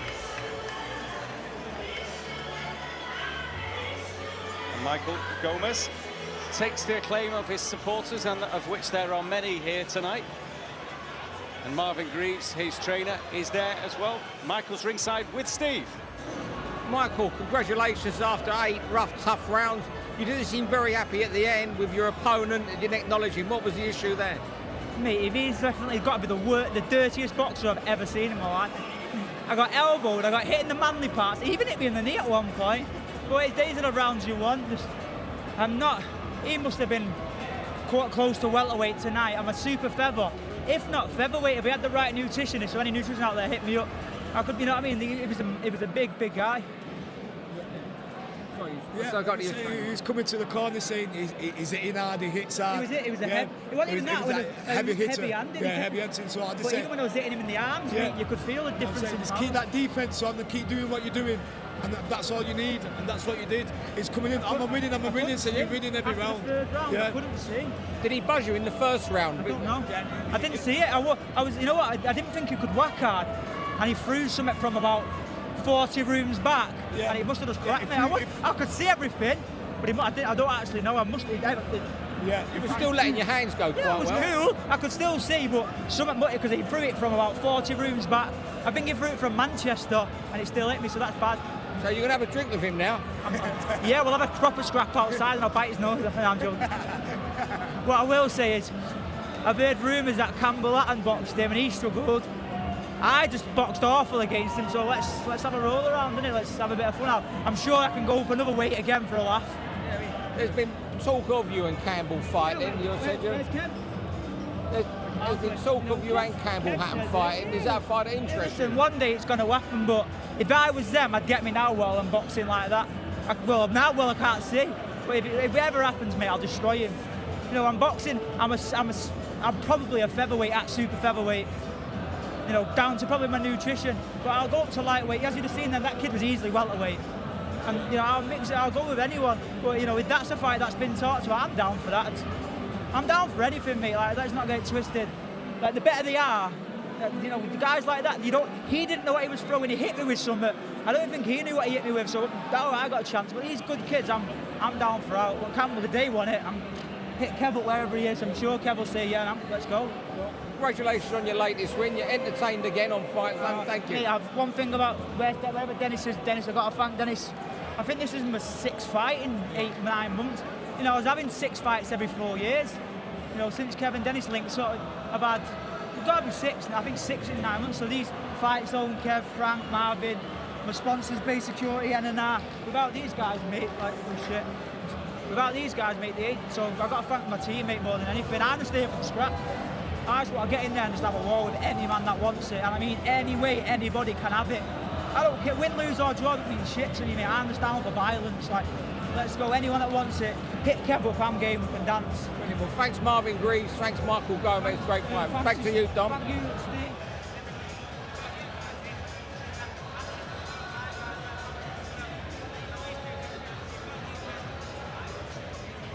Guys have brought me back from the dead, so without these man, there's not me, so thank you very much. Back to you, Dom. He's always lively, isn't he? Michael Gomez. He's always good fun, in and out of the ring. Never happy. We knew he wouldn't be happy. But he got the job done. So Michael Gomez Jr. moves on. Wants that fight with Campbell Hatton. What do you reckon, Glenn? Yeah, you know, I mean, I think it makes sense at this time to have a fight like that. So either one can come again. Well, it would be a big fight, and not just a Manchester fight as well. It would be a huge fight. The sons of legends, of course, Michael Gomez Sr., Ricky Hatton, to have Gomez Jr. and Campbell Hatton. Well, that would certainly be a marketing dream. And now we've got a little treat for everybody watching on Fightzone. Before we get to Callum Simpson against Mikhail Lonyeski, we've got a couple of world champions with Steve Lillis. Over to you, Steve. WBO Super Welterweight champion Natasha Jonas and WBA and IBO Super Welterweight champion Hannah Rankin. Thanks very much for joining us. Natasha, first of all, what are you doing here tonight? Busman's Holiday. Hannah's here working, commentating. I just came to watch Michael Gomez. Obviously, he's just had a good win. Yeah, we support him, and I looked up to him, and yeah, support the locals. That's it. How's your stint commentating going tonight, Hannah? It's going very well. I was actually just commentating on that fight. You know, it was 8 rounds of a war, and Mikey Gomez did really well. You're fighting on Fightzone in 13 days' time against Alejandro Ayala in a world title defence. How's everything going? Everything's going fantastically. I can't wait to get in there now, get in front of the Scottish fans and put on a show. It's going to be great. Natasha, are you going to be watching that fight with keen interest? Of course, yeah.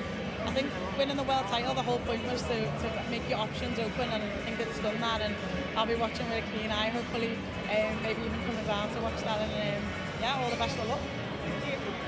Before I bring Asif in, are we going to see you two ladies box each other at some stage this year? Well, I think we've both got the titles in the same weight division, so it's an obvious matchup, and obviously great for women's boxing in the UK. 2 world champions at this weight in the UK is just fantastic. Is it a fight that appeals to you this year? Definitely, I think it's a fight we both want. We both believe we can win, and that puts us up for a good fight on the night. And you know, I think Hannah's having a homecoming in Scotland, and I'd love to have a fight on my homecoming in Liverpool. So, you know, like I said, I wish her the best of luck for the fight that's going on, and hopefully we can meet up after that. Let's bring in one of the promoters, Asif. Are you keen on this fight, Asif? Oh, absolutely. I think the unification fight is what we want to see. Certainly, you know, we've been having some discussions with Ben already, and I know Noel's been having some discussion on behalf of Hannah. Natasha's actually working on Friday the 13th. You didn't realise that? She's actually going to be commentating on Hannah's fight. So hopefully it's England v Scotland coming up soon. That's what we want to see. I think for women's boxing it's going to be absolutely amazing. It's brilliant, and both the girls have been having a little bit on Twitter in there. So I think the needle's there. England v Scotland. We just want to see it. Unification as soon as we can. It is the year of the female super fights, isn't it? Yeah, I mean we've got two in Shalana with Taylor and Clarissa Savannah, and you know we're looking to make it the trio in Hannah and Tasha. So let's hope Hannah and Tasha make it the hat-trick of super fights for females this year. What do you think, Dom? Nice bit of stir in there, Steve. Well done. Well done. Thanks very much, Tasha. Thanks. Cheers, Steve. So great to see Natasha Jonas here supporting Michael Gomez Jr. enjoying the fight card here in Bolton live on Fightzone, and we might be seeing her then up in Scotland soon, which will be fantastic when Hannah Rankin, of course, defends those titles against Ayala at the Hydro. So again, another fantastic fight to look forward to, and we look forward to this next one here. Let's get on with the action. Here's Paul Booth. Bolton, get ready for the big hitters. The cruiserweights are in town. Firstly, to make his way to the ring, from Poland, Mikhail Loniowski.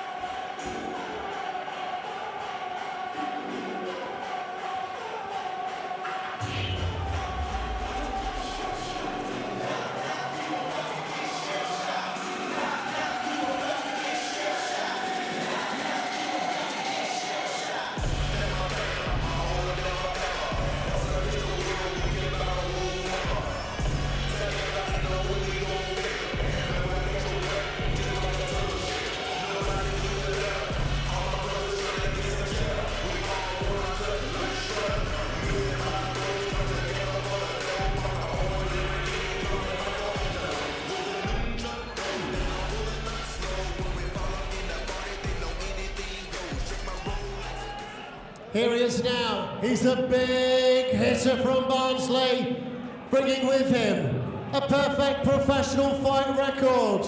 Ladies and gentlemen, Callum Simpson.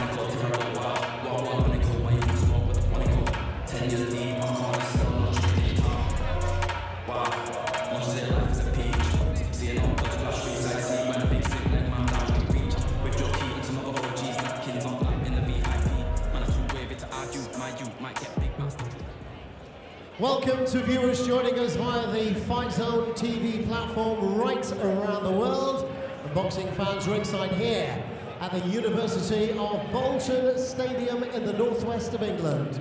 Dennis Thompson Promotions for Fight Academy in association with JJ Crumpenson now bring you a scheduled 6 rounds of boxing in the cruiserweight division. Chris Hancock of Doncaster is our timekeeper on the bell. Upon the sound of the bell, inside the ring is our third man, who is one of the world's finest. Introducing A-star referee, Steve Gray of Fleetwood. Boxing down in the red corner, he's wearing the black and gold shorts this evening, trimmed with grey, on the scales at 12 stone, 8 pounds, 5 ounces. 3 victories, 1 inside the scheduled distance. He boxes out of Elblag, Poland. Introducing Mikhail Loniowski.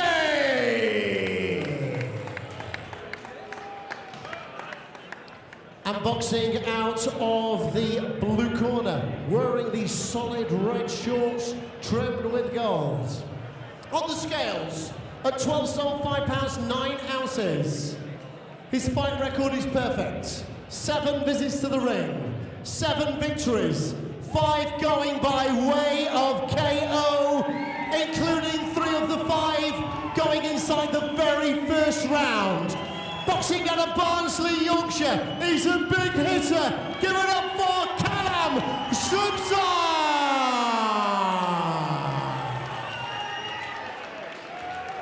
Referee Steve Gray with his final instructions.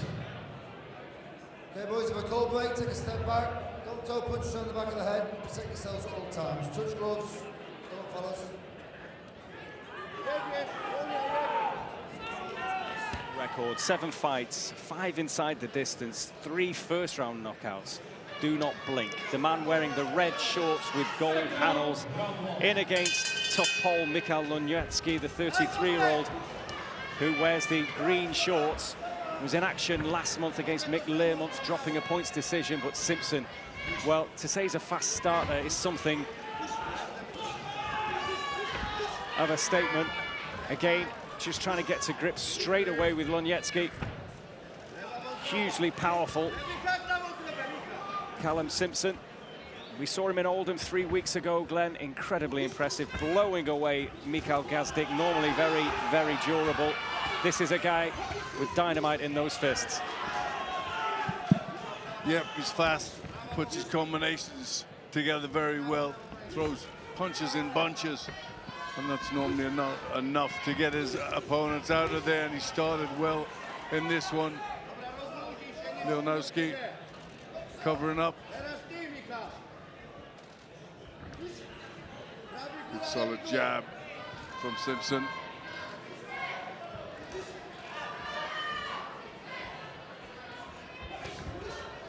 And the uppercut. Oh, wild right hand from Lunyetsky. Nowhere near the target. Simpson just thoroughly in control in the early stages of this scheduled 6-rounder. That is a wild right hand that he throws, Leonowski.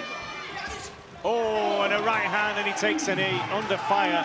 Lunyetsky, just the accuracy. Yeah. The spite in those shots as well. And could this be another very early night's work for Callum Simpson? Well, he's made the breakthrough now. Leonowski will be troubled now. There's no stopping Simpson. Oh, the big right hand again. He takes another knee. Yeah, he's wondering what he's doing over here. Taking shots like that. Well, Simpson's a finisher. And there's still, well, 45 seconds of this round to go. Can he get the job done in round 1 again? Well, Lunyetsky, to his credit, is trying to let the hands go and have a real go.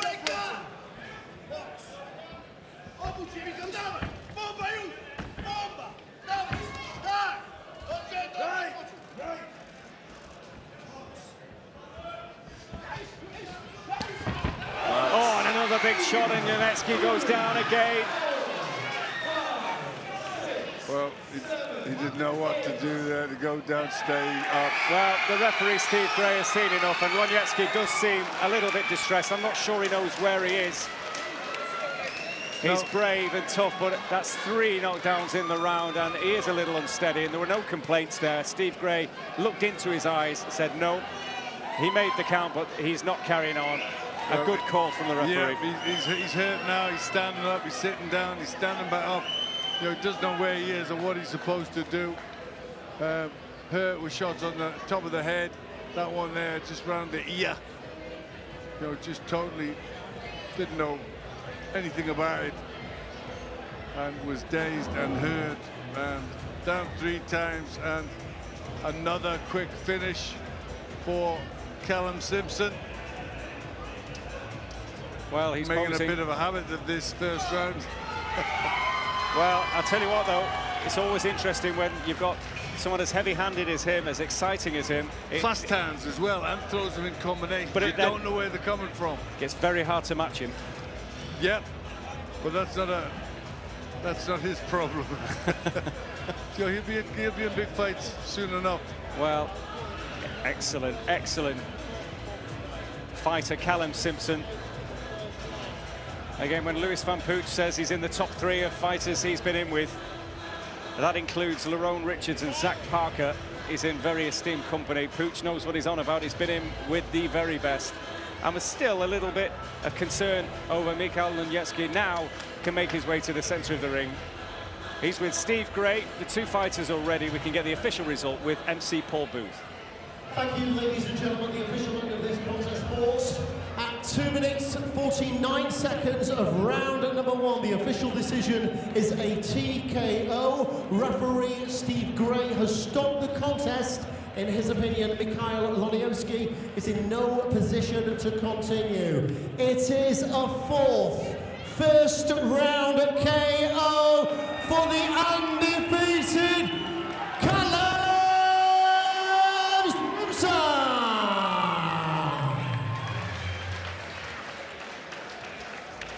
So Callum Simpson takes the acclaim, and thankfully Mikhail Loniecki is fine. But what a prospect, what a future for Callum Simpson.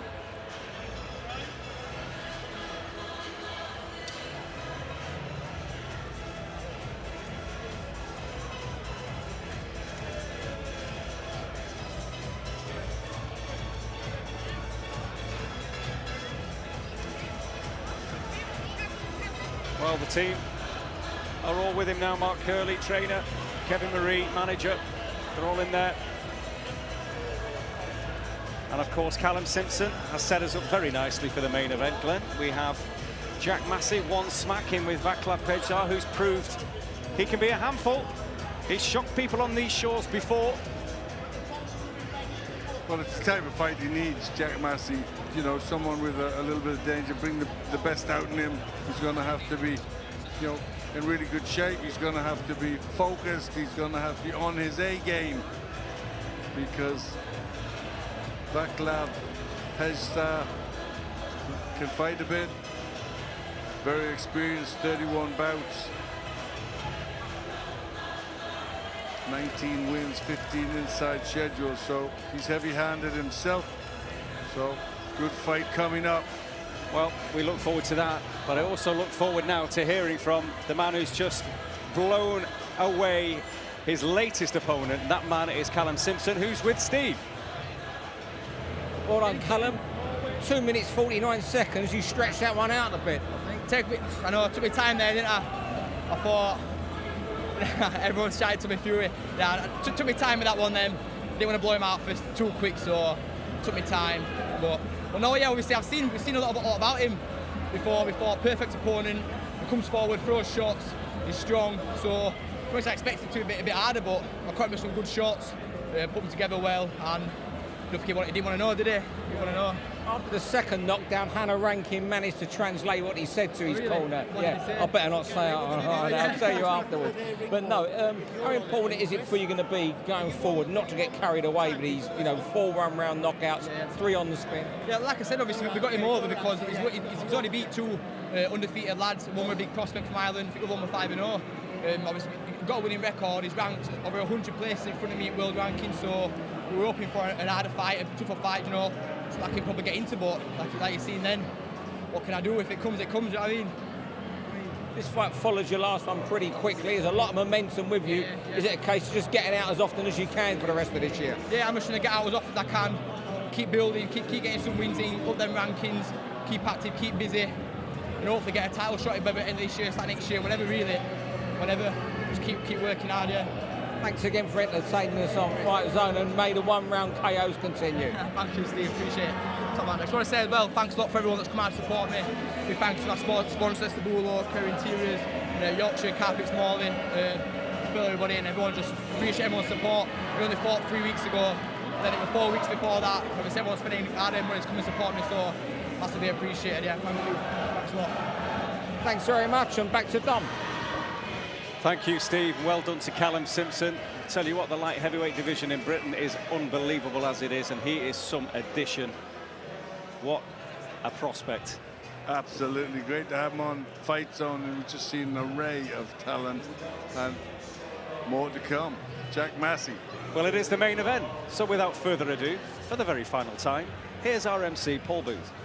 Ladies and gentlemen, it is a tradition in boxing. When a member of the boxing world passes away, they receive the final 10 bells. This evening, we salute the passing of 2 people from the boxing family who will receive the final 10 bells. Ali Tazim was 18 years old, a highly decorated amateur boxer, billed by many to be the next Amir Khan. And also as well, Brendan Tingle, a former team member and long-time personal friend of Dennis Hobson Promotions. For Ali Tazim and Brendan Tingle, the final 10 bells.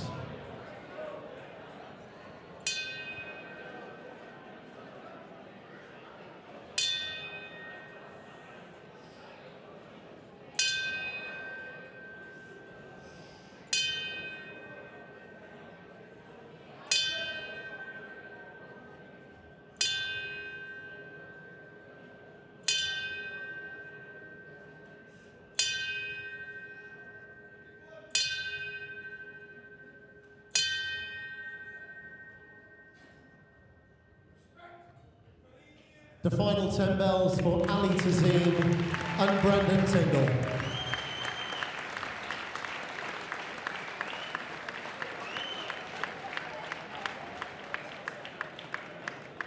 Boxing fans, it's time now for our main event of the evening. A scheduled 10 rounds of boxing, and this bout is in the heavyweight division. Firstly, to make his way to the red corner, from the Czech Republic, Václav Fightzone.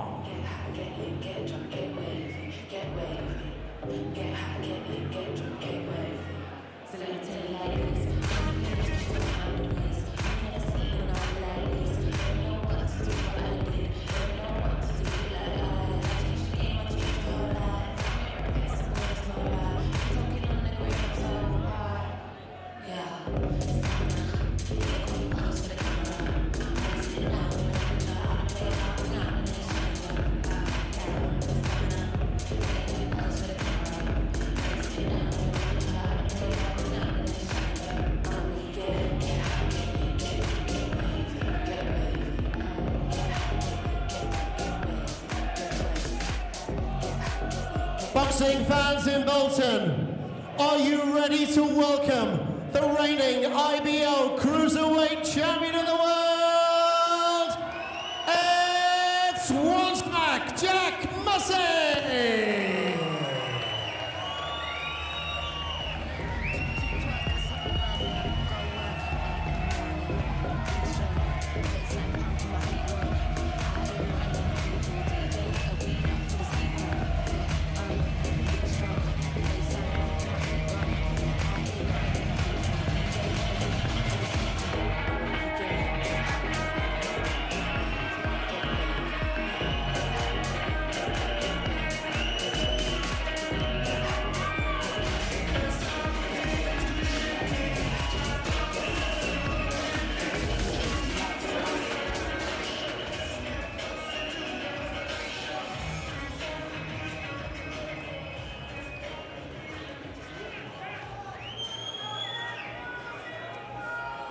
Boxing fans ringside and viewers joining us on Fightzone TV. It's time now for our main event of the evening. A scheduled 10 rounds of international boxing in the heavyweight division. This bout sanctioned and officials appointed by the British Boxing Board of Control. Area representatives Robin Smith and Ian Metcalf. Inspectors working the contest are Kurt Haslam, Barry Coulson, Chris Dootson and Mohammed Zeb. Timekeeper on the bell is Gary Grennan of Burnley. Upon the sound of the bell, the scoring referee in charge of this contest is Darren Sargentson of Manchester. Those are the officials, and they are ready. The boxers are in their corners, and they are ready. So, for the fight fans joining us ringside here in Bolton, and the viewers around the world via Fightzone TV, ladies and gentlemen, let's get this party started! Firstly, boxing out of the red corner, standing with his head trainer, Peter Klikos. He's wearing black trimmed with gold this evening. On the scales at 14 stone, 7 pounds. 19 victories, including 15 big wins going inside the scheduled distance. Standing in the ring this evening is a former Czech cruiserweight champion, former Czech heavyweight champion, and a GBU and WBF cruiserweight world title challenger, boxing out of Plzeň in the Czech Republic. Introducing Václav Fightzone! And across the ring, boxing out of the blue corner, standing there with his head trainer, Robert Rimmer. This evening, he wears grey, trimmed with green. Scaling officially for the bout at 14 stone, 7 pound, 1 ounce. 19 career victories, including 10 big wins going inside the scheduled distance. He stands in the ring this evening as the reigning WBC Youth Silver Cruiserweight Champion, the reigning IBF European Cruiserweight Champion, and the IBO Cruiserweight Champion of the world! Boxing out of Manchester, England, it's one smack, Jack Massey! Referee Darren Sargentson with his final instructions.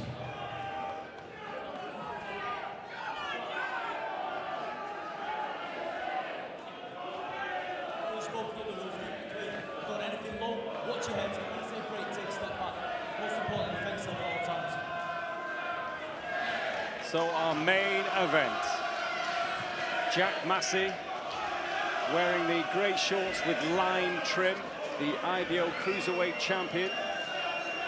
Won the European title on Fightzone in the summer, in against the Czech champion Václav Fightzone from the Czech Republic. A seasoned campaigner, Massey. Well, tonight is his 21st professional contest, 19 wins, just 1 defeat. That in a very tight contest with Richard Riakporhe. 9 stoppage wins to his name, Jack Massey. Against Fightzone, 19 wins, 12 defeats. He's been stopped 4 times in a long career, the 37-year-old.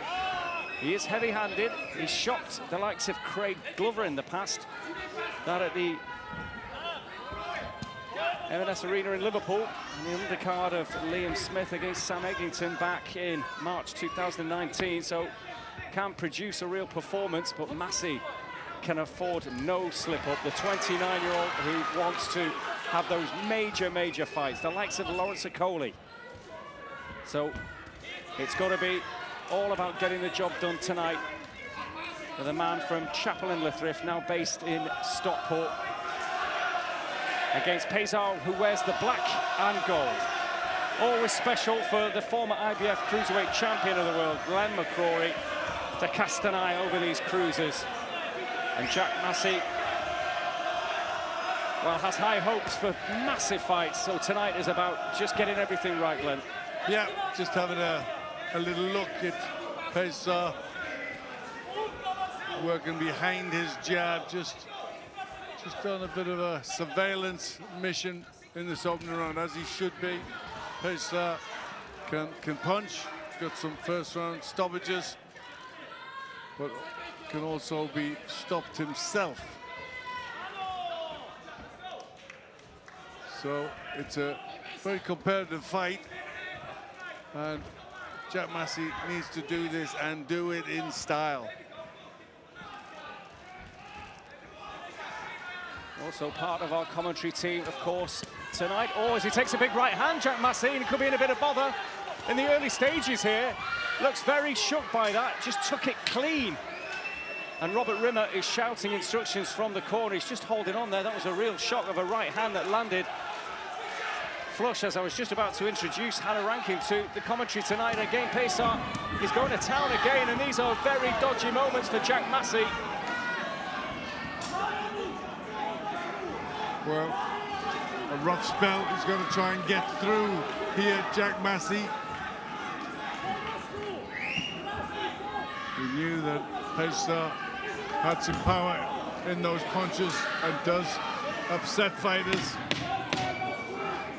And he just really shook Jack Massey, who took it, recovered, and is now starting to fight back.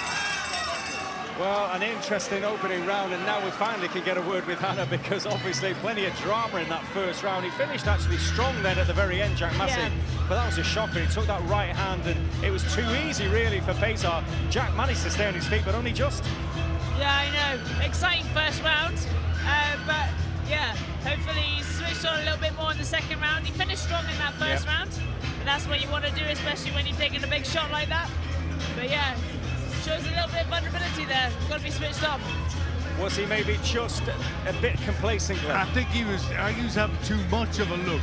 You know, I think what he needed to do with an opponent like Pesar is he needed to try and like really let him feel Massey's power early on. Needed to stamp his authority on the fight, and he didn't.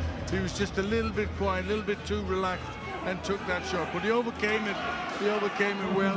Caught a little bit cold. Hopefully, he warms up quickly. Well, he did finish with having the final say in that opening round, Jack Massey. So it did seem that the head was clear. He's had a good talking to in the corner.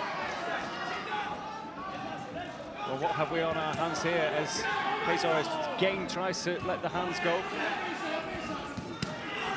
Oh, and a huge body shot from Massey. And Pesar's in trouble. He's not getting up, I don't think. That was a huge body shot.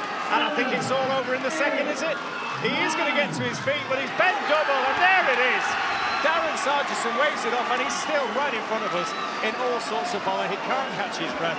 Well, what a response from Jack Massey after a fraught first round. He picks the body shot, and that has crumpled his Czech opponent. It was beautifully placed. Well, that's the response you want to see from a champion like Jack Massey. Caught cold in the opening round, came out like he should have in the first round, fighting with authority and looking to hurt Pesar early. Found the left hook to the body, and he was just doubled up in agony. Vaclav Pesar is out. What a beautiful shot. Yeah, lines it up with a jab, throws a big right hand, and then whips in the left hook just under the elbow straight away. And look at the pain he's in from that. Well, thankfully Pesar's on his feet and has had a little smile with Jack Massey. They've just exchanged a little chat. In fact, Massey's obviously motioning to the right hand he took in the first round, congratulating Pesar, who again has then been complimentary back. He still can't catch his breath as well. He's still struggling a little bit there, but it was a peach of a body shot after what a bit of a nightmare first round really from Jack Massey's point of view. But well, that's, as you say, Glenn, what champions do. At the end of the day, Dom, it was one punch, and you know, when you're in with a big punch, it's first round. You know, he took it well. He took it well. He fought back at the end of the round. You know, he got the better at the end of the round, and then came out, you know, with bad intentions in the second round. And that's exactly what he needed to do. So pulled out what he had to when he had to. We'll get the considered thoughts of Hannah Rankin after the official result. Here's our MC, Paul Booth. Ladies and gentlemen, the official end of this contest falls at 34 seconds of round number 2. Vaclav Pesar fails to beat the count of referee Darren Sargison. Your winner by knockout, Manchester's one smack, Jack Massey!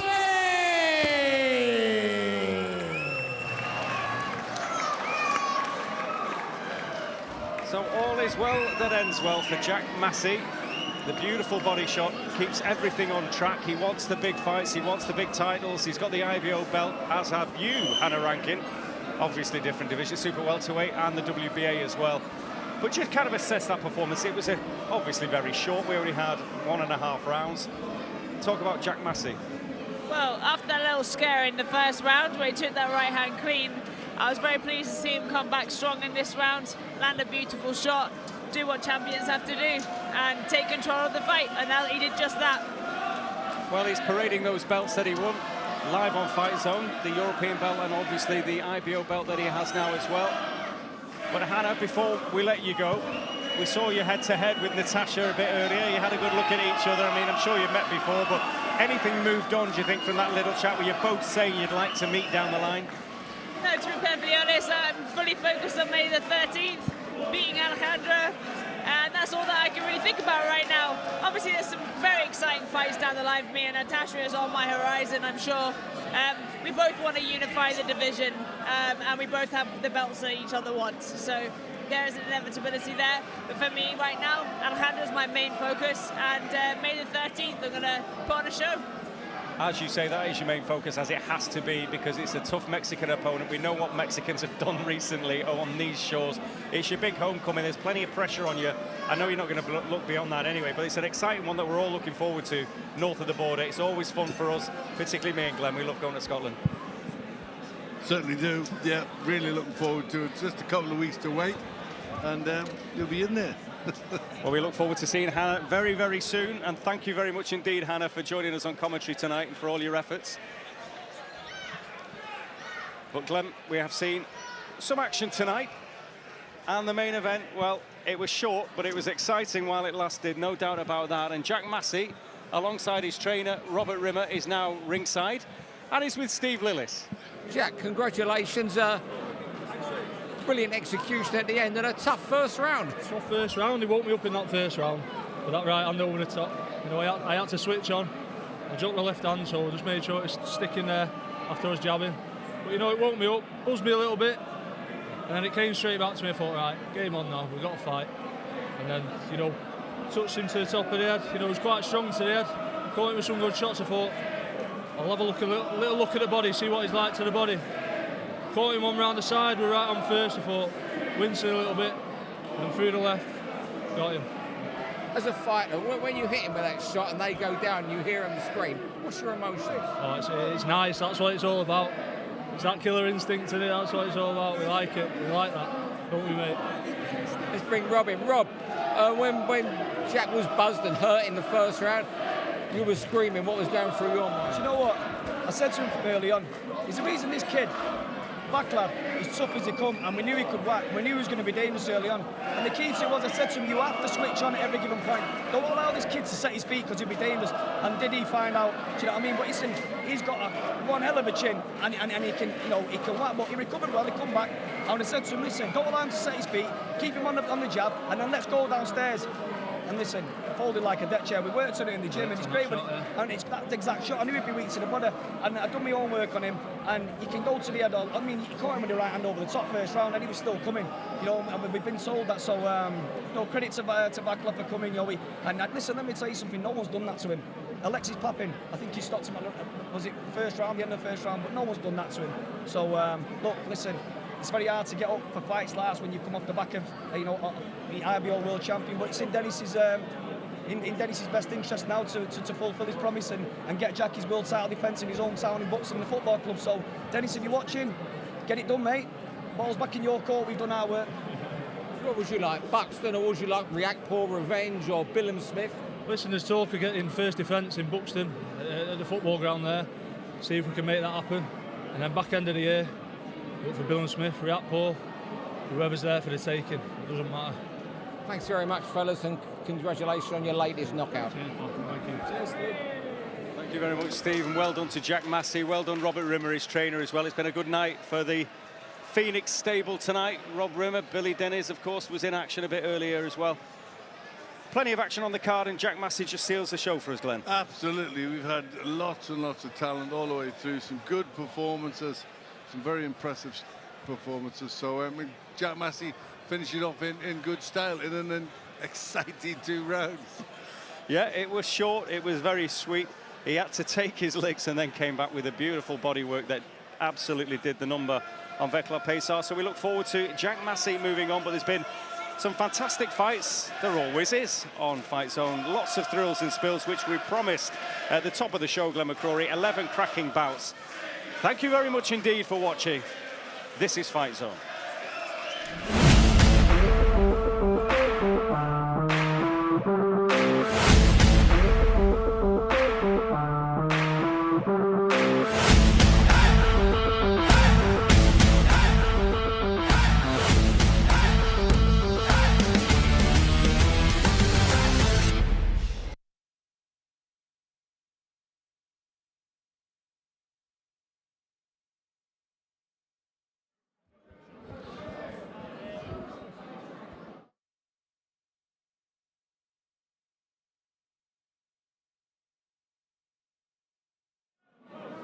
So there we have it, Jack Massey and his supporters in fine voice here at the University of Bolton Stadium in Bolton, obviously. Now, you've just had a chat with him, Steve, and, you know, he admitted he was buzzed in that first round. I mean, short but sweet, we said, myself and Glenn, and that's exactly what that final fight was. Yeah, it was, the first round was wildly exciting, and he was hurt. I mean, there's no, he was hurt.